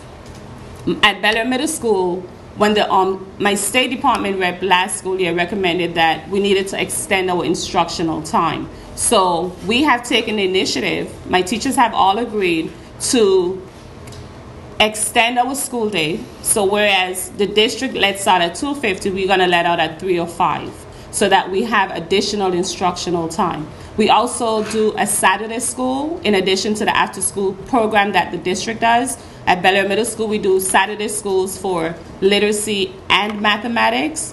So we are hoping this year to move to extending from 6 weeks to possibly doing a 10-week Saturday school where we provide meals to the students. The challenge that I've had in the past with my attendance for Saturday school has been transportation. So I'm going to work very diligently to see whether I can get a community partner to provide transportation, or if I can use some of my Title I monies to have the bus drivers within the district provide transportation for Saturday school, because that's proven very successful over the past year. So I'm feeling really excited about this school year. My staff and I, we've met for the past 4 or 5 days and really just been very strategic about what we are going to do for our students this year. Our motto this year is that at Bel Air Middle School, we believe that education is a game changer. And we are really committed to providing our students with the best education possible so that we can really change the game for them. On last evening, I had an open house. We had open house last night. And in the past, if I'd had 50 parents in the building, it's been a lot. Last night, I probably have about 500 parents in my building. That we initially started, okay, we're going to do it in the media center, then we realized, okay, this is not going to work. We need to problem solve real quick before 4:30 got here. At 4:30, the building was overflowing. We had parents park like all the way down the street at the firehouse trying to get into Bel Air Middle School. I've had parents calling me for the past 2 weeks. How can I support you? What can I do to help you? I want to be a part of your PTSO. So those are some of the things that are really exciting. My teachers are on fire. My teachers are just so excited. They're on fire. They've been in the building 9 o'clock all week. We've had to put them out. Security's like, okay, I'm ready to go home. Y'all need to leave the building. So they're asking for the building to be open on Saturday, for the building to be open on Sunday. So we're not motivated because of the talk of a state takeover. We are motivated because we are truly committed to doing what's right for our children. Regardless of who is looking, we are going to do what's right for our children. So we want within the next year, the next 6 months, that when you guys look at Pine Bluff School District, you're going to be, what are they doing in Pine Bluff? Because our schools are going to be really it's going to be really a great thing that is taking place. One thing that I really need to stress is that we have an awesome partnership among the principals. We have an awesome partnership. And we're able to have conversations as what is working for you, what is working in your PLCs, that we're able to support each other. If I'm having a challenge during the day, that I can call either of my colleagues, Ms. Smith, Ms. McMurray, available to us, that we are constantly having those conversations as to what's working, what's not working. We're immediately fixing things. We're immediately looking at, okay, this needs a little tweaking. This is what I'm doing on my campus. Maybe you should try it. And we're also going to move to, at Bel Air Middle School for the past 2 years, I've done a fall and Spring Professional Institute, where we look at the data from our CWTs, focus walks, and we provide additional professional development outside of what the district does for my teachers. So last year, Mr. Booth and I talked about collaborating, that we can bring our teachers together, because I'm 5'6", I'm going to be 5'6" this year. He's going to be 7'8". So how can we support each other to make sure that when students leave Bel Air Middle School, that they're going to receive the same rigor? How can we make sure that it continues when they get to the high school? So we're really working systematically, strategically, to make sure that we have an awesome year for our students. Is there anyone here from Oak to speak for Oak Park Elementary? It's closed. They closed it. Okay, I'm sorry, it's on my list. Okay, thank you so much for your report. Any further questions? Okay. If not, you're free to go. Who's here from Dollaway?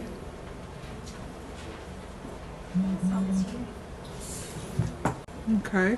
Well, we'll go. I was going to swap you up with Forest City. I was going to ask you if you had an open house. So Forest City, high school,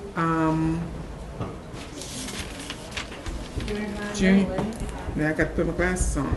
High school, Lincoln, and junior high. Good afternoon. I'm not sure, is it on?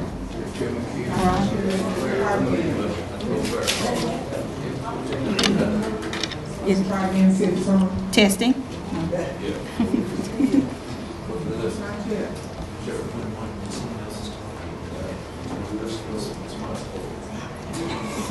One person can talk at a time, apparently, so it's working now. Okay. Good afternoon. I'm Tiffany Hardrick, Superintendent of the Forest City School District, and I have with me the three principals that will be serving the students of Forest City at Lincoln Junior High School and the high school. And I kind of just want to start by answering the question that was asked earlier. I believe that true turnaround happens actually at the district level, not necessarily at the school level. So I think that there has to be a district framework that makes its way to the schools if change is truly going to sustain itself. And so we've spent the last year in Forest City trying to create conditions for us to be successful. And so we've supported schools by implementing new curriculum, new assessments.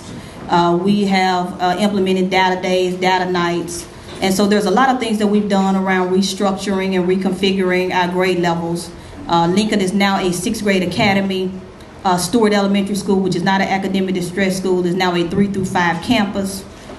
We had several family meetings to ask our 4th grade parents, what is it that you need to stay in our district as opposed to enrolling at KIPP or another school. And one of the things the parents said is that we want to stay at Stewart.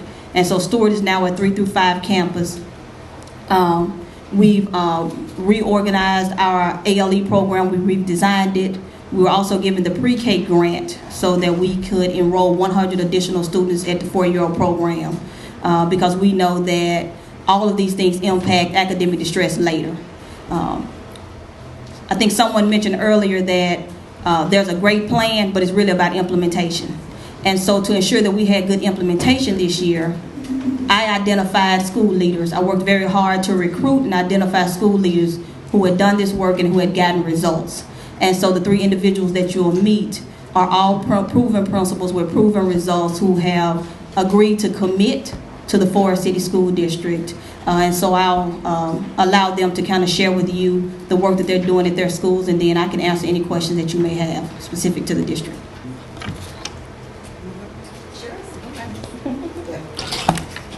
Greetings. My name is Jana Ritchie, and I am the new principal at Lincoln Middle Academy of Excellence, where we will learn, master, achieve, and empower.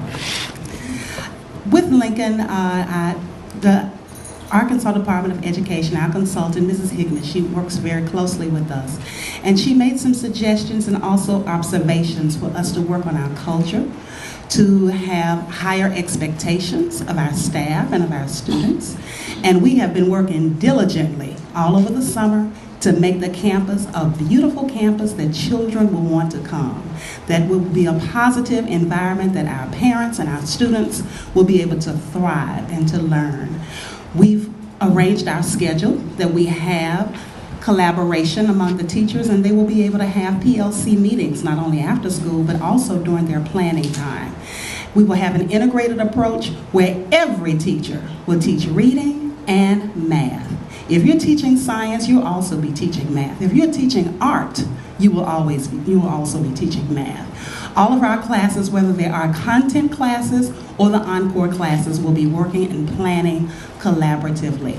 We started this summer with a retreat, and we had an opportunity to get to know each other and to actually find our strengths and partner those teachers together and work diligently to ensure that our children are getting the skills necessary that they deserve. Everyone is very excited about the 6th grade academy. The children will all be on 2 different teams. We'll start the day with our morning meeting, and they will have their literacy, social studies, science, and we also have an intervention built within the school day. So we have one teacher on each team specifically that will work with those data-driven practices and help to enrich those students with the necessary skills that they need. Another thing that we're doing is we're definitely working on our instructional coaching. We will be in the classrooms all day long. That's one of the best parts of being a principal, actually being able to work with the teachers and be able to strengthen the areas that they need to have strengthened and give ongoing feedback and let them know exactly what we need in order for our children to be strengthened. We're very excited. The building is absolutely beautiful. The parents have been coming in helping us cut the grass, plant the flowers. We want the environment to be something where you want to come. Not only that the children want to come, but that the teachers will want to come to work. So I can feel their excited spirit, and we just welcome you to come to Forest City. We're going to make you proud. They definitely have success on their minds. And we're going to have a new attitude. I'm new there, and we're just ready to do the job that you all are asking for us to do. Are your teachers RTI trained? They have begun the training of being RTI trained, yes. And then you'll work that into how you work with your schedule and the students who have needs at the different tiers? Yes, that will be part of the responsibility of the intervention teacher during the school day.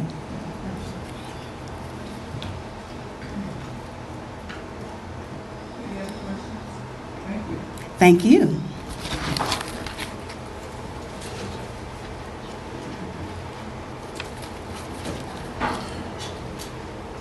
Good afternoon. My name is Carlos Fuller. I'm the principal of Forest City Junior High School, the School of Scholars and Champions. As we begin to build our school into the School of Scholars and Champions, we kind of had a collective thought on what is needed to help transform Forest City Junior High for next year. We come up with four big rocks and one little rock. But our first big rock is increase teachers' instructional repertoire.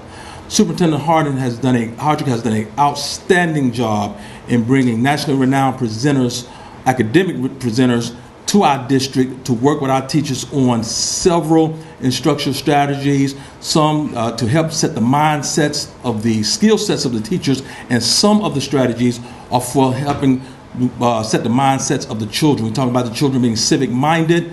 Well, our teachers had a professional development yesterday based on skills that we're going to teach our children as far as the mindset of being a responsible citizen and just a responsible person and student. Second is to continue the data-driven culture.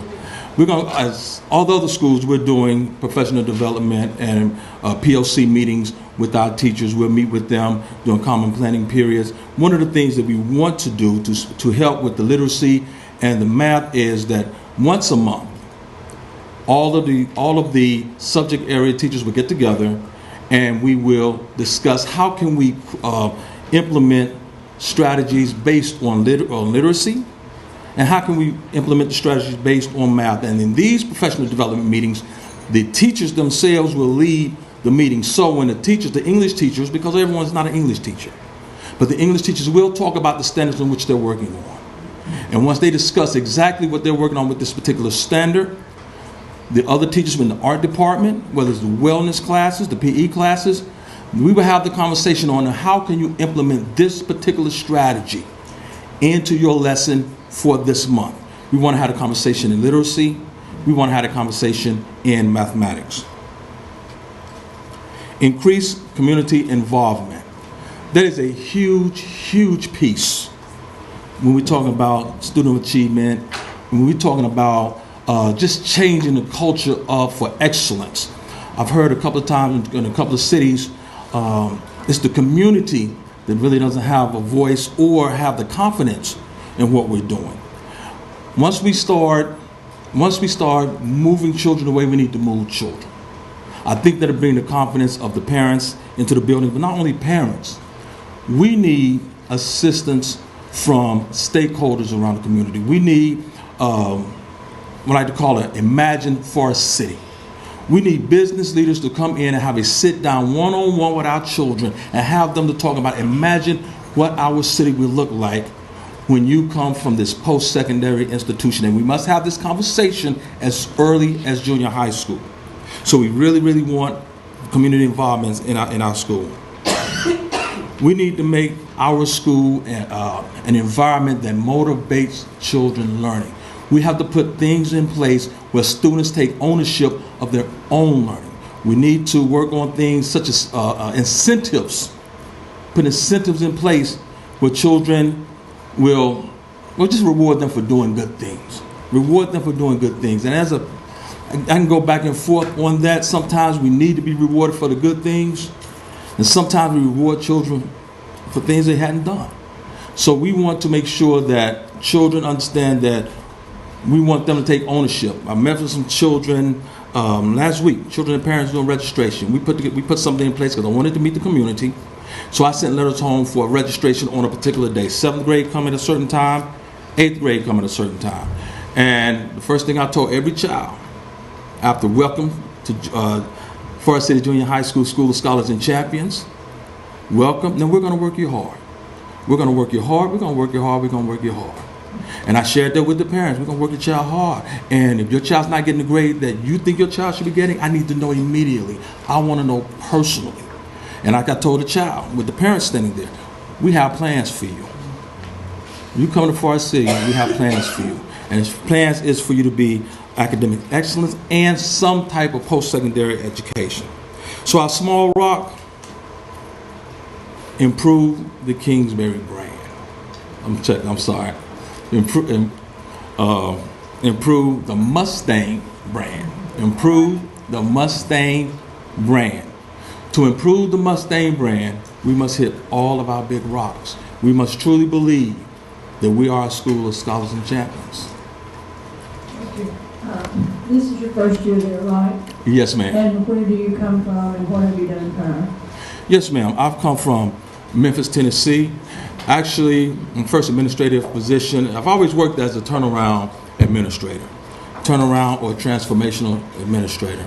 My first administrative job was a junior high school job, and we called it Fresh Start back then. 2 years into that administrative position, I was selected into a national leadership program. From there, I was a principal of what we called a ASD school. ASD school basically means that once we go in, we were at the bottom 5% of the state of Tennessee. 1 year later, we were no longer ASD.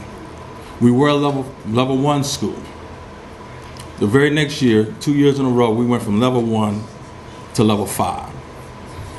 Dr. Hardrick shared with me about this particular opportunity. And I figured that I got one more good run in me. One more good run in me. So I jumped at the opportunity, not because previously I had an opportunity to help children and serve children and their parents in a school and in a community. In a school and in a community. The challenge and the greatness of this work, and I shared this with our teachers, the greatness of this work is when we are successful, when we move from academic distress to an A-level school, we didn't transform a school. We transformed the whole city. We transformed the whole city. Thank you. Any other questions? If not, thank you. Thank you. Well, sorry, do you have? Not so much a question, just maybe more of a comment for these last two. I just feel like all these years that we've been doing it, we've been saying on, I know, but just especially on these last two, just saying that we've been trying to emphasize the need for good leaders, and it's just been very encouraging, these presentation and the enthusiasm, commitment, and the energy and innovation. So that's, I think, a really exciting start to the year. Great.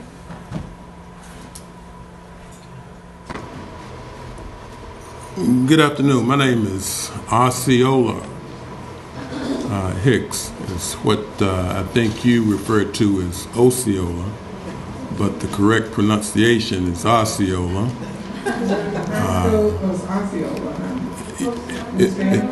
Well, it's that for school, I would imagine, but my pronunciation for my name is Osceola, much like they do in Florida, you know, like Florida State. That's Chief Osceola that's riding the horse. So you're at the high school? I'm at the high school, Forest City High School. And I was there, last year was my first year. And needless to say, it was a situation that, you know, I was told that definitely needed some turnaround, some help. And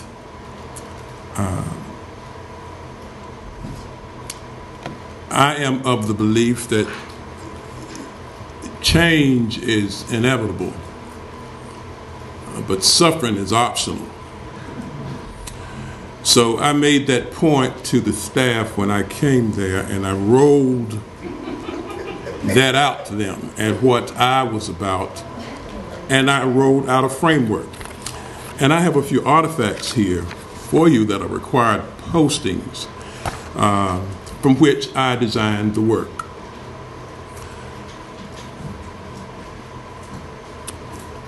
I felt like the establishment of an NGA, a ninth grade academy, was paramount. And there was one there. I think that was part of Dr. Hardwick's initial work that spring that she came on board. And I knew that that was going to be critical to me, because if you get a ninth grade academy, a true one, a good one, a high functioning one going, that you pretty much set for the next 4 years. Didn't get it operating like a school within a school like I like, but that's some work for this year. I rolled out a framework, and I call it my framework for continuous school improvement. And I said, based on the work that I've done and what research-based practitioners have done, that if I can begin with a foundation, a solid foundation of PLCs that focused on 3 big ideas, which is all students learning, collaboration and teachers working in collaboration and not in isolation. And it was focused on results and could actually survey teachers and say, do you believe all children can learn at a rate and a depth better than they currently exist? They're going to tell you, yeah. Some folk like to work in isolation, but they do understand that a collaborative process is good. And do you think that we need to look at data and results? They're going to tell you, yeah. That as a foundation will get you started. But then I said, you need to frame that situation. And if you'll notice, this is shaped like a house. So this is my schoolhouse framework for continuous school improvement. So I said, if you shape that or frame that piece with DI, where you concentrate on content, product, and process, centered around or pulled from the kids' point of readiness, their needs, and their learning styles, then you got something. That's what you should do, because they come as they are. But then you have to kind of top that situation off, to kind of bring it all together with the roof of that house, and I did so with RTI. And I've heard that word a lot, but I dare say RTI too, because RTI and those tiers, see, this house got 3 floors to it. those tiers can be skewed if you do not have very powerful core instruction, or what we call first learning. Because if the teachers don't do an effective job, then of course they're going to tier the kids wrong.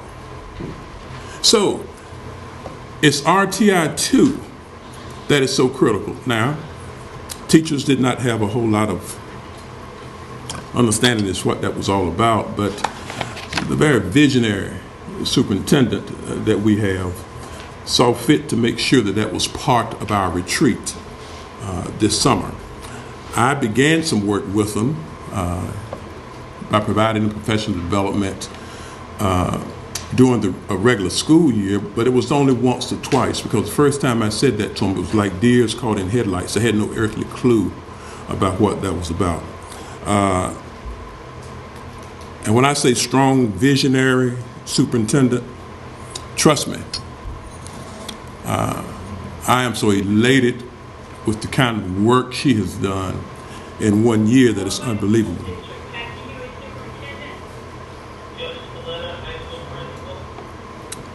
I don't know if that was me or not.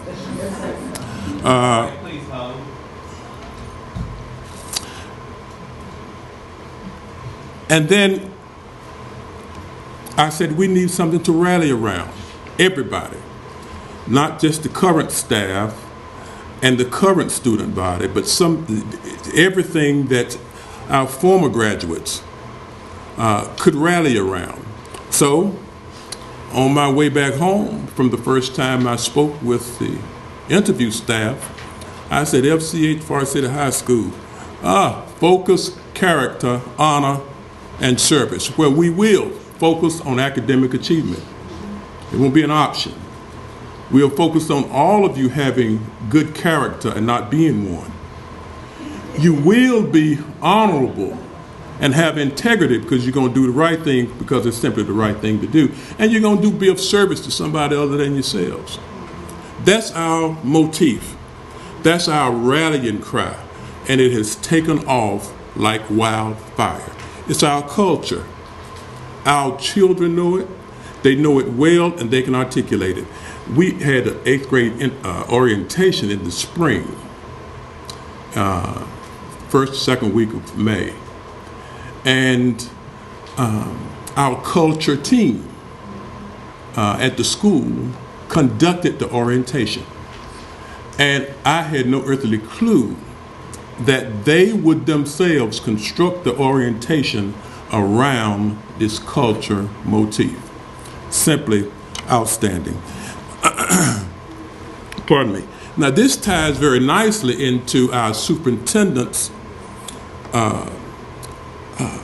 framework that has to do with PEP, Public Education Leadership Project, that piece through Harvard that she has driven us to, because her theory of action is leadership.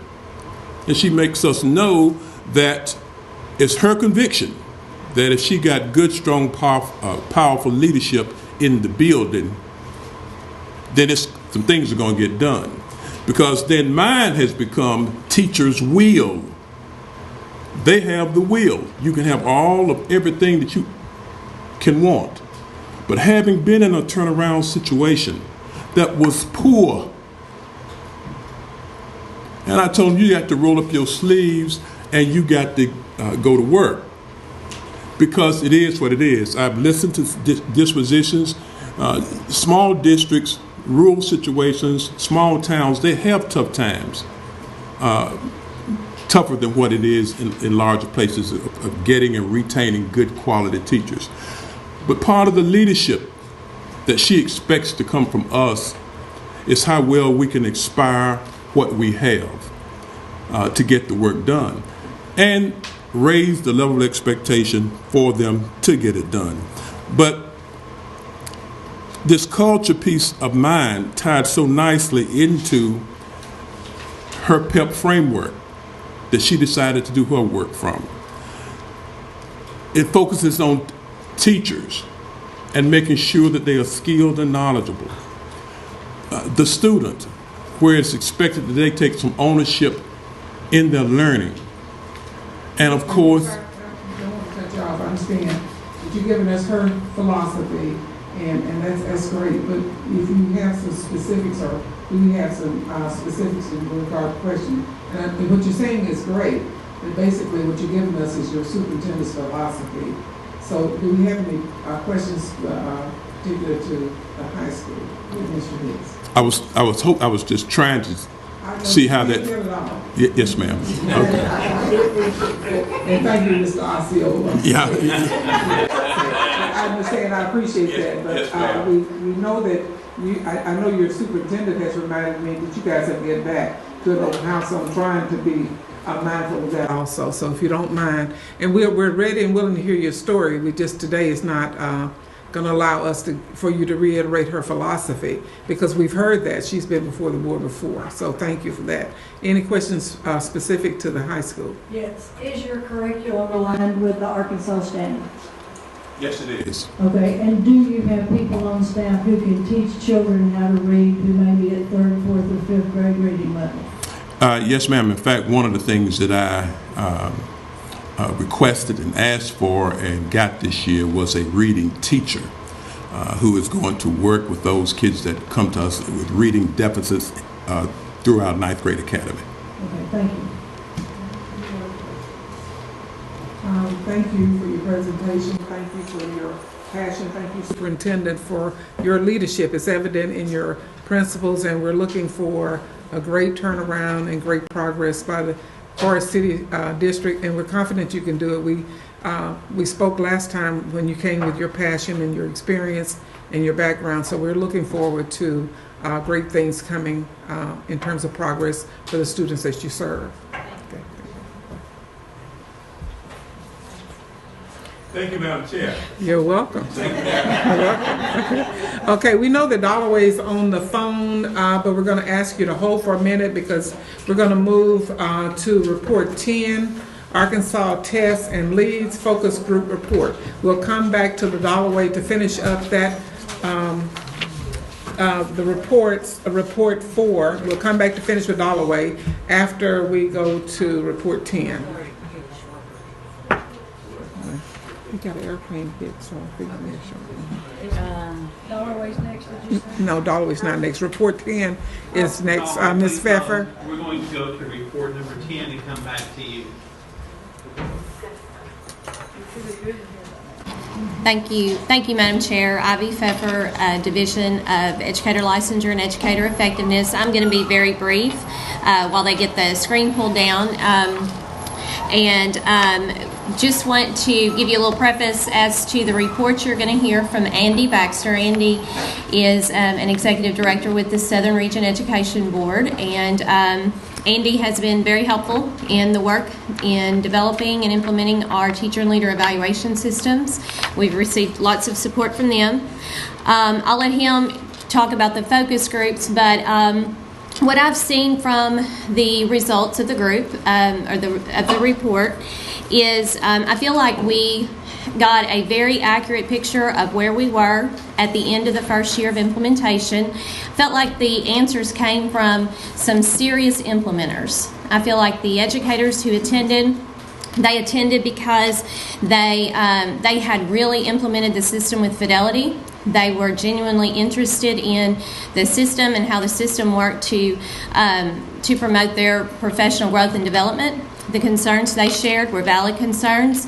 I do feel good because a lot of the concerns that were expressed were things that we already were putting in place to address.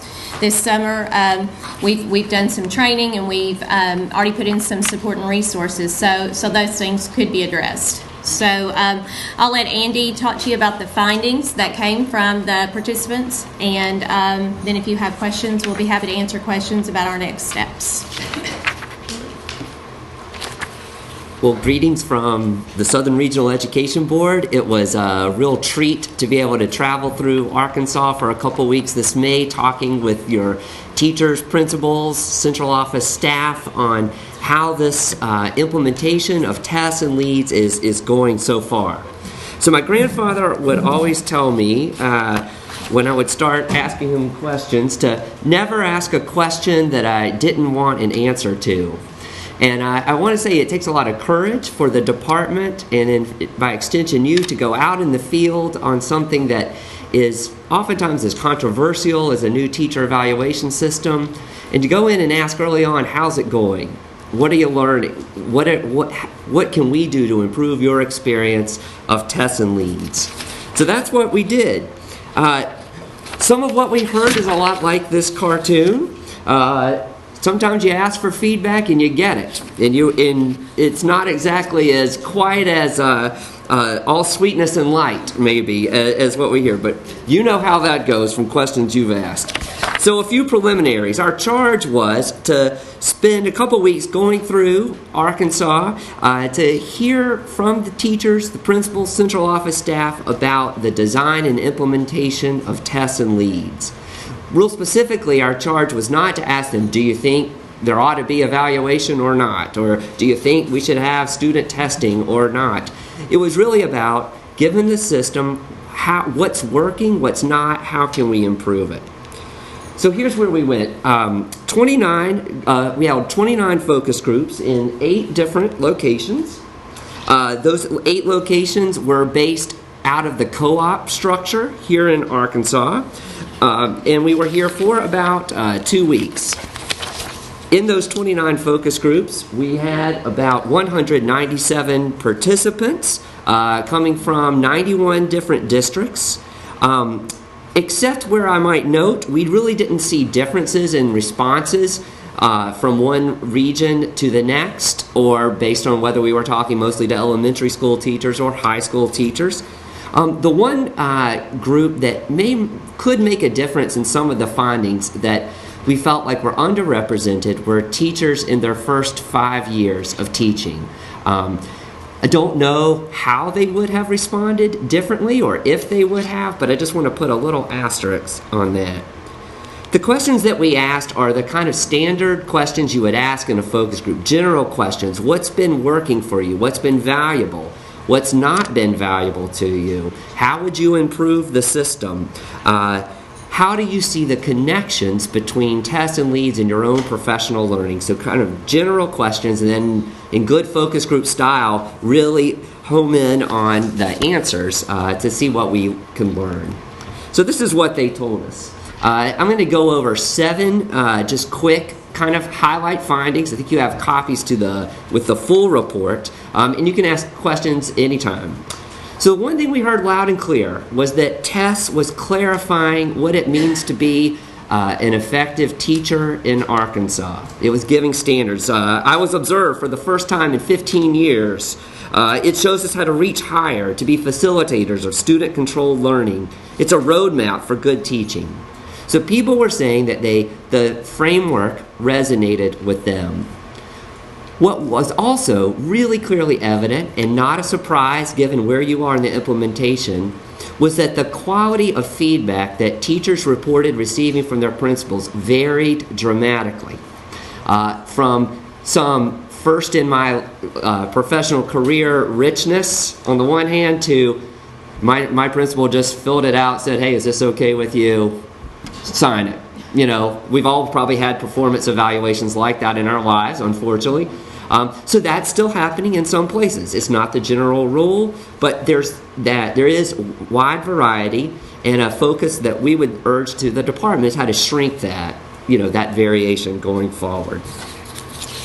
Second finding, the paperless system was good. Almost everybody. There was a few kind of old school, holdouts that wanted to keep it all on paper, but most people really appreciated the effort to have all of the interaction of the evaluation system online. But it was a rocky first beginning. I'm not saying it was like the Obamacare website rollout, but people were very passionate about their experiences with it. And why it became hard is that, especially for people who, you always have a fair number of people who feel like this is being done to them, just to begin with, on the start of any big change. And then when part of that is dealing with a new electronic platform and it feels hard to know what you're supposed to do and you think you're following it and then you lose all your work, all those little things. it was really significant for the people that we heard. They would say, TESS is great, but the system has not been great. And that was their dominant experience. Nevertheless, they said, don't change it. Just make it better. Don't go to a new platform. We have to start completely over. So we tried to create a punch list of everything from really small little things to some larger things that we could give to the department that people said would make their lives better with TESS. A third thing, and you hear this a lot with teacher evaluation systems, especially when they're new, is that it takes a lot of time. Both the principals and the teachers said this. Some said it just took a lot of time. Some said it takes way too much time. A lot of that has to do with the process of your system makes a big bet on these artifacts to show evidence. That can be cumbersome. Districts had different rules about how many artifacts you needed to provide for different standards, and so sometimes that created a burden. You know, one administrator said, I had a teacher who uploaded 183 artifacts. Well, I know that you never intended that, but that's what some person thought they needed to do, you know, and so you need to, we have some recommendations to the department going forward about maybe how to streamline some things a little bit. That would probably help a lot. The fourth thing is that TESS is just a beginning in a way, right? Like TESS is setting a framework and measuring people where they are on that and then starting to provide feedback. But the next big step is what are you going to do with the feedback and how do you get better? One of the great quotes from one teacher was, TESS is a conversation starter, but it's not enough in and of itself to improve instruction. The framework identifies the problem, but then we, meaning the teachers, have to take our teaching to the next level. Before TESS, another teacher, we took whatever PD we wanted. Now we're actually trying to focus our PD towards our professional growth goal. So that's a big deal. And we would talk to people, well, is there anything standing in the way of you getting better based on this feedback? And we heard a lot of things from the need for more planning time to resources, etc. But they all seemed solvable and doable, but you just got to do it, you know. And I think we've heard from some of the leaders today about creating that type of culture which has high expectations in which everybody's trying to learn and get better. There was some concern, a fifth finding about consistent implementation, beyond the quality of feedback, which I highlighted earlier. Someone said, I think I know how to do tests, but if I walk into your district and it's completely different, then test is subjective. So this consistency was coming up a lot about the consistency across schools and across districts. And the underlying fear in this is that you all or the legislature will come in and make some rules regarding personnel decisions based on test results. And people right now think test is nowhere near objective to be able to compare across that. And I would have to agree at where it is now, right? I mean, it's new and you've got just widely varying things. In other words, could TESS tell you now, could you have confidence that a good teacher located in this county system is the same as the good teacher in that? You probably just can't say that now. But you've got some systems in place where you will be able to make that determination in the future. The sixth thing is that I track and follow teacher evaluation across all of the 16 SREB states. And the number one thing that raises the controversy and where probably 90% of the discussion is usually around a measure to assess the teacher's impact on student achievement. So separate from the observation. We expected to hear a lot about that in Arkansas because we hear a lot about it in other states, and we didn't hear very much at all about it. People didn't bring it up. After a while, we started just asking because we thought, well, maybe we're just not asking in the right way. What we found is there's real scant knowledge and awareness of the SOAR, the Student Ordinal Academic Rankings. And though when they started talking, people started talking about it, complete mistrust on that. So that's just to say, and we've talked with the department a lot about this, if that type of measure of teacher impact on student growth is crucial to your theory of action, then that's an area where you're going to need to invest a lot of work in terms of building something, a system that teachers and principals can believe in and that meets your needs as well. Lastly, in terms of points, LEADS, so the system for the principals, really lags tests, and that's probably no surprise, to you all, judging by your faces. When we were meeting with principals, we expected oftentimes, maybe we'll spend half the time talking about LEADS. We only needed, in most cases, about 3 minutes to cover LEADS with them. One guy said, "I'm training my superintendent to evaluate me," or "My superintendent just calls me to say what I've done wrong, to tell me what parents are complaining about." But probably the one that kind of captures it the most, we haven't had time to focus on LEADS. I did the self-assessment at the start of the year and haven't touched it since. Honestly, I just finished meeting with my teachers, and I appreciate that we haven't done LEADS yet. So what principals were reporting, it was all they could do to handle the new workload and just the cognitive demands of doing the evaluations. And they, in turn, were not having time to participate in LEADS yet. So that's just something to have on the radar. I think if we had to sum up what we heard in a nutshell, it was give us time to work through the bugs and inconsistencies in tests and to get used to it. We think it's a good system overall. And so as our team reflected after we got back and went through the transcripts and everything, we couldn't come to the department with very many, if any, kind of big design questions. Like, it seems good. You've got some decisions to make about the student growth, and so that's the big caveat there. But overall, the design seems good, the framework in that, the numbers of observations.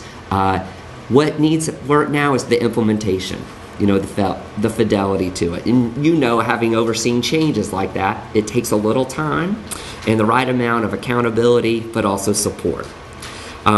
Lastly, we just want to thank the teachers and principals that came. We tried to have these in geographically accessible, kind of locations and using the co-ops, but there were people who drove 2 hours each way to sit with some people they don't know to talk about a system that they may or may not even like, but they want to make it get better. And with just maybe a couple exceptions, people were incredibly professional and wanting the system to be better. So really appreciate that. And with that, I'll take any questions if you have them. Any questions, Mr. Baxter? I have some questions, but I don't know if it's Mr. Baxter or not. I wondered if we as a board could see a copy of the test framework. Okay, and the rubric for self-reflection and lesson planning is the greatest benefit of tests. Is that what I'm hearing you say? The self-reflection was for some people, that was it. We didn't hear that from enough people to say that was everybody's number one thing. But I think you could say it is the focus on the instruction and the conversations with peers and with principals, that when those went well, they were very powerful for people. And you say it may get there, but right now it's not conducive to the more objective conversations? It is in spots, but I think you as a board would want to see it kind of tighten up on that over time. And what are the issues with Bloomboard, and what are the plans for remediation of that? I can address that.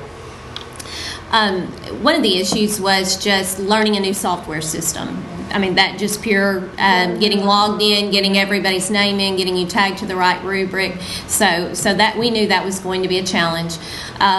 We this summer had Bloomboard training specifically for teachers. Last summer, to roll it out, we brought in one person from each school that was kind of a super user that then trained the people in the schools. And so then, and throughout the year, they had webinars and support. We had trainings 2 days at each co-op where teachers could go and really get into that cycle where they looked at their data and got training on what it should be going on with all of this. And we provided training for our administrators too. We called it calibration and coaching, trying to go back and making sure that if I'm rating you, I give you the same rating that he does when we watch a video and observe certain criteria. The thing is, though, these trainings, you can't get everybody right now. So this fall, we have planned in 5 regional locations. We're going to do these at 5 different university campuses that have teacher prep programs. We're bringing in Bloom Board, the universities, co-ops, and teacher leader teams from schools for a pretty intense one day. Now that they have data in Bloom Board that's really actionable data, they've done their professional growth plan for this year. Lead them through, what does this look like? What do our conversations look like? What do we do with this? You know, if you're going to upload an artifact, only do that for what I can't see and observe in the classroom that I can't rate you on. So that's a beginning. We've got plans to really target superintendents in the principal's evaluation and go back through, what does this look like and how do you do this, you know, with all of the challenges that the principal has to do. So big training focus, but also higher ed. They have really jumped on board. They're training their teacher candidates and administrator candidates with the same software now. Their teachers, a lot of the teacher programs are using Bloom Board now instead of chalk and wire or some other electronic platform. So that's going to help take care of some of that lack of knowledge about Bloom Board, because they'll have already used Bloom Board when they walk in. They'll actually have done a PGP in Bloom Board they can take in with them to their district. So just some things like that we're building on. But we still have a lot of work to do, and we realize that. So if you'll give me, or I guess everyone, a copy of the test framework, that would be I will. a benefit to me. I'll give that to Ms. Coffin, and maybe she can email that out, and I can give you a copy of tests and leads, if that works. Okay.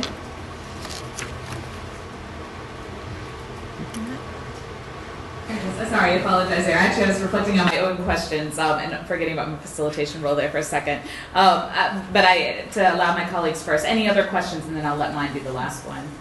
Okay. I thank you so much for your presentation and for the information there. I guess I am curious, though, on the next steps on the LEADS program then. So you had talked about tests, but then having heard the concerns even more so on the LEAD side, I was curious, what are the next steps there? With LEADS, you've got the principals who are in now being evaluated rather than being the evaluator, and then you have the superintendents or the district person who's going to do that. We know how important leadership is, so it's operating from the theory that leaders need that support and development, and that person that's there helping to guide, but doing that based on evidence. So we're right now it's just really focusing on the training, focusing back on the evaluation rubric for leaders. It's based on the standards that they get in their leader preparation programs. So even going back to higher ed, so that the conversation's really centering around, do we really know, though, with the standards for building a vision and mission? Do you really know how to do that when you leave an educator preparation program and go into a school as a school leader for the first time? Do you know how to facilitate that conversation? And what's the evidence that you do? So those are things we're working on. But there's no connection between the performance on leads and compensation, things like this, the way that there will be eventually with tests. Is that correct? Or that in terms of administrators, how they do on their leads, it's more of an internal reflection for them, correct? Is that? Well, it is their evaluation, and the principal evaluation or the leader evaluation will have student growth measures tied to it as well. But now, as far as compensation, all of that is a local decision. From the state perspective, we have a teacher and leader evaluation system that is comprised of the individual's performance and how it impacts student growth. Do you know if the LEADS program teaches the potential principal, say, how to interview and how to select staff? One of the standards on LEADS, and I'll have to go back and look, the rubric is based on the ISLIC standards and then the functions under that. Now, in educator, in leader preparation courses, there are courses where you go through that process. The actual evaluation doesn't explicitly evaluate you on that, but it does evaluate you on components of management, and also on standard 2 teaching and learning. How are you monitoring the learning process in classrooms? So you are evaluated on that. the product of the people you hire. One last question for Ms. Baxter. In terms of variance across the state on implementation, was there one co-op or one other site where things really seem to be clicking decidedly better than everywhere else? In such a way that it might be seen as kind of an archetype that we want to look to as a part of the state that's getting it right in terms of implementation? I'd have to go back. There's one that I'm thinking about, but I have to remember which. I have to remember which one it is. I think it was. Yeah, I just have to go back and look.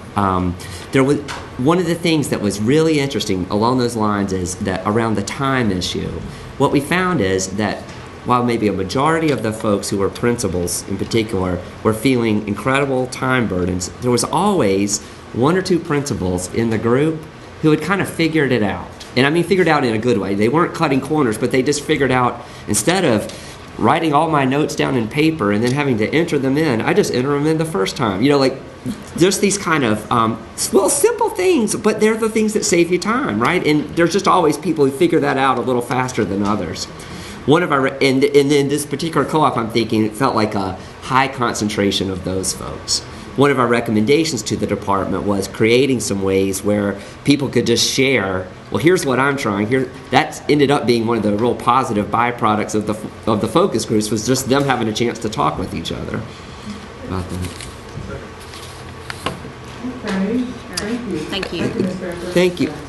Just the one thing I forgot to say was I work with all 16 of the SRB states and with Ivy and her counterparts, and you have a real strong person in Ivy and what she's doing, and I want to just call that out. Sometimes it's when she's with you every day, you may not realize that, but she's a treasure and doing a really good job, and we're going to continue to support you all in your work on this. Thank you. We realize that every day. I appreciate it. One thing I did forget, SREB will come back. We're having our teacher and leader evaluation advisory committees come in. So this data is going to be really powerful. It's not going to be me telling the advisory committees, here's what we think is going on. They're going to get to hear it from the educators, which is so important.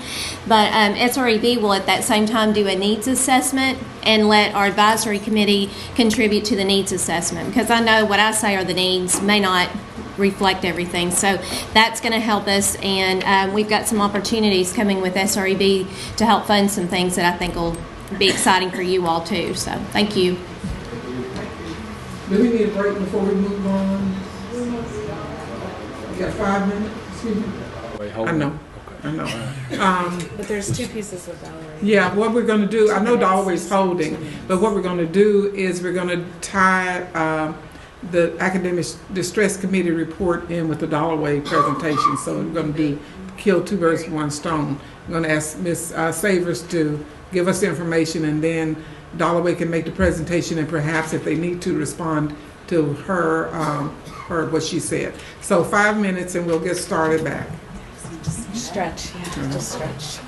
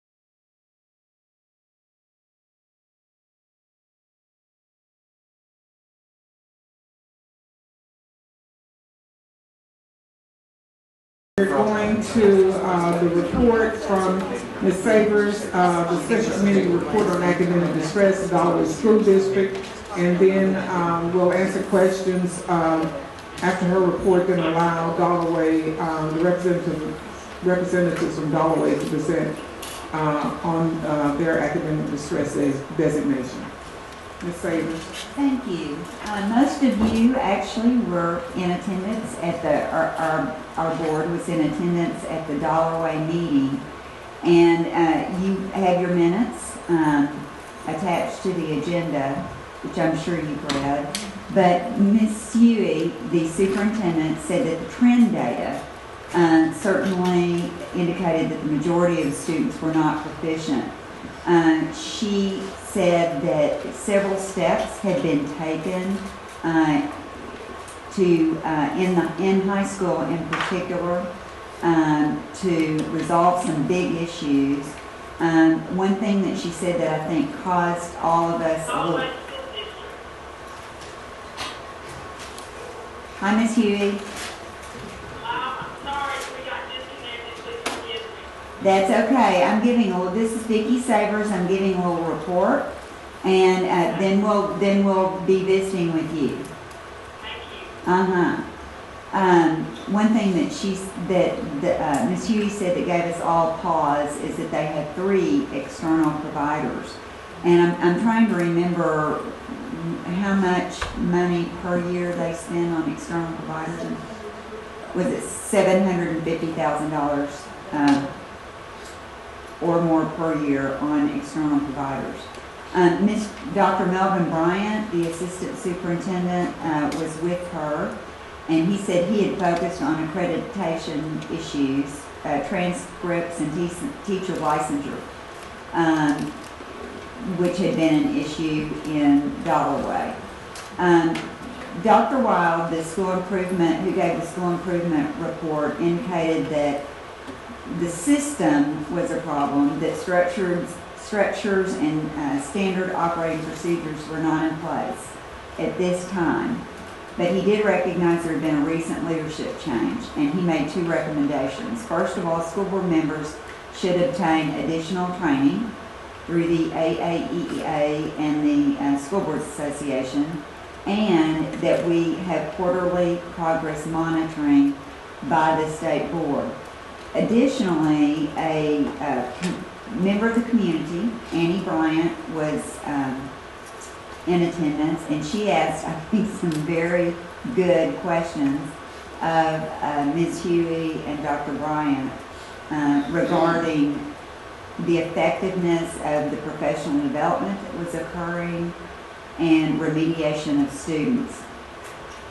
We voted to approve the recommendations made by Dr. Wild, and that was passed, and so we will be monitoring them quarterly. And I know that we can, when we hear Ms. Huey's report, that we can ask her specifically about the things that the school improvement unit brought up in our last meeting. Any questions? In terms of the quarterly monitoring, is it your anticipation that that's on the action agenda or on reports? You know, the monitoring that we're doing all Rock School District is on the action agenda. I think we need to be consistent with that. If that's certainly. I think it does give us the ability to be responsive if things begin to break down. Yeah, I agree. Any other questions? Okay, if not, then Mrs. Huey, we're ready to hear from you and the Dollarway District. You want me to ask her the question? Yes, and the first question comes from Dr. Barth. Hello, Superintendent Huey. The question that we've asked everyone who's been here today is to, with some specificity, please talk about the plans for the coming year for the school and the way in which you see them directly linking with the movement away from academic distress. And we recognize that everyone there is relatively new to the scene, but I think as we saw last month, that you've begun to get a handle clearly on what the situation is and what your plans are for beginning to move away from the troubling situation at present. Yes, sir, that is correct. I have in my presence, and I'd like for our high school principal, Mr. Jeff Spalletta, to begin the conversation, and I've got Dr. Brian in as well, and then I will have some final words at the very end, if you don't mind, if we can go in that order. That's fine. Mr. Spalletta, Jeff Spalletta. Good afternoon. We've been working with the school improvement team on a 45-day plan for the high school, and that's based on our IMOs, and we've started on that. We've spent the last month gathering data and assessing where the school's at, student data, teacher data, parent surveys, scores, attendance reports, discipline data, teacher data, student voice data. We've accumulated about 14 different types of data. That's one of the main things that we've done. We've spent some time reorganizing our high school master schedule to allow for some team planning time and eliminate some of the activity periods from the previous schedule. We have teachers in all of our classrooms ready to start school on Monday. We've tried to improve communication at the high school among all the staff members. I think we've done a pretty good job with that. Parent involvement has improved already. We've developed a committee, a parent involvement committee. We've met pretty much weekly over the last month and a half with those people on the committee. We've done home visits with the teachers and the parents in the local community. Started a PTO committee that Annie Bryant, who spoke at the last meeting, is part of. She's the chairperson for that committee, and met pretty much weekly with that PTO committee to work on ideas to get the parents involved with the teachers in the school. Last weekend we hosted a parent summit with teachers and community members and parents to come up with some ideas on how to increase the communication and working together with the parents and the staff. Our teachers have been involved in professional development over the past 6 weeks, working on curriculum alignment and LDC and MDC training for the high school. We have a large event tomorrow, a back-to-school bash, as we're calling it, with community and parents coming out to have entertainment and food and talk about some of the new things this year at the school. We have a lot of our activities going on at the school. We'll be there. We'll hand out student schedules and talk about some of the changes at the school.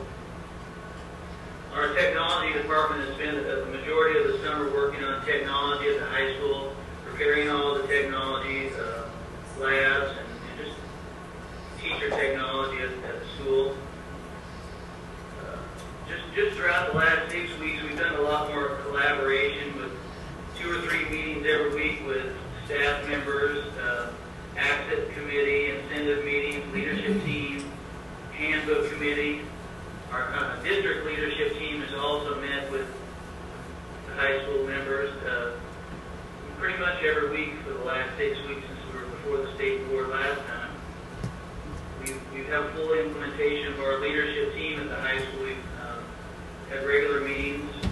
We've implemented PLCs already through our professional development this past week, so we've already started with collaboration among our teachers.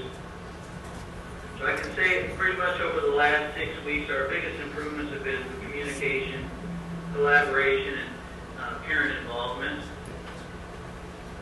We think that we're ready for this school year. And I'd also like to say that when we were there on July the 10th, since that time, we had our board training with the board on July the 31st with the Arkansas School Board Association, and every board member was present. That was a very good meeting.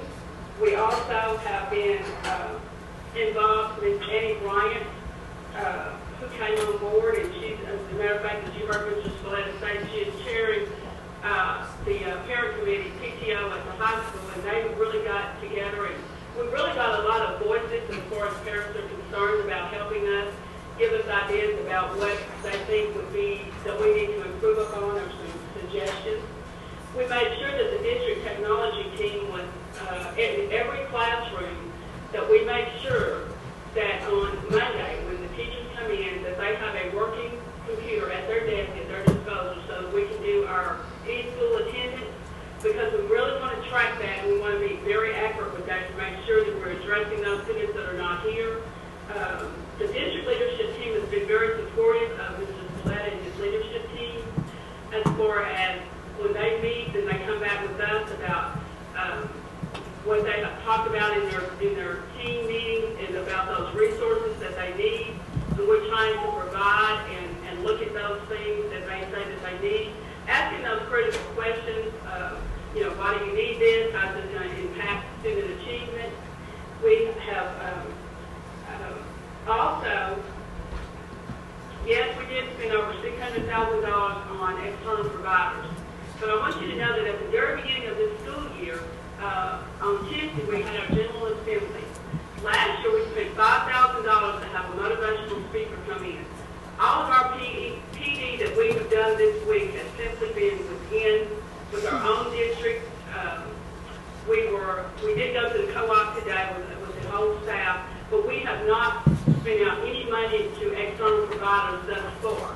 We are looking at some at the leadership team level, at the district level, and we've kind of got a checklist that we're going off on and so forth before we actually move into that direction. We have also been looking and interviewing today for our school improvement specialist, and I'll have a special call meeting on Tuesday to make a recommendation to the board so that we can absolutely get that moving forward and we can get that person on board as we begin the new school year. So we have really been working and taking those recommendations from the school improvement specialist, Dr. Richard Wild, and his team, and trying to move forward. They have been very good to us as far as coming down and answering questions and working alongside us as we're moving forward, trying to do the very best that we can for the students in Delaware. Okay, is there anyone else on your end that wants to speak? Dr. Bryant, do you have anything to say to our assistant superintendent? Just want to give you an update on two of the initiatives specifically that I've asked about on the board meeting. We got our REAP 180 and MAP 180. We are meeting with the trainers of that particular initiative. We have put in place, working around our master schedule time to meet with academic coaches and those MAP facilitators. Just got through meeting today with all our LBC teachers in the district to be examined and put back looking Do we want to hear from Dr. Wild and his staff? it was not implemented with fidelity. We got those questions out on the table today, addressed all of those questions, and move forward with a new commitment once we got those things out of the way. Some of this is a lack of communication with these teachers and not I understand. think we could hear from Dr. Wild and his folks if they were outside. I'm assuming that part of the issue, because a lot of the issues in the Delaware district, this is Diane Zook. Hello, how are you this afternoon? Hello.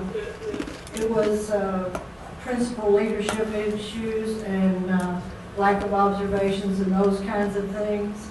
And no tests given in the fourth quarter, no behavior incentives in place. You missed your goal of reducing tardies.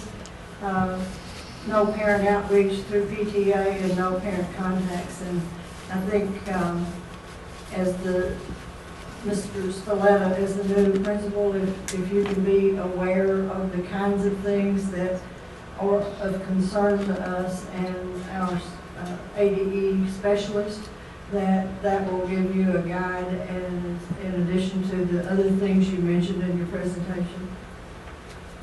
Yes, as a matter of fact, yes, you're absolutely correct. Is that there were no systems in place, there was no accountability, and we're putting systems in place, and we are reaching out for the parent involvement.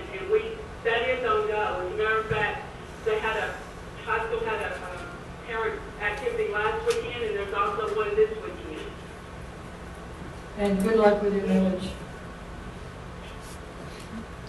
Any other question? Yeah, we're still here. Ms. Zook said, good luck with your millage. We're waiting, trying to get Dr. Wild. Is he? Yeah, he's over there. Okay, I'm sorry, I can't see over there. Could you come and give us some comments regarding what you've heard and what your concerns are, or what the direction of the department is relative to this district, their past situation, where they are presently, and where you see us going in the future? Richard Wild, School Improvement Unit. The district, much of what they have said today is accurate. They have been working throughout the summer. Mr. Spalletta came on board, if you recall, prior to the end of last school year, so he has been working through the summer. They were, as a team, in attendance at the Summer School Improvement Conference. We did some planning there. The team spent 2 days with them planning the first 45 days of the school year. We still have a number of systems that are not yet in place, but they are approaching it with a great deal of enthusiasm. There is some confusion in terms of the role of the board, and they have, as they said, they have provided training to the school board, and there will be additional training sessions with the school board there. What's the confusion? The confusion relates to some degree, who is managing and who is governing by policy. And so getting the board to understand in action that their role is to govern by policy rather than to direct specific activities to occur. So we're still working with them on that. Yeah, after our meeting with them last month, Diane and I were talking, and one of the school board members intervened and said, we have this issue with in personnel. And basically, we both said, well, you need to talk to your superintendent about that, not us. But it was clear that that there was conflict. And again, part of that is the feeling of urgency and getting confused in their role. Again, it has been identified to them, and we will be having more conversations. And Ms. Huey will be setting up some additional meetings and additional trainings, and we will be part of it. I was also there when they received training from the School Boards Association, from their attorney, and so we are monitoring fairly closely the interaction of the school board and the management. Well, that's what I was wondering. I know that when the state gave the district back to the school district, or relinquished control, then that essentially set up a completely new board, because usually you'll have some folks over there on the board with some institutional knowledge, but in this case, everybody's pretty much starting from scratch. And so I could see, so the oversight is there, and that's comforting. Any other questions? Yeah. Dr. Barr? Well, yeah, that's, and I'm obviously I'm on the committee and just a half step away from this, and what I'm hearing is some real competence in terms of the new folks on board.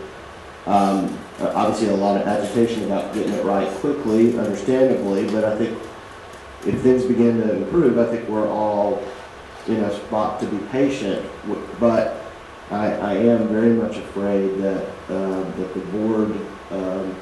board staff interaction may really disrupt the ability to make that slow plotting progress. So that's really that is the thing that worries me about this case. And I can assure you that Ms. Barnes will send me to all of their board meetings, so we are monitoring that. Thank you. Any further questions? Ms. Zook? Ms. Huey, one of the recommendations was that you do a needs assessment at the building level, so you will know what the perceived need is as well as what you as an administrator think the need is. So I encourage you to, it can be informal, but just giving staff and principals an opportunity to be open about what they see as their needs as well as what you see their needs to be. We're generating just a short version of a questionnaire, but we wanted to, if that's okay, we wanted to kind of give it a week or so of school and then to do that, and do that survey, because not only do we want to do the staff, we want to do some, the staff and the community, and as well as the students. So we want to gather lots of data in that area on the perception of the district. Thank you. Are there any other questions? Well, that ends the report of the Galway School District for around academic distress, and also concludes report 9. So thank you, Ms. Huey and staff, for your participation. Moving on now to report 6. You're welcome. Report 6, Learning Services Report, Dr. Debbie Jones.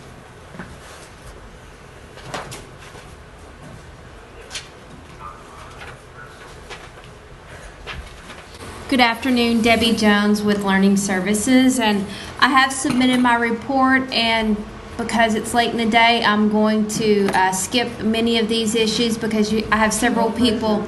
I know you are tired, but I have several people here to present some important reports, like Hope Allen with assessment, and Dr. Barth, you requested a report on bullying, and so we have Suzanne Knowles here, and also I have Lisa Haley presenting on the special ed federal report that we get, and that's why I'm being brief on these other issues. I do want to mention a few things, and I will share this article that came out after we submitted board materials. The state did receive a $5 million state personnel development grant from the federal government, and this is a very important initiative. It is dispersed through the special ed unit, but it is in an effort to reestablish RTI within the state.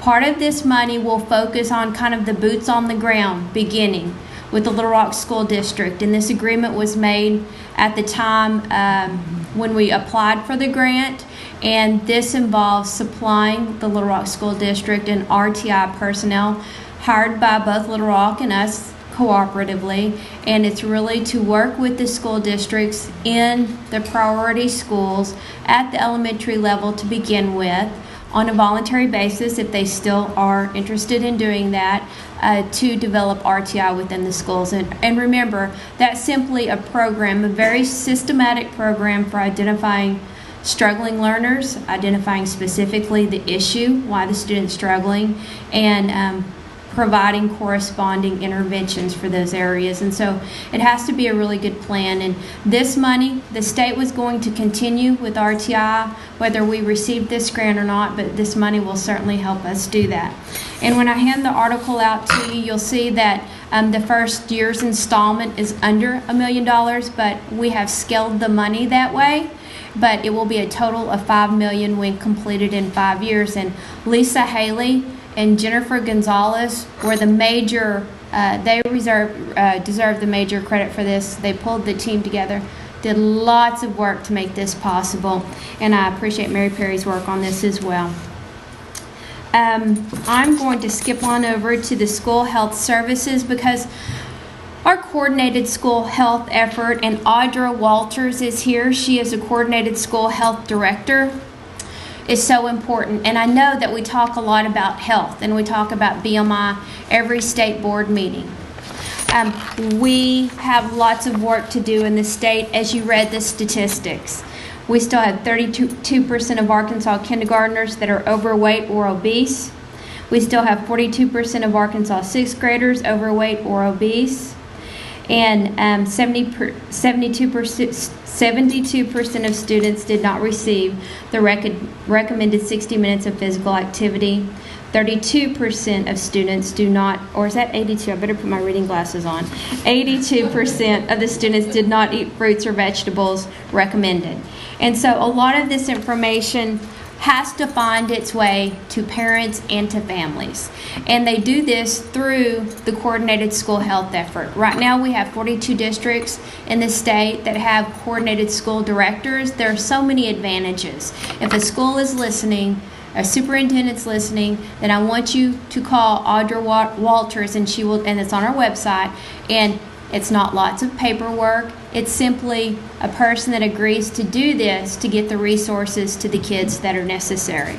So that really is an important effort on the state's part. I did provide an update on the science work and the social studies resources. As you know, you approved social studies standards last year, and the unit has been working, and I've heard back from social studies teachers in the field complimenting all the resources that are available. So they're doing excellent work there. And so that was my update. And if you don't have questions for me, I'm going to call up Suzanne Knowles to give the bullying report. Thank you.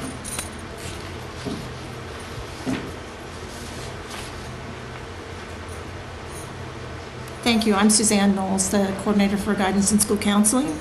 And I was asked to do a report for you on bullying. And so I also will try to make it brief because I can be quite verbose at times, I've been told. But I just, I've been very quiet today. But I started out the report, I really wanted to focus on Arkansas data and the things that I could find specific to Arkansas, because that's really what we're interested about, is how Arkansas schools are doing and what we have to support anti-bullying in Arkansas schools. So I began including some legislation, and the first is Arkansas Code Section 615-514, which says that all Arkansas public school students have the right to receive their education in an environment that is reasonably free from substantial intimidation, harassment, or harm, or threat of harm by another student in person or by electronic means. So we do have a fairly strong statement in Arkansas. And then we have two other acts that address specifically bullying and cyberbullying, and then one Act 905, which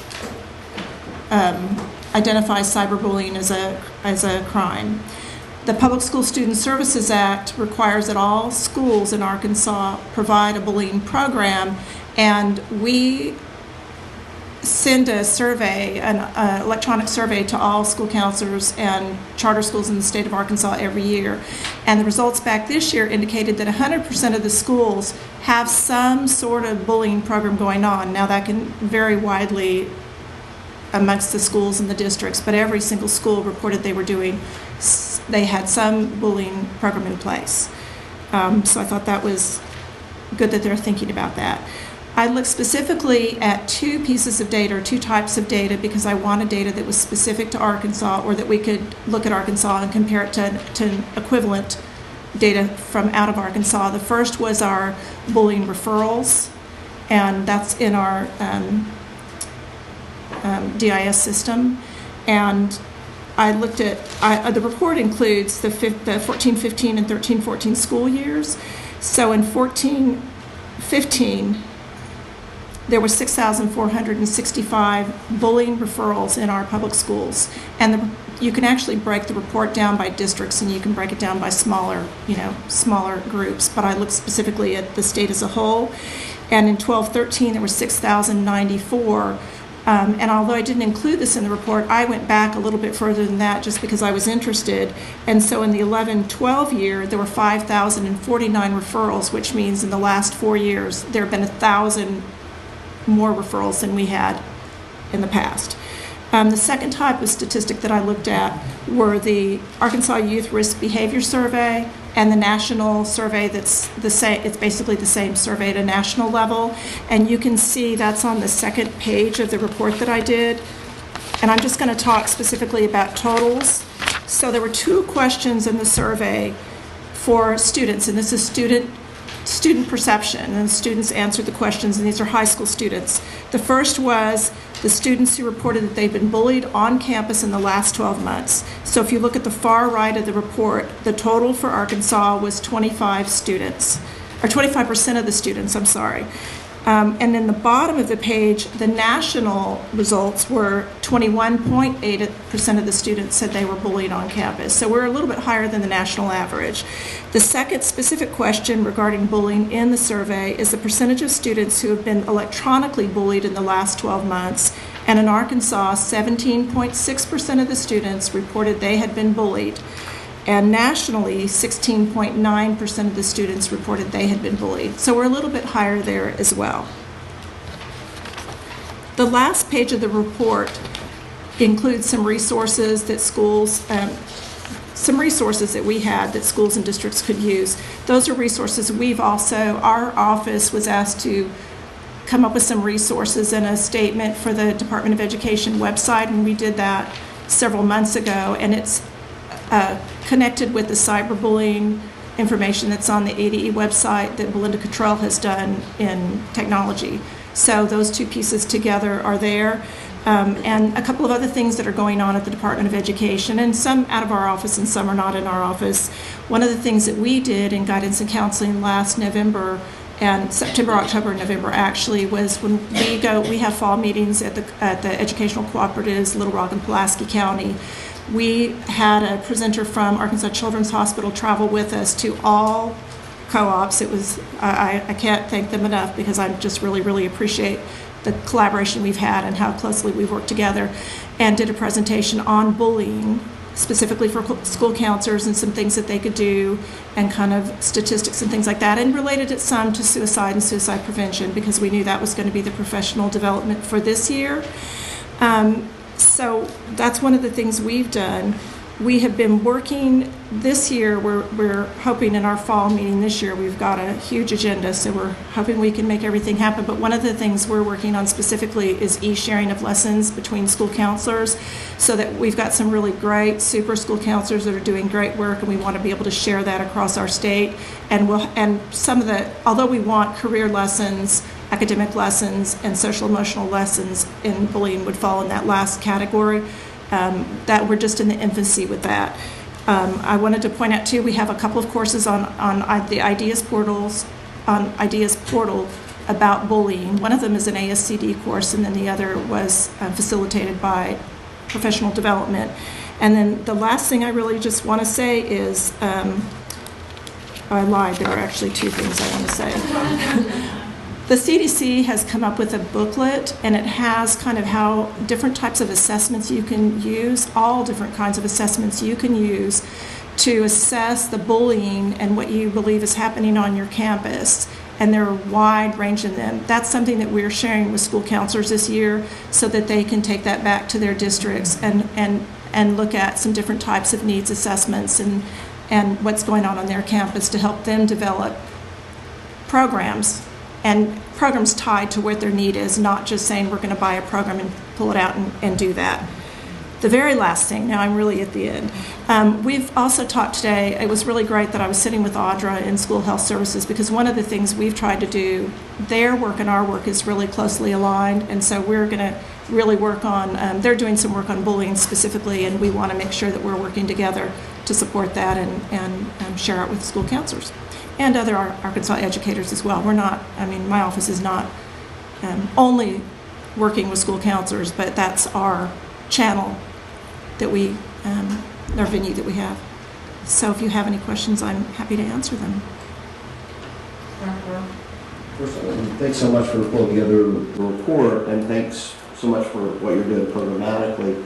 But I do think these numbers are, this means that, for thousands of Arkansas kids, going to school is hellish, and I think that we do have good law and a lot of requirements at the district level, but there's clearly it isn't fully working, right, in terms of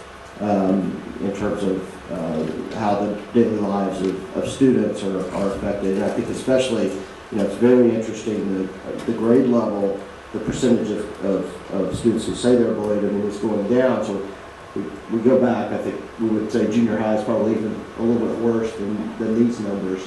I think many of us remember that.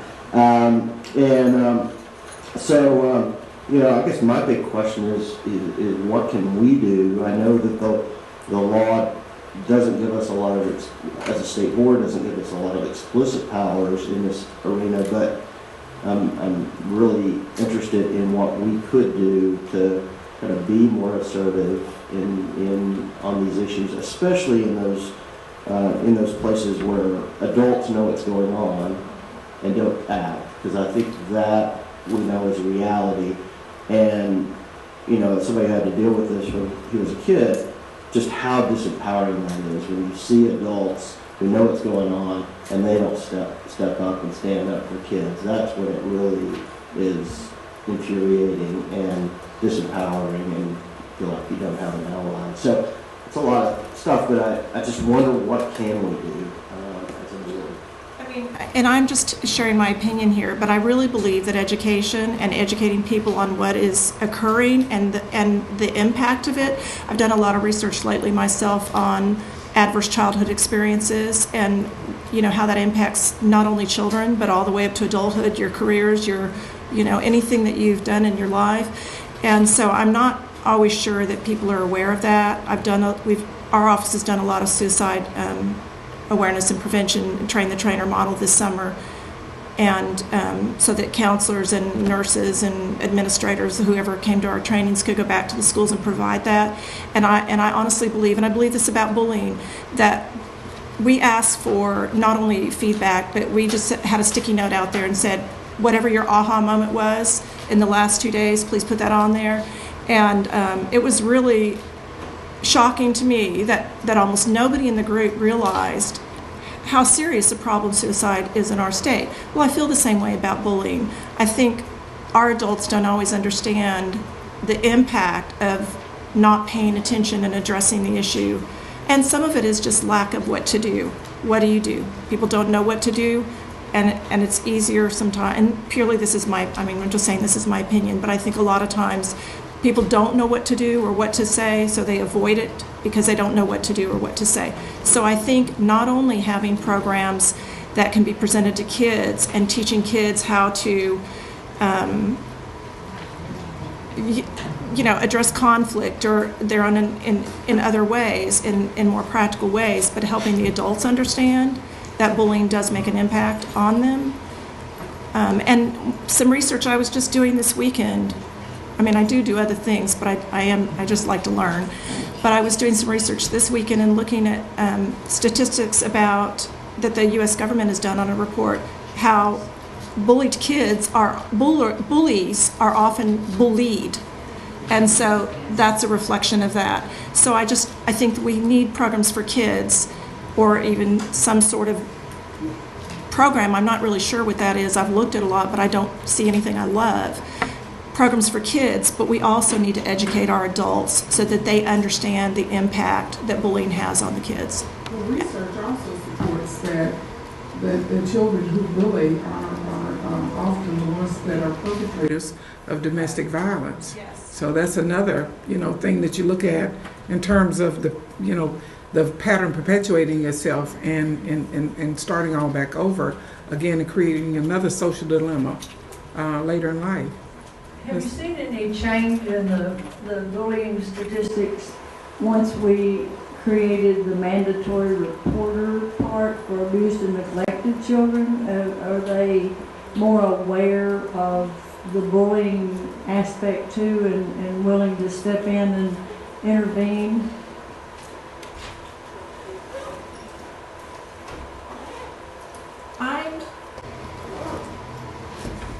I'm not sure.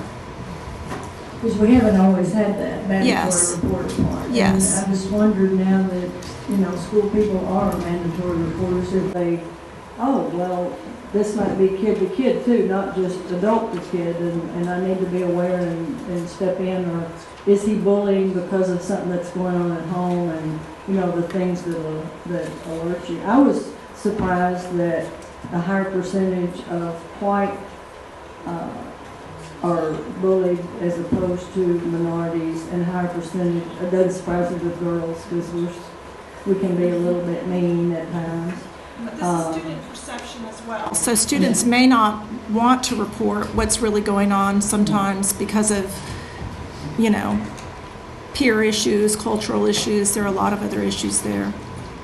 Thank you. Okay, thank you, Ms. Knowles, for your report. And it's such a critical issue that we face. And thank you also to Ms. Walters with your initiative. And we're excited about Dr. Jones about the opportunity to have funds coming in for us to be able to address child nutrition, and also the grant that we just received information on, $9.2 million for to help with children, improve training systems to help children with disabilities. So thanks, a special thanks to Ms. Haley, Gonzalez, and Ms. Perry. Okay. And I think we have Hope Allen. Okay. Is that report 7? Okay, thank you.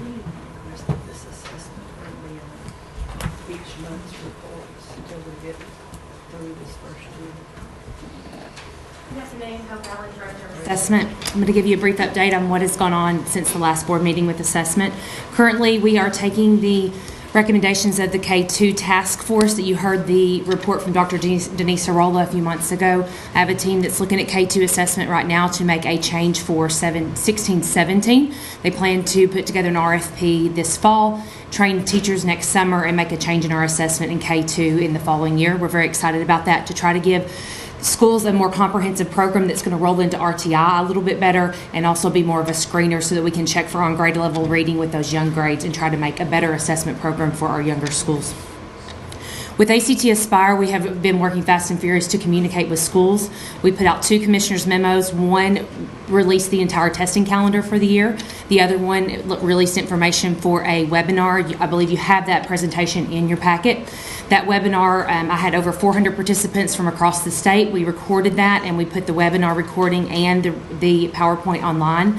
We then took that PowerPoint or that presentation and presented twice at two packed houses at AAEA, and then 3 times at the Arkansas Data Conference. Also presented to 2 different co-ops, and have that on my schedule, about 3 other co-ops coming up in the next few months.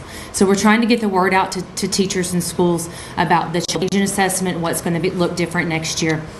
We also had a webinar specifically around accommodations. We worked directly with SPED to provide that webinar to our schools. We had over 300 participants on that webinar. Again, it has been recorded. The presentation's in your packet. It's both of those, recording and the presentation, are housed on our website for viewing at any time.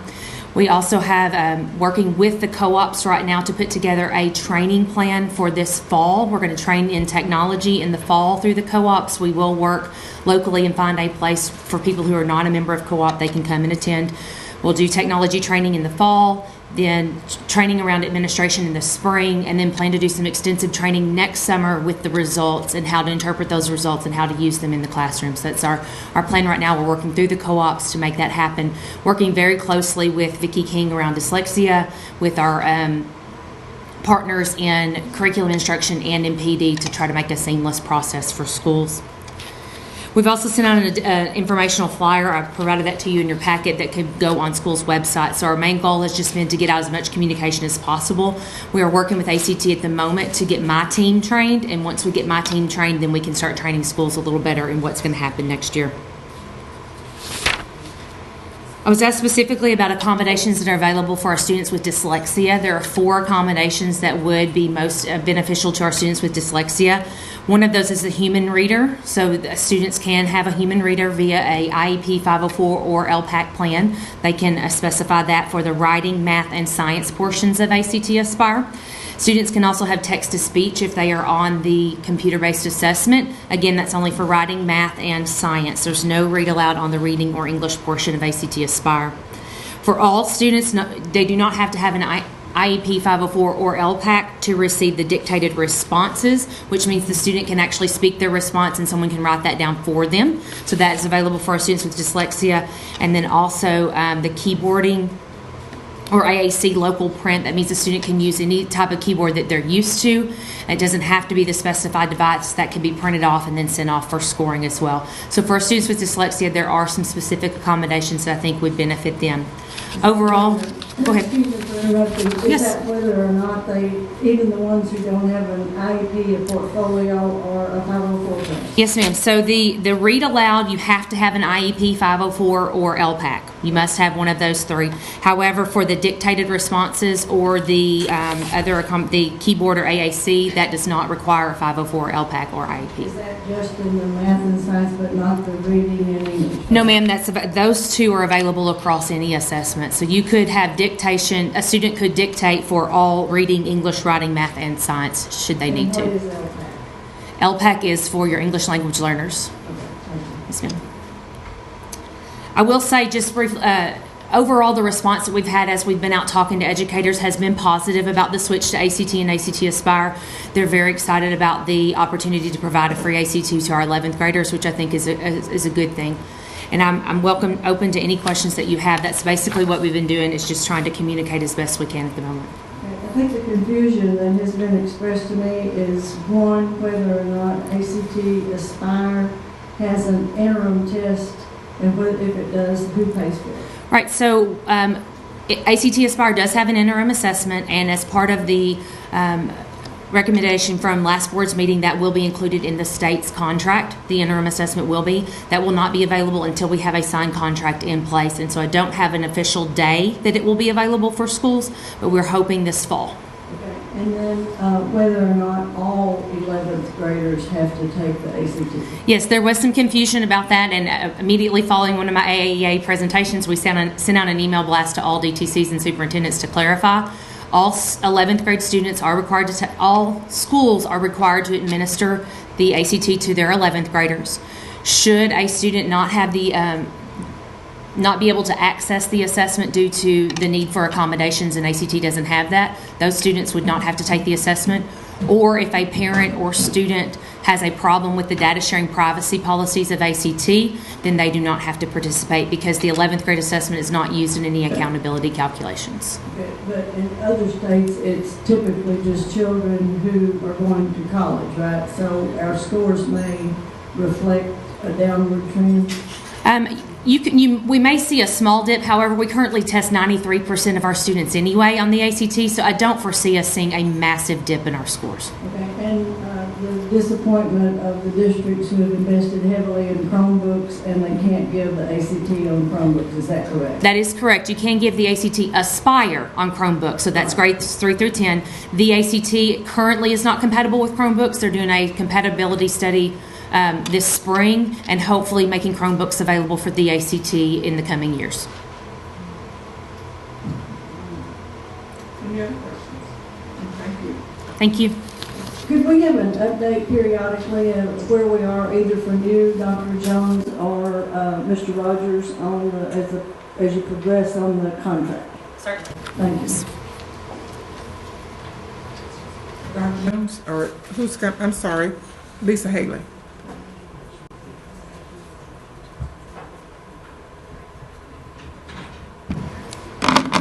Good afternoon. I'm Lisa Haley with the Special Education Unit, Division of Learning Services. And I wondered, Doug, if you could hand these cards out for me.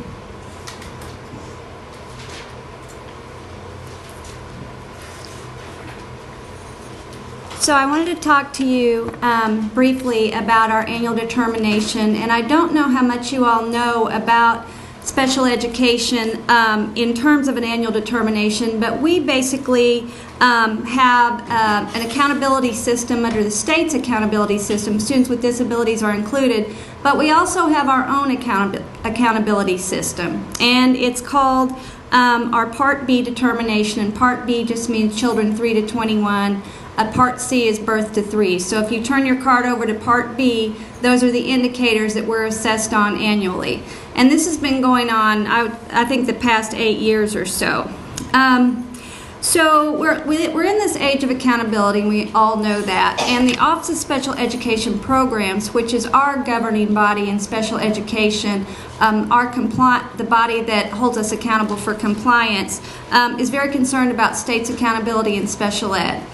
But what's changed in the last 2 years is that the accountability that is being looked at is not just about compliance anymore. It's a mixture of results and compliance, and we think that's a good thing. So the Office of Special Education Programs, OSEP's, new accountability model is called Results Driven Accountability, or RDA. And if y'all will turn to the PowerPoint, I'm sorry, you have a PowerPoint with my presentation in it, along with a letter and some data about our report as well. So if you'll turn to the PowerPoint, that will help you.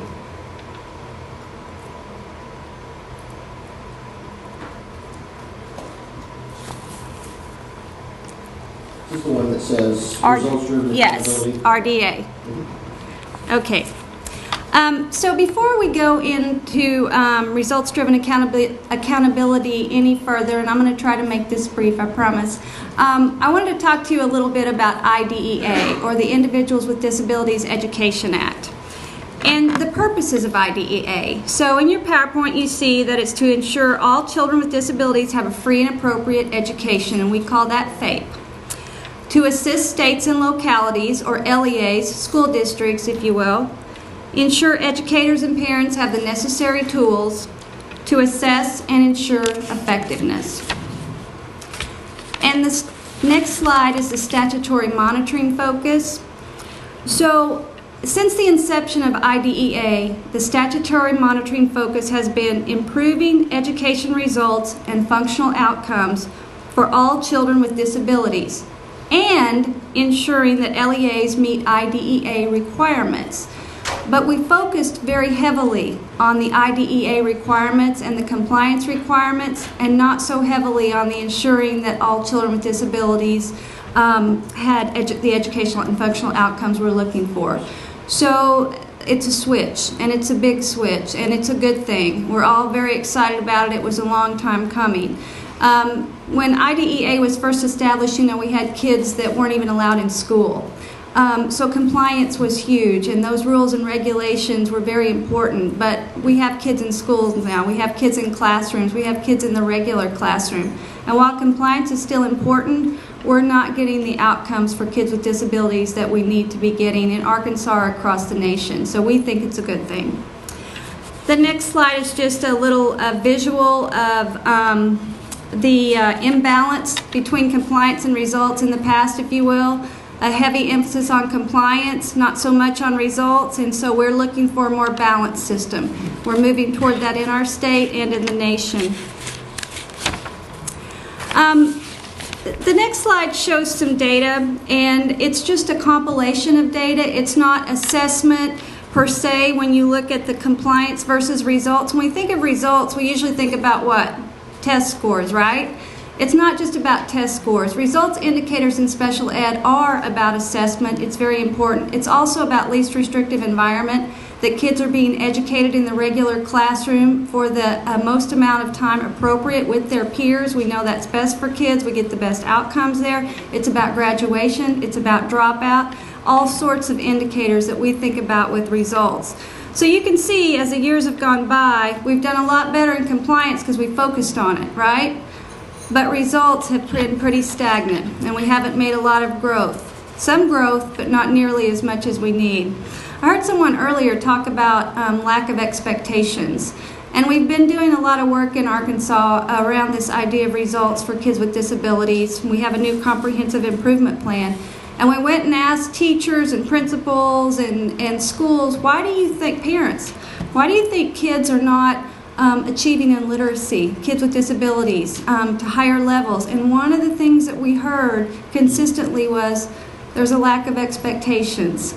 So that's definitely something that we need to address. If you look at the next graphic, it's a chart, and it shows state determinations from 2007 to 2014. And if you look at the green, means that a state meets requirements, so you're doing everything really well. The yellow means you need assistance, so need some technical assistance, maybe our focus schools. And then the red means you're in pretty bad shape and you need lots of assistance and intervention, okay? So from 2007 to 2013, you can see that the yellows went down, right? Very fewer states needed assistance in 2013 by quite a few than in 2007. And the reason is because the only thing determinations were based on was compliance. Now look in 2014 and we're way back up again, the same level we were in 2007. And the reason is because in 2014, for the first time, determinations for states were made by a combination of compliance and results indicators. 50% compliance and 50% results. So we didn't look nearly as well as we did when it was only about compliance. A picture is worth 1,000 words, so the next two slides are pictures of the United States map. And this was last year, the first time that the Office of Special Education Programs based our determinations on results and compliance. If you look at the picture that has all the green on it, I think that's your first slide, that's what this U.S. would have looked like if determinations had been made only on compliance, like they had been for the past 7 years. We'd be feeling pretty good about that, even though we probably shouldn't have been. If you look at the next picture, that's how we looked when nationally, when our determination was made on a balance of compliance and results. And you can see Arkansas, and we're yellow, and we were in needs assistance. The second time in the 8 years that determinations have been made, we, with about 32 other states, were in needs assistance. The next slides that you will see are called compliance matrix and results matrix. And basically, this is the calculation that the Office of Special Ed used to make our determinations. So the first one is all green. This is our data in Arkansas. Those are all compliance indicators, and we got 95% or above, even better than last year. So we're doing a very good job in compliance. However, if you look at the next two slides, those are our results indicators. And we're not doing so well. We don't feel very good about those. I'll just give you a brief explanation of what the results indicators were based on. So one was participation on statewide assessment. And you had to have 81% or above to be even a yellow in needs assistance, 90% above to meets requirements. We have 95% or above in our total student population participation for kids with disabilities, but this was only the 4th and the 8th grade. And we didn't have those scores in the 4th or the 8th grade. The other thing that was used in our determination was participation on the NAEP and those students who scored basic or above on the NAEP. And states were rank ordered in terms of their proficiency. So the top third got green, they met requirements, the middle third got yellow, needs assistance, and the bottom tier got red, needs intervention, okay? So we were in the red on the NAEP assessment in terms of proficiency. Again, only 4th and 8th grade. And it was, that assessment was used in literacy and math. The NAEP was also used last year, and it was the exact same NAEP scores because it's only given every 2 years. So what we had last year is what we had this year, and there was really no room for improvement. States had a really hard time with this idea of using the NAEP. For one thing, we weren't told that it was going to be used till the day before determinations were made last year. For another thing, they didn't include students with alternate portfolio assessments in participation or in proficiency. And then we don't know if the kids' IEPs had accommodations that were appropriate, that if the NAEP was even considered in IEP conferences. So it's kind of a wild card. But that's the indicator that was chosen, and it was chosen again for the second year. What was new this year is that graduation and dropout was added to our results indicators. And we are doing a very good job in those two departments in special education, and you can see that, that we're in the green, and that means good. But if you look at the total picture, we're still in needs assistance. We're still in yellow. We don't want to be there, but we probably need to be. And that means that we need to look carefully at what we're doing in terms of our programs and processes around kids with disabilities, and that's what we are doing. There's a new indicator that will be measured on next year called Indicator 17. If you look at your little card, it's a comprehensive state systemic improvement plan about increasing results for kids with disabilities. A major component is RTI. Another major component is least restrictive environment, so taking a good look at where kids are being educated and the qualifications of the teachers. And if you will look at your last slide, that's the way that the map looks after this year's determinations. So you can see there's still a lot of yellow. There were a couple of states that moved into meets requirements, but most everyone is still in needs assistance. One reason for that is the same NAEP data, which was 4 of those indicators in literacy and math, was used this year that was used last year. And we hope to move into meets requirements next year, but like we tell our schools, it's okay if there's some non-compliance, because that means we have work to do. We know we have work to do, and this just is a catalyst to ensure that that work gets done and that we're serious about it and that we get the help and the assistance that we need. Do y'all have any questions?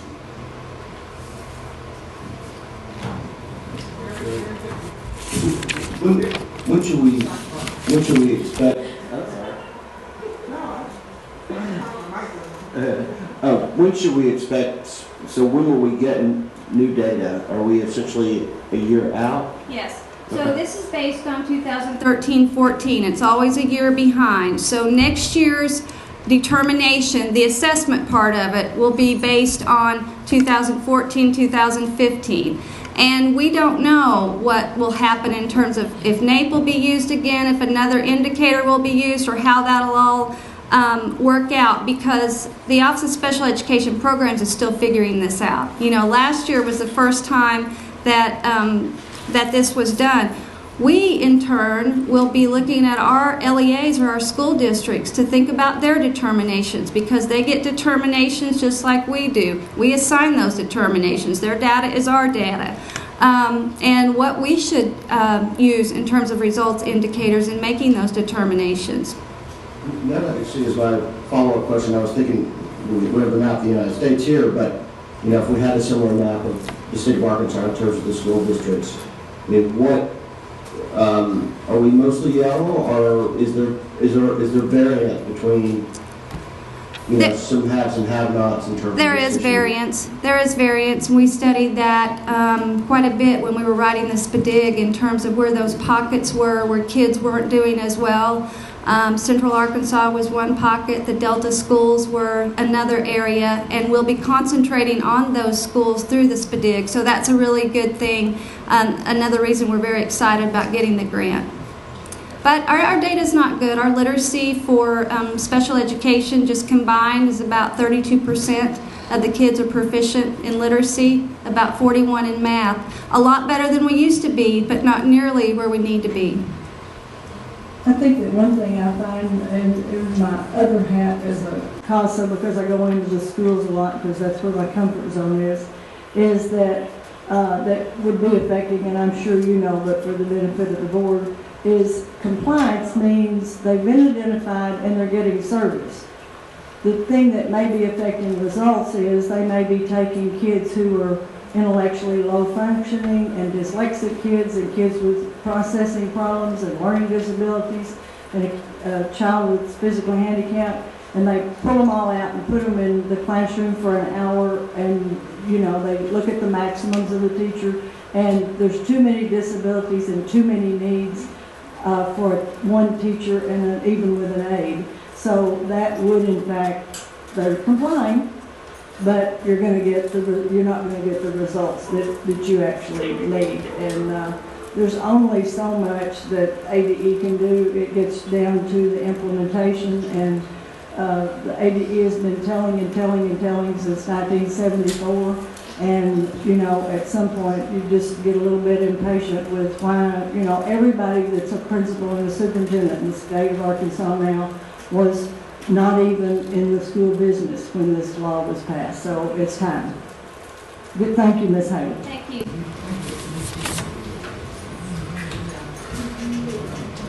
I think that concludes our reports and our agenda for today.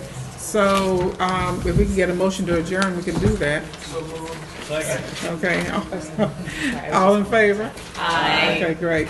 So the next item, we'll take a 5-minute break and reassemble the Academic Distress Committee.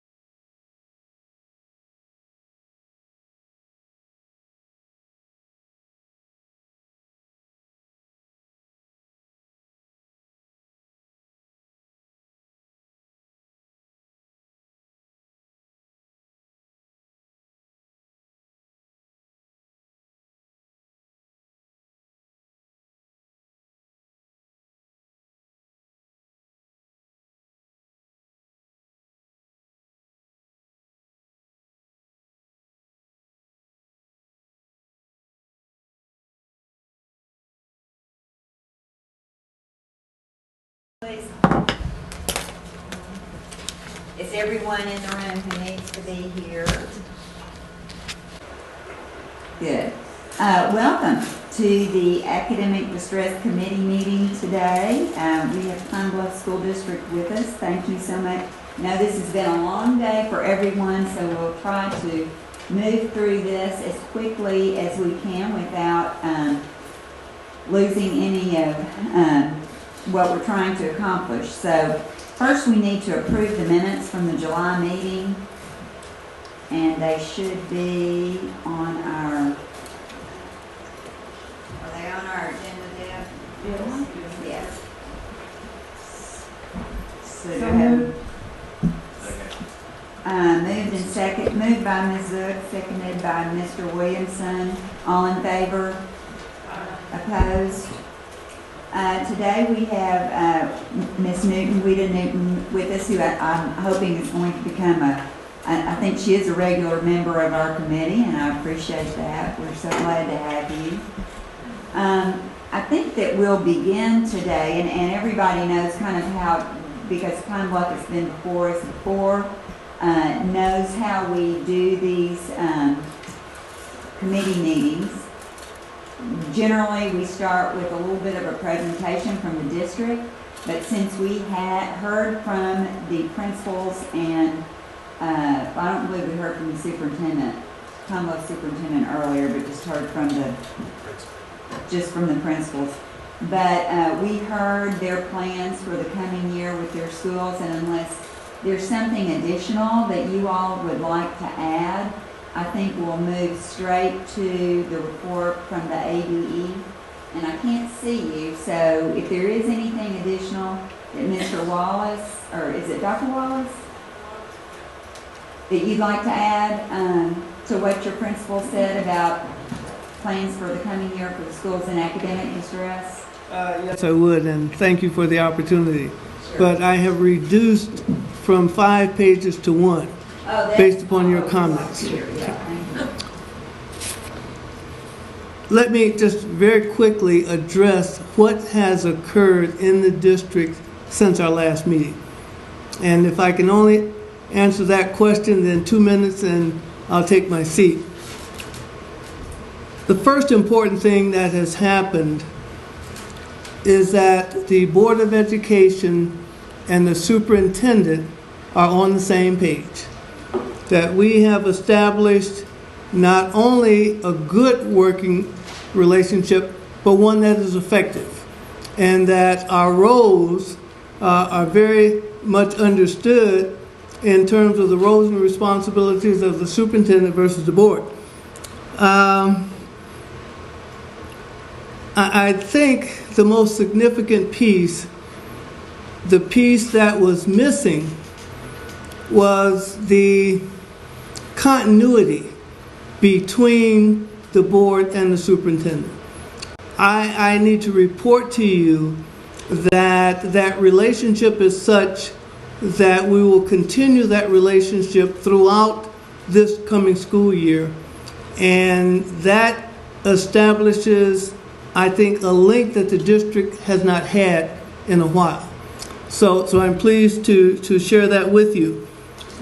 We had a need to right-size the school district, and for many years there were school closings, loss of student enrollment, but there wasn't a corresponding reduction in staff.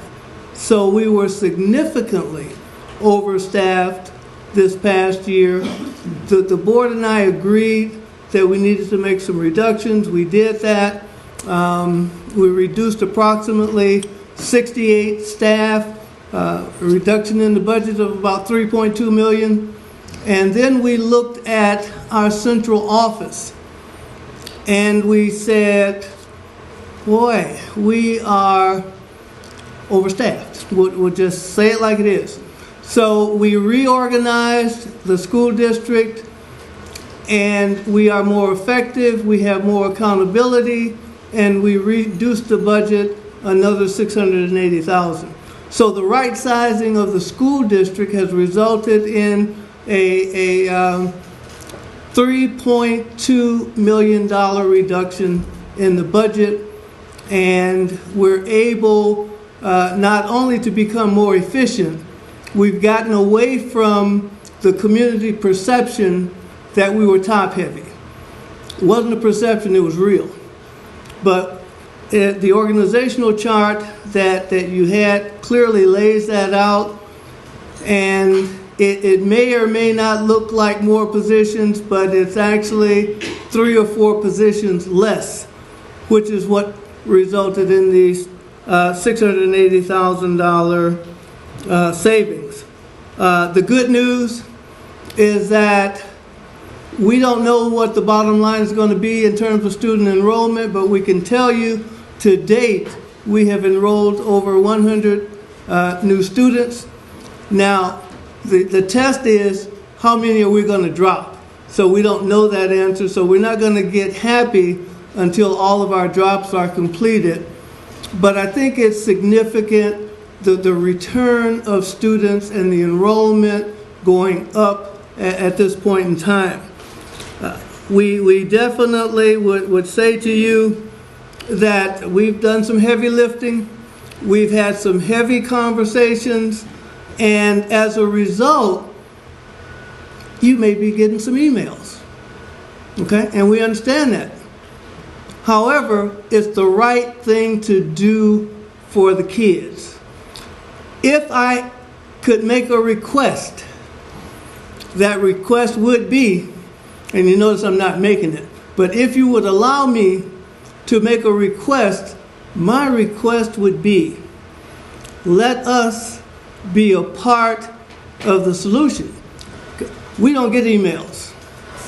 We don't have the opportunity to respond to the community issues. We don't know what they are. They don't come through us. There's no protocol that allows us to resolve issues at the site level. So if there's any way that we could get some feedback so that we have an understanding of where we have issues, who's raising the issues, and we don't necessarily need to know who. We need to know what the issue is. So we're kind of operating in the dark because we were here before and we heard about these emails. Well, we're scratching our head. What emails? Because typically in a school district, when there's dissatisfaction with the superintendent, that comes to the superintendent. If the parties are not satisfied, then it goes to the next level. That is not operating here. It bypasses central office and the superintendent entirely. And so that would be my request, and something that I hope we can talk about down the road. I'm going to introduce then and have come up. I want to introduce Cheryl Hadley.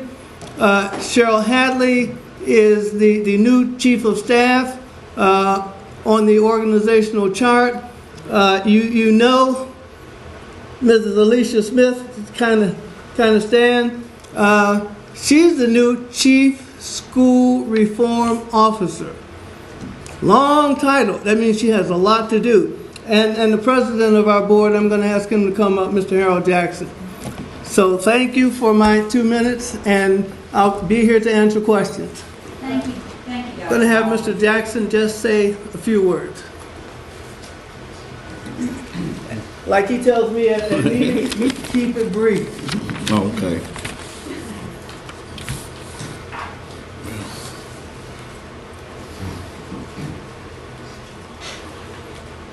Well, the board has supported the administration recommendation to downsize the district, and the board has supported the administration recommendations to relocate the dollar level to support the instructional programs. And the board feels confident that we are moving in the right direction with our superintendent to remove ourselves from the academic distress list and the physical watch list. And we went to the leadership conference July the 19th through the 21st, 2015 for training. We also have the Arkansas Board training on schedule for September the 3rd, 2015. And we have a work study. Now we have 2 meetings per month. We have a work study session, which is the first Tuesday of the month, and we have a regular board meeting the third Tuesday of the month. And these are some of the changes that the board is making, and we also have been very transparent in our meetings. Thank you. Thank you very much. And I think we'll just hang on to our questions until the ADE makes their presentation, unless someone has something pressing. Thank you, Dr. Wild. Richard Wild, School Improvement Unit. We really don't have a formal report. What we have is more of a observations that we've taken over the last 4 to 6 weeks. And in truth, there has been more planning taking place this year than last year. I think you heard this morning from the principals that they're feeling more involved, more engaged in interviewing them individually. I would confirm that they're not just saying it here, but in individual conversations, they're also saying it. In taking a look at the work that's actually being done, you can identify where they've had voice in the decisions that were being made. That said, we're still early in the process. Okay? And so sustaining this, because there is such a draw to go back to the old ways, that I think it's important that we keep in mind that there does need to be monitoring throughout this year. The other piece, as Mr. Jackson said, the board is becoming, and I want to use that term, becoming more transparent. I would say that he and I had a conversation, and he can either verify it or deny it, but I said to him that I was at one of the board meetings and I did not know at the end of the meeting what they had decided upon. Okay. And so from that standpoint, somebody from the audience who would be a layperson probably didn't understand anything that took place that night. And so we had a conversation that they had to be more transparent and had to have more discussion rather than just motions and voting. The community needed to know what they were talking about. That said, there is some belief and some perception from some of the community that that is beginning to improve. Okay? Is it as fast as one might like? Probably not. So there is still going to be varying perspectives on the improvement taking place within transparency with the board. The superintendent actually has been permitting the primary academic officers to really take the lead role and is doing more with the board as well as with the community. So the management of the district actually falls to the two ladies here and Miss McMurphy, who was the lady that spoke earlier today. I am amazed when the Miss Smith and Miss McMurphy get together. For the most part, you can't get a word in edgewise. I sat there with Miss Hatley for 40 minutes while we watched them talk. So they are very interactive, very high energy. There is a lot of enthusiasm. However, sustaining that enthusiasm is really the challenge that they face right now.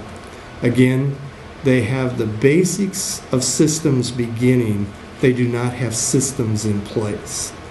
And Dr. Wallace used the term, we're effective. I would say that's more of a term that we can evaluate later in the year. I think it's too early to really say that things are much more effective than they were. However, things are more inclusive than they were. That pretty well sums up our oral report.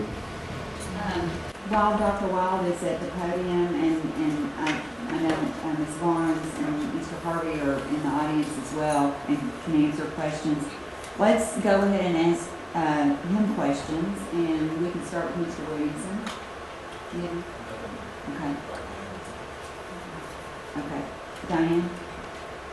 I don't think I have any questions specifically for them before I hear the answers to the questions I have specifically for the staff. Okay. I've got a couple of questions, Dr. Wild.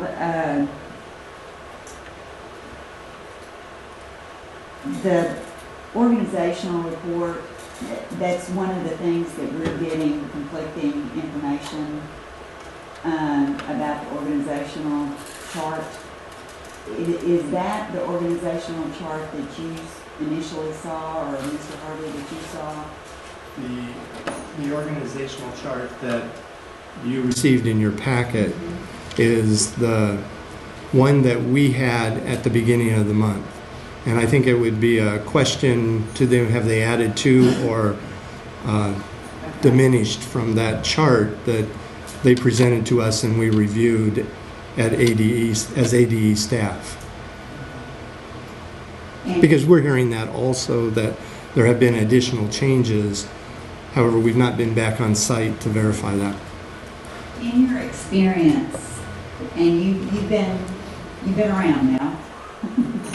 I've retired a couple of times. But in your experience, what is going to be their biggest challenge as school starts? The old culture. Culture trumps strategy. And while they have a lot of new staff, okay, many of those staff came on late. And so the induction of the new staff, if they are not purposeful in that induction, then the old culture will do the induction. And so then we will be back to where we were before. One of their problems is, again, the kids also know that culture. Okay? And getting the students to move out of that culture also requires a purposeful plan. I would say that's probably a weak area in their planning right at the moment, is how to change the culture with the kids, with the students, as opposed to the culture with the staff. That was one of your recommendations after they were with us the last time, and it was specifically that there was a plan. Here it is. That one of your recommendations was that a strategic plan was created for district-wide implementation. To your knowledge, has that been done? They've fleshed out a pretty good academic plan. Okay. Again, there are still weak links. The weak link being, one of the things we talk a lot about is that issue of relationship. That if the teachers don't establish relationship with the students, they don't have much leverage with the students. And therefore, what is your systemic plan to help the teachers create that relationship? We do a lot of PD in terms of how to present curriculum. We do a lot of PD in how to design a lesson. But in truth, we don't do much PD or much forethought on how to purposefully create relationships with students. And so that I would say is still a weak area, but I would also say that Alicia Smith and Ms. McMurphy are both aware that that is an issue that they have to get to. So there is much more awareness, but there's also more line authority this year. The lines are clearer. So even though the organizational chart might be still changing, that is at the district level. The line of authority to the building is much clearer than it has been. Any more questions for Dr. Wild? Thank you. And there are questions now for Dr. Wallace. Yes. Okay. In an effort to be expedient, in fact, I'm just going to fire them off and let you answer, and then I'll not react, but give you the next question. Okay, thank you. Okay. And I do appreciate and understand what you probably feel like if you think we are getting information and emails and letters that you are not privy to. I will tell you this board does not have a reputation for meddling in the business or responding or trying to. We always, or at least I always, and I'm sure my colleagues do, say, have you talked to the teacher? Have you talked to the principal? Have you talked to, and making sure. But nonetheless, we do become aware of a general unrest. So leave it with that. Are you certified to be a superintendent and licensed in Arkansas? I am, and 4 other additional states. Okay. Who is Yolanda Scott Racy, and what is her training and qualifications? Temporary secretary to the superintendent, previously a building secretary. My secretary resigned, and she has moved in a temporary capacity. Position is posted. We'll interview. She is a candidate for that position. And why would I, if I'm Alicia Smith or Suzette Rudman or any of your building principals, feel any confidence about having to go through taking nothing whatsoever away from administrative assistants and secretaries? I certainly understand their value, but I don't want to, as a building administrator, have to go through that person to be able to talk to you. So why have you aligned your organizational chart that way? Building principals do not have to go through the superintendent's secretary. The organizational chart simply places that position under reporting directly to the superintendent. When you put together an organizational chart, it's very difficult to accurately show those relationships. Having been in the school business a bunch of years, I can tell you that typically that position would be a line drawn out like it is on the board with legal services, and then those who are in line and report directly to the next person are there. So if that, in fact, what you're saying is true and they don't have to go through her, then I suggest the lines not be drawn to her, but that in fact the lines be drawn to you, so therefore you avoid any miscommunications, misunderstanding by your principals and Ms. McMurray and others. What have you done since our last meeting to work with your building leadership? On a daily basis, I have communications with the leadership. They're in the building. I am in their building. I visit with them. I meet with them on a periodic basis. I know what they're doing in the building. I provide support to them. I assist them with staffing, with budget and responsibilities. I make certain that they have all of the tools so that they can be successful. And have you done a needs assessment to see what they perceive their needs to be from you and Ms. Smith and Ms. McMurray? The needs assessment has been done in a number of ways. We've had outside people do the needs assessment. We've had committees within each building do a needs assessment.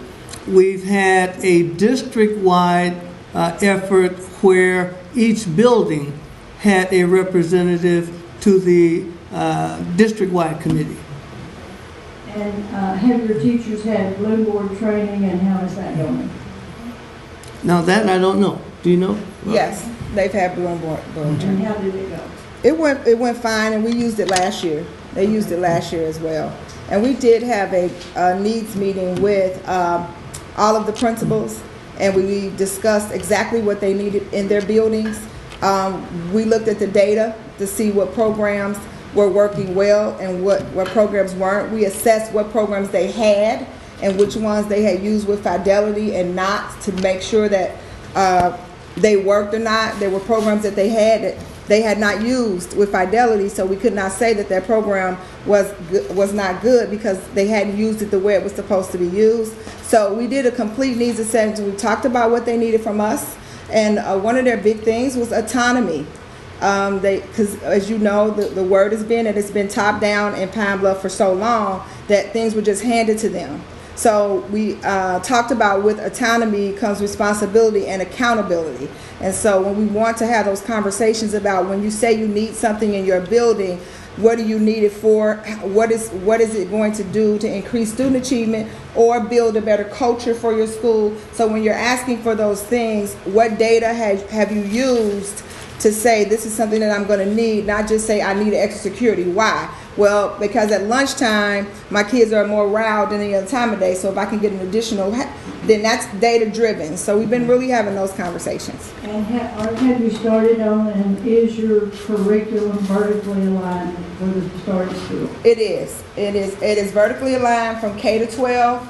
We completed K to 2 this summer.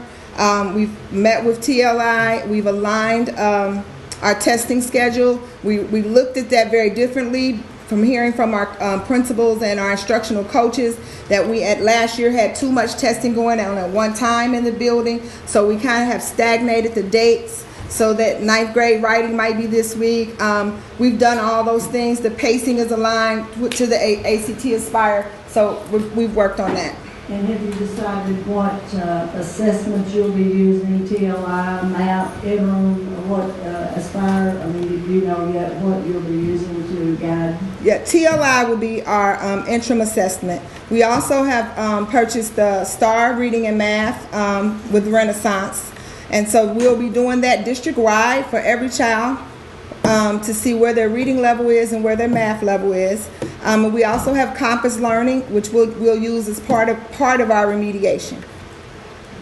And your year and the others, and you heard Dr. Wallace say you don't have to go through Miss Racy to get to him. So no, you hold him to that. I hold it to it. I do, you know. Sometimes I walk in on other meetings, so I got to learn to knock a little harder. Thank you, Ms. Sid. Ms. Mindy? The only question I had for y'all is, I think I've heard several times today that your teachers are excited, they're bought in and ready to go, but one of Dr. Wild's concerns was to be able to sustain it. What are you thinking about doing to sustain your teachers' excitement and keep them bought in all during the year? Well, one thing that we did that I think has led to this excitement is that when we got ready to do these transitions, my principals and myself went to the schools where the new teachers were coming, and we actually just brought them a school t-shirt and said, welcome to our team, because some of them hadn't worked with us before. So that to them was very inviting, and they got really excited. They're like, oh, you guys came over here out of your day? Yes. And so we had those transition meetings where those principals met with those teachers at the end of the year, invited them into the school, had kind of like an ice cream social, did some team building. So those are the things that we did to kind of lead to this excitement. The one thing that we're doing this year is we're actually setting an academic calendar where we're going to be purposeful about celebrating teachers. We're going to be very purposeful about celebrating kids. So we're really looking at keying into what can we do to make teachers feel appreciated, to maintain that momentum. Just the simple things as even having a jean day on Friday with the school t-shirt. Teachers love that. Just celebrating the growth when they make growth and improvement. So we're going to map that out. Each school has a data room, and we've bought these wall calendars. So we're starting with when we assess kids, and we're putting in purposeful times to celebrate them and to let them know that they're appreciated. And we hope that that works. And we've also set up an opportunity to showcase what's happening in each building at a board meeting every month. Yes. Thank you. Mr. Williamson? been licensed in Arkansas to be an administrator? I came to Arkansas in March. I think I was licensed in April. Okay. Oh, May. Okay. And you said you're licensed in 3 other states, is that Yes. correct? Yes. What states would those be? Oh, I'm licensed in Texas, New York, Mississippi, Michigan. Yeah. Okay. What do you know the type of license that you have here in Arkansas right now? A superintendent's license. Is it provisional? It is a provisional. Okay. What does that mean? What is provision? What's a provisional license? Debbie, or Albert?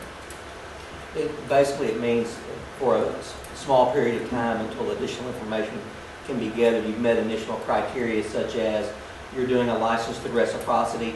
You may get a provisional for a period of time till you take additional coursework such as Arkansas history or whatever may be required to fulfill that license for Arkansas. And that's just my rough because, I'm not in licensure, but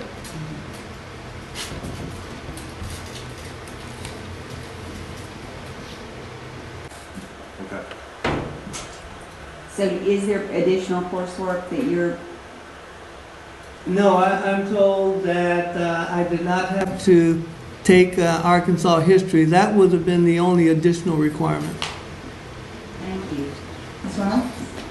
I'd actually like to build on Ms. Newton's questions in regards to the teachers. I guess one of the things from Dr. Wild's comments that kind of stuck out to me is when he's saying old guard and new guard, right? And this idea that maybe you have one group of teachers coming in thinking one way, but yet maybe there's still some ingrained ways of culture, teaching or otherwise. And it just feels like as you're moving into your head, right, it should be one team, right? Not the old versus the new, and otherwise they're an influence. So I guess just if you could elaborate a little bit more about the actual induction process of these new teachers, and then when they talk about the old versus no, right, like what are you doing in terms of broader team building? I saw your schedule here in terms of leadership, but my understanding is that's the principals, assistant coaches, things like this. I actually would like to know maybe more at that teaching level, right? What is being done to create this team, one team atmosphere?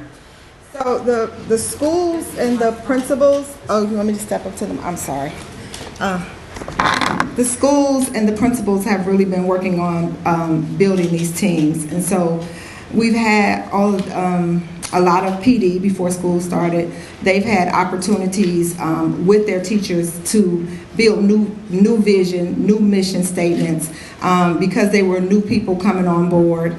They've had times where they just really had good conversations because schools were combining. And they had opportunities to share what went really well at their school and what went really well at that school and how can we merge the two to make this our school. So all those schools now have new missions, new visions that the teachers that are coming to there are working on. When you talk about old and new, the reality of it is that Pine Bluff is not in a good place, and anytime that happens, you have a culture of mediocrity. So then you come and you say to them that this expectation is that you will read your data. The expectation is that you will have current lesson plans. The expectation is that when we come in your room, students will be engaged. Well, if you've been around, like you're saying, there has not been a lot of accountability. But the whole goal is to make people feel like they're a part of the process. And I truly believe that, and what has happened in the schools that we're here today, when the data begins to move and kids begin to be successful, all that old stuff goes out the way because we all like to see kids learn. I think some of the things that are going on that have happened is old regime, and they think it's just going to go back to that way, like Dr. Wallace saying, okay, this will last. They'll say they're going to celebrate us. They'll say they're going to do these things. I think the proof is going to be in us being consistent and doing what we say we're going to do. If we say we're going to celebrate teachers, we have to do it. If we say we're going to look at the data and we're going to use teacher plans, we have to do it. So the whole, like he said, the lines are clear. Last year, my principal principal's evaluator. So basically all year I was coaching people. Well, you can only coach for so long without having accountability. So now they're accountable to me for those things. So when I go in weekly now, we're doing focus walks. We're having those conversations, but I think it's going to take some time. I'm just going to be honest, because when you have been breeding mediocrity, I think the kids will come on much faster. I think we saw that last year in some of the schools when we began to celebrate them and they begin to own their data and they begin to have teachers begin to have conversations about what they did really well. There was a lot of pride being built in the kids. But we just got to plug away at it. But I think if we're consistent and we can keep making them feel like they're a part of the process and that they have a voice, because they felt just like the principals, because what happened was central office gave it to the principals and the principals just gave it to the teachers. So nobody had any voice in what was happening in their schools. Any other questions for Dr. Wallace? No, but before we wrap up, I don't know if you've been a superintendent in the South, but Pine Bluff is an old and proud community, and they want to. But the thing that I know that they like is to see you all in the coffee shops and at the ball games and in the churches. And I know that they'll remember your names, and you won't remember theirs, and you'll feel at a loss.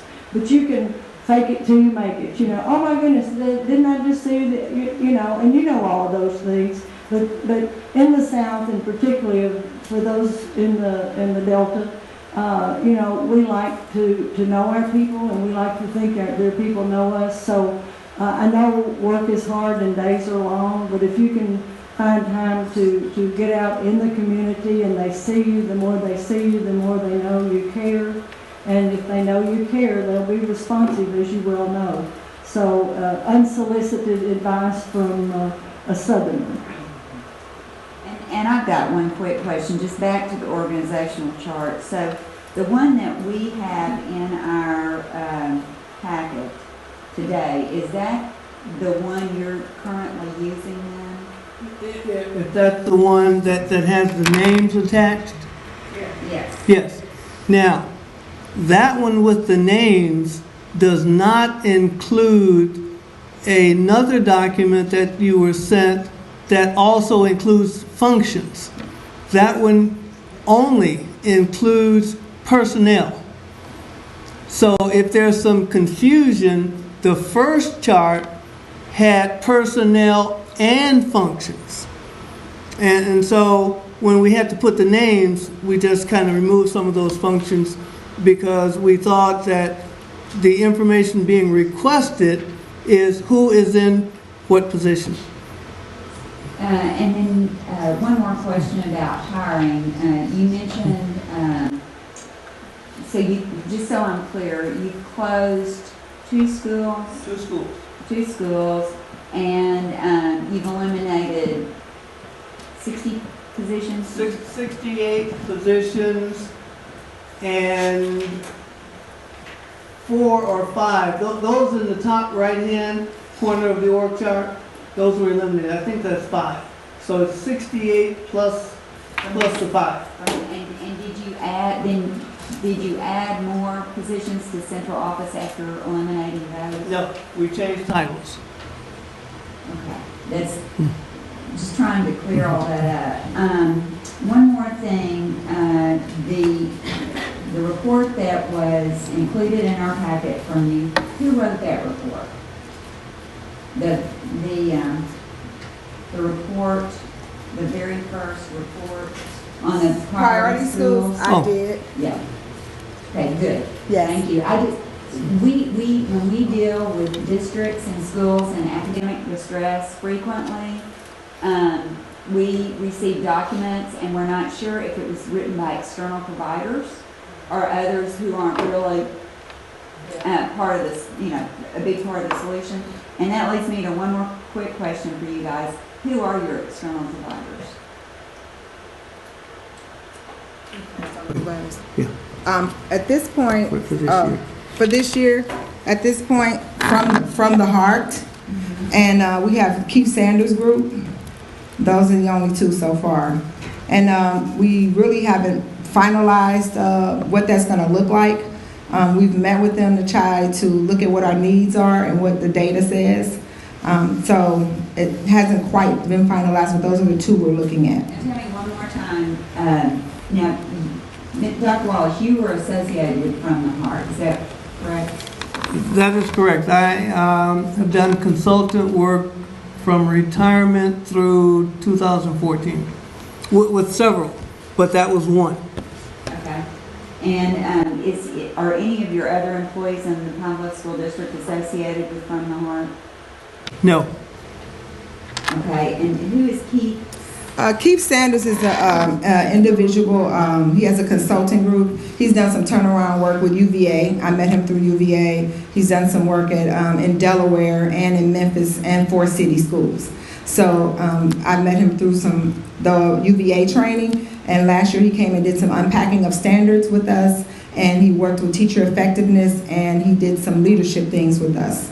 So, do you know what your costs are associated with your external providers? We do not, because we have not gotten a bill from them yet, and we have not started with them yet, because there is still discussion about what we need and what the principals need. And we also wanted to do a survey with the teachers to kind of see what they felt like they needed support with. So we're not going to be starting with that right away, so we don't have that cost. Is that the same as with the From the Heart organization as well? I think you don't have a contract with them. I think we do. We do have a contract. Yeah. Yeah, there is a contract with From the Heart. I can give you a projection. The projection for the external providers at a minimum will be 50% less than what we've had for the last 3 years. What's your contract with From the Heart? The amount, I don't know. Really? Yes, and here's the reason. It is based upon the schedule that Mrs. Smith and Mrs. McMurray have put together. And I think you have that. And it lists X number of days of training between now and the end of the school year. And I've asked them to cost it out so that I know what that potential cost is going to be. Mr. Harvey, just help us out here. Is that typically the way to contract with external providers, to not know what the cost is going to be before the contract is signed? Usually the contract has the specific amount, and usually the dollar figure, and it usually is broken out by days or by services to be rendered. And so you're telling me that's not the case with this particular contract? The contract has what was described, but we are only using what we need and what we asked for, not necessarily what was presented. For example, it may indicate 3 days a week. We may only use them 2 days a week. And at this point, we think that it's going to be closer to 2 days.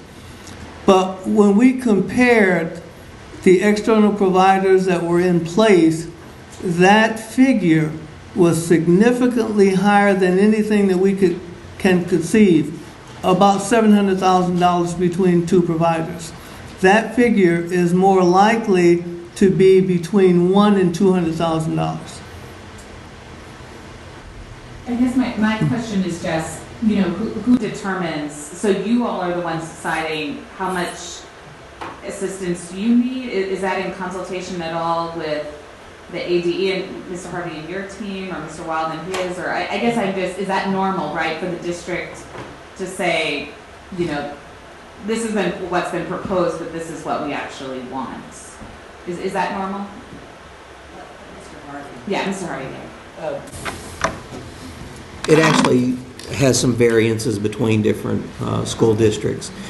Typically, what we see within a district is a district may propose to an external provider, we need X services, or this is where we're planning on going. And then between them, there is a discussion and decided how many days of professional development that may take, or how many days of services, even down to the hour. And usually a rate is then calculated. And then based upon that, here is the maximum number, so here's what the contract is signed for. Sometimes we'll see a stipulation on there for if additional days are required, here's the additional day rate, or if less days are actually required, here's a reduction rate. So it's kind of varied between external providers and the different districts. But typically we do see usually a dollar figure requested, because that's usually tied up in with their ACCEP plans in past, how they've actually expended funds. So if you're looking at federal funds being applied to it, we will normally see that at least a dollar figure, maybe not the details, but we'll see a budgeted amount through their federal programs. We expect to expend this amount of Title I funds for this activity, and so that'll at least be blocked out. Or in the past with NSLA funds, we'll have seen the same type of thing. When we were working with external providers directly toward ESEA flexibility, we did see a lot of the contracts come in that were very explicit, and some of them were multi-year contracts. I don't know if we're looking for anything explicit, but I think we certainly need something specific.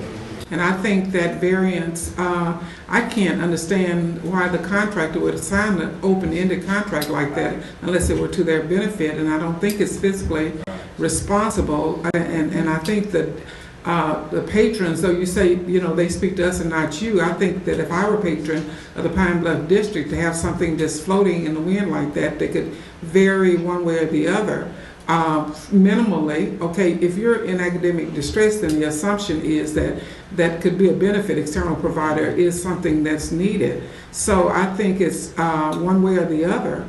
You know, whether it's on the low end or high end, I think it needs to be spelled out specifically. This is not a normal situation to be meeting with the Academic Distress Committee. So I think it's incumbent upon you, the superintendent, to give us a solid contract to say, you know, at a minimum, this is what we want. We may go beyond that, but a signed contract is just, you know, you have no assurance that that entity might turn around and not even be available to you. I just can't see it being that lax. Well, beyond that, just contract law.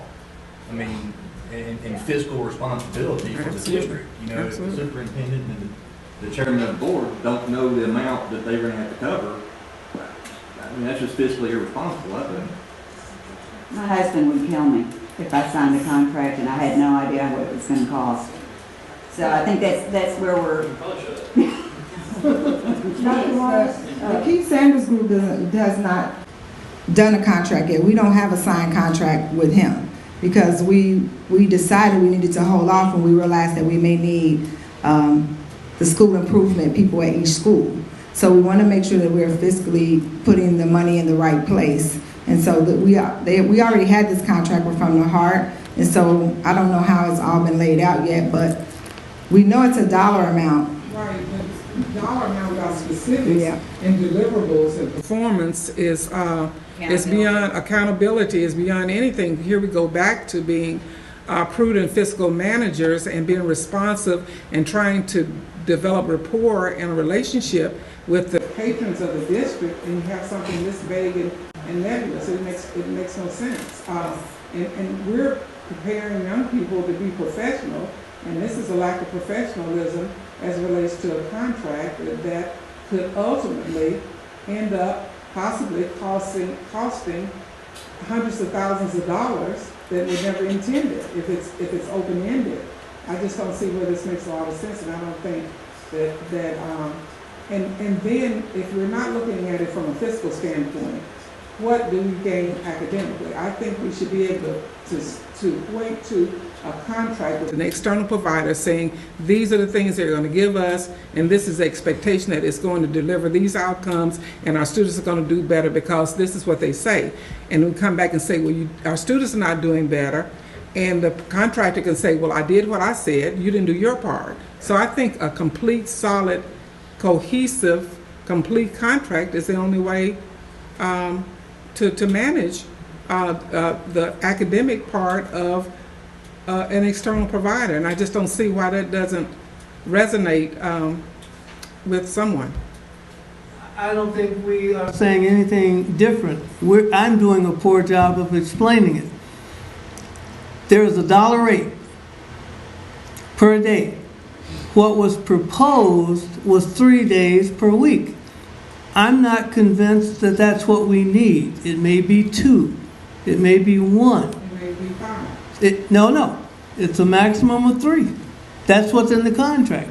But I'm not even sure that we need 3 days until they finish their work in terms of, we know a maximum, so it's not to exceed whatever that 3 days per week and a dollar figure. I would assume that if someone were coming to me to propose to be a contractor, then they would at least give me a scope of work based on their assessment of what it is I need. To say that you're going to need, if they're doing business to make money and everything is, and they're clean hands, that you say that this is what you need and this is what I'm going to do. The bottom line is they're in it to make a profit. So I can't see where it's not clear to me, and apparently it's not clear to some of the other committee members either. Well, and I think it's further complicated by the fact that you've been associated with that group closely in the past, and so that casts kind of another light on it as well. And I think the fact that you guys aren't able to tell us what the dollar amount is that's contracted, or the dollar amount per day is especially if you've worked with them before,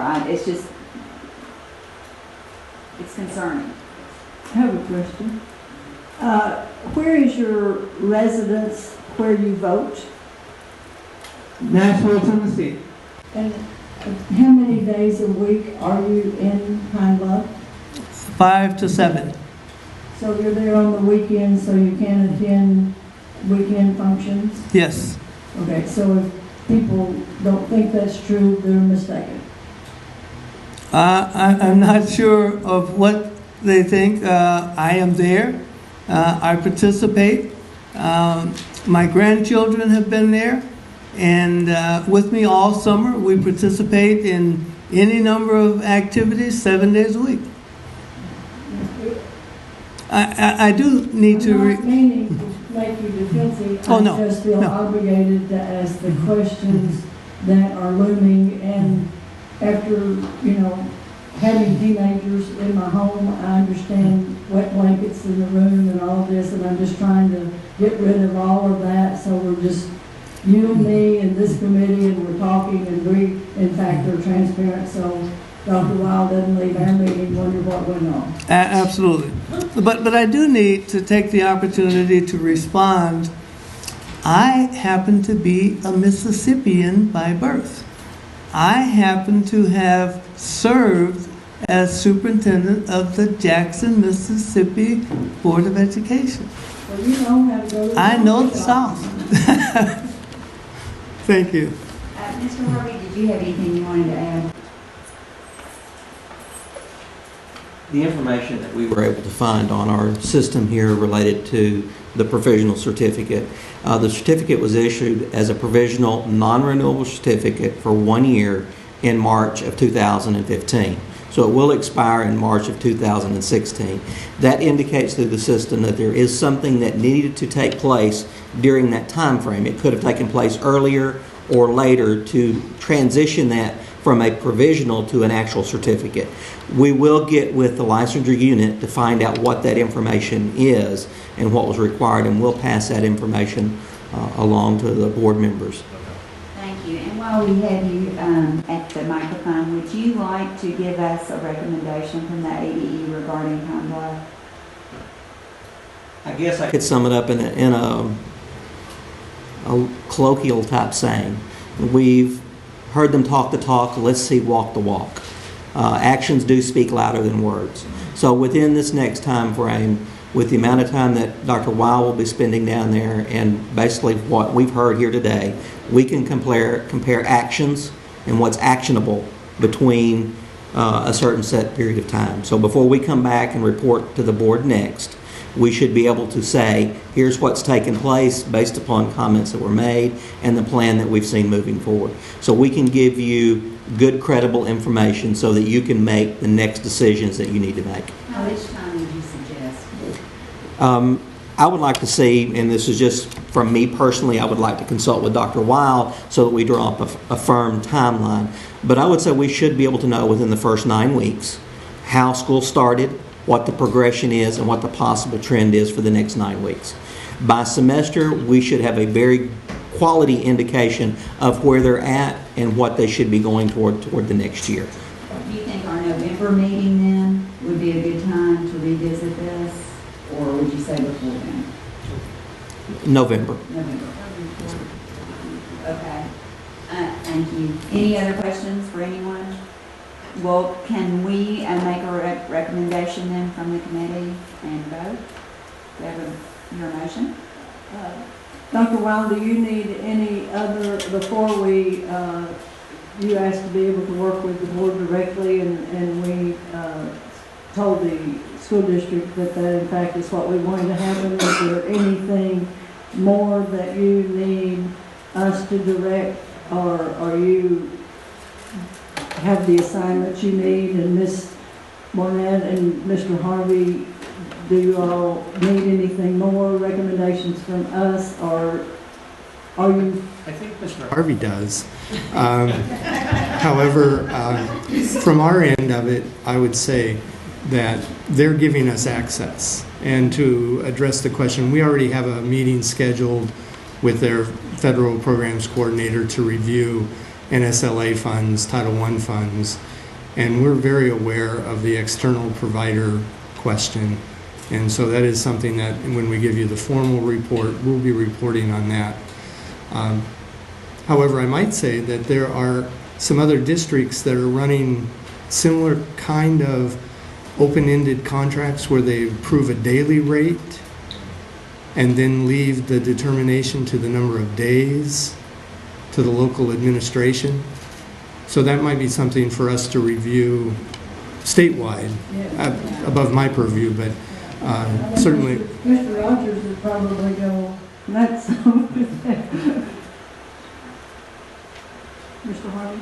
And I don't know if this is necessarily a recommendation that needs to come from the board or in the form of a suggestion, but based upon the concerns that Dr. Wallace had presented and the information coming to the board and not being aware of what may have been transpiring related to the community, I would highly recommend that the school district get with the Chamber of Commerce and schedule regular community meetings at the time that's convenient for the community, which means you may need to vary the times, and gather that information and give them an opportunity to provide direct feedback, not only to the superintendent, but to the board itself, or at least to be able to get the information to the board. Because anytime anyone makes sends an email or sends anything or makes a phone call, sometimes we get them anonymously, my recommendation is attend your local school board meeting so that you're aware of exactly what's going on.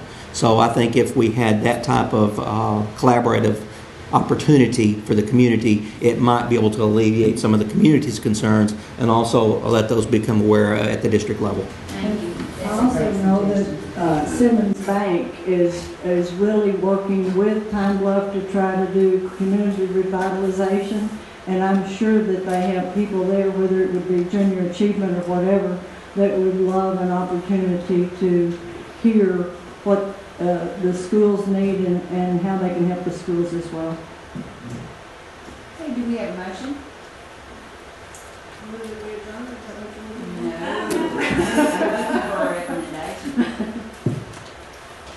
I move that we bring them back in November with a thorough report and well prepared, and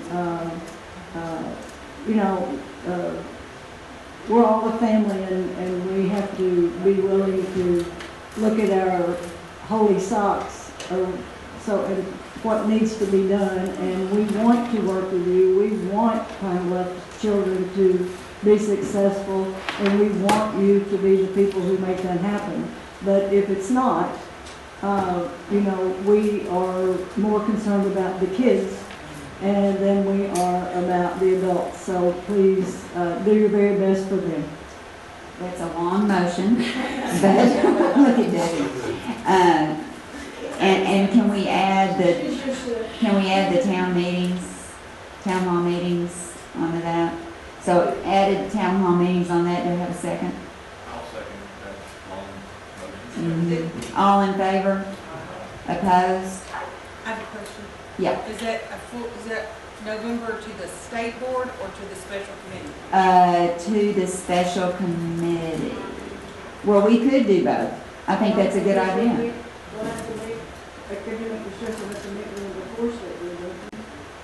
No. Oh, okay. Yeah. We could. Yeah. Yeah. You understand?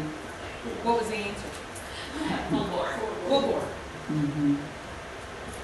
Action agenda. And I echo what Ms. Zook said. Peace be with you.